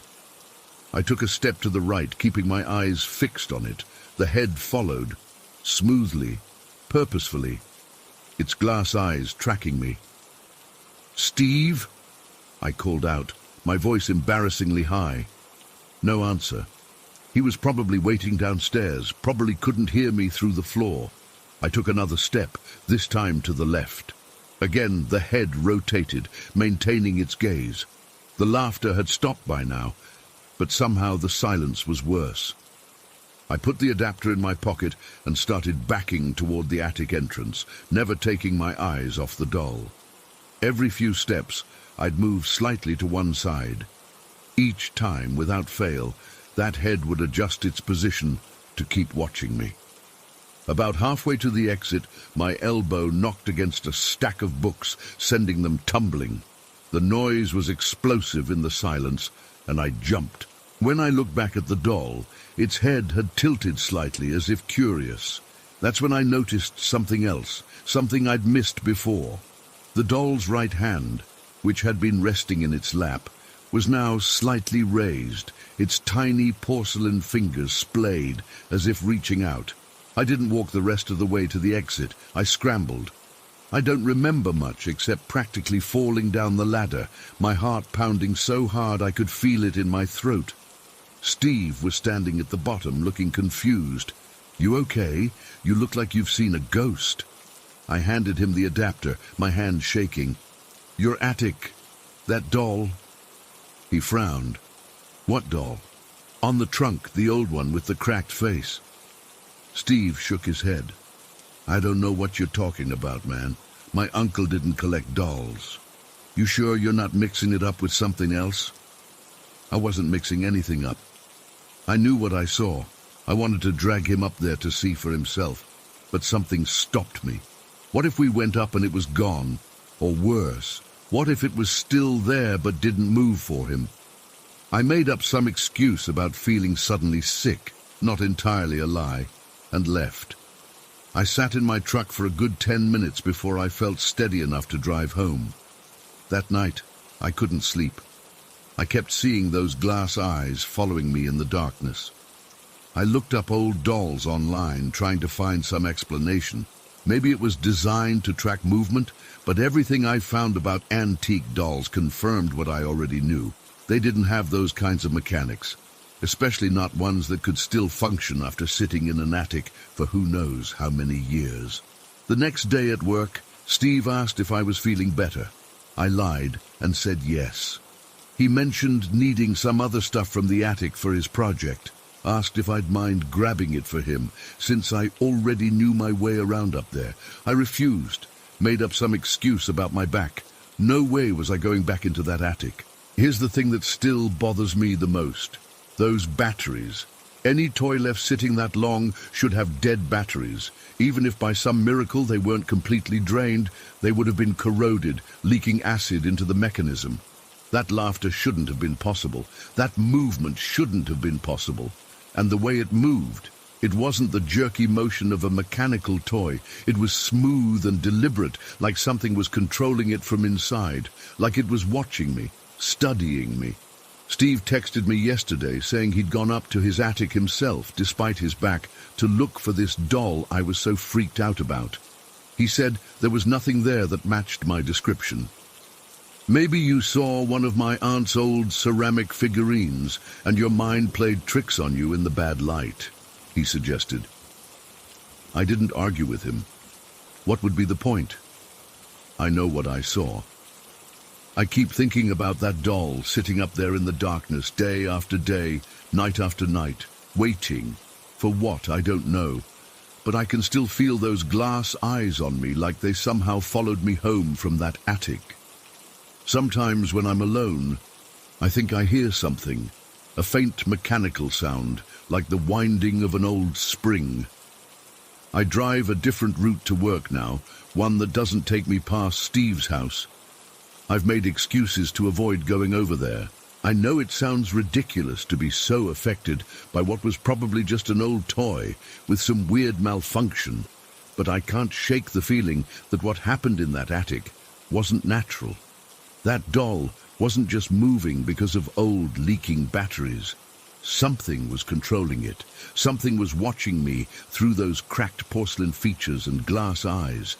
Something chose that exact moment to make its presence known to me. And sometimes, in my darker moments, I wonder if maybe it's still watching me somehow. I've never believed in supernatural stuff before this, but I also can't explain what happened that day. All I know for sure is that nothing, not money, not friendship, nothing could make me go back into that attic again.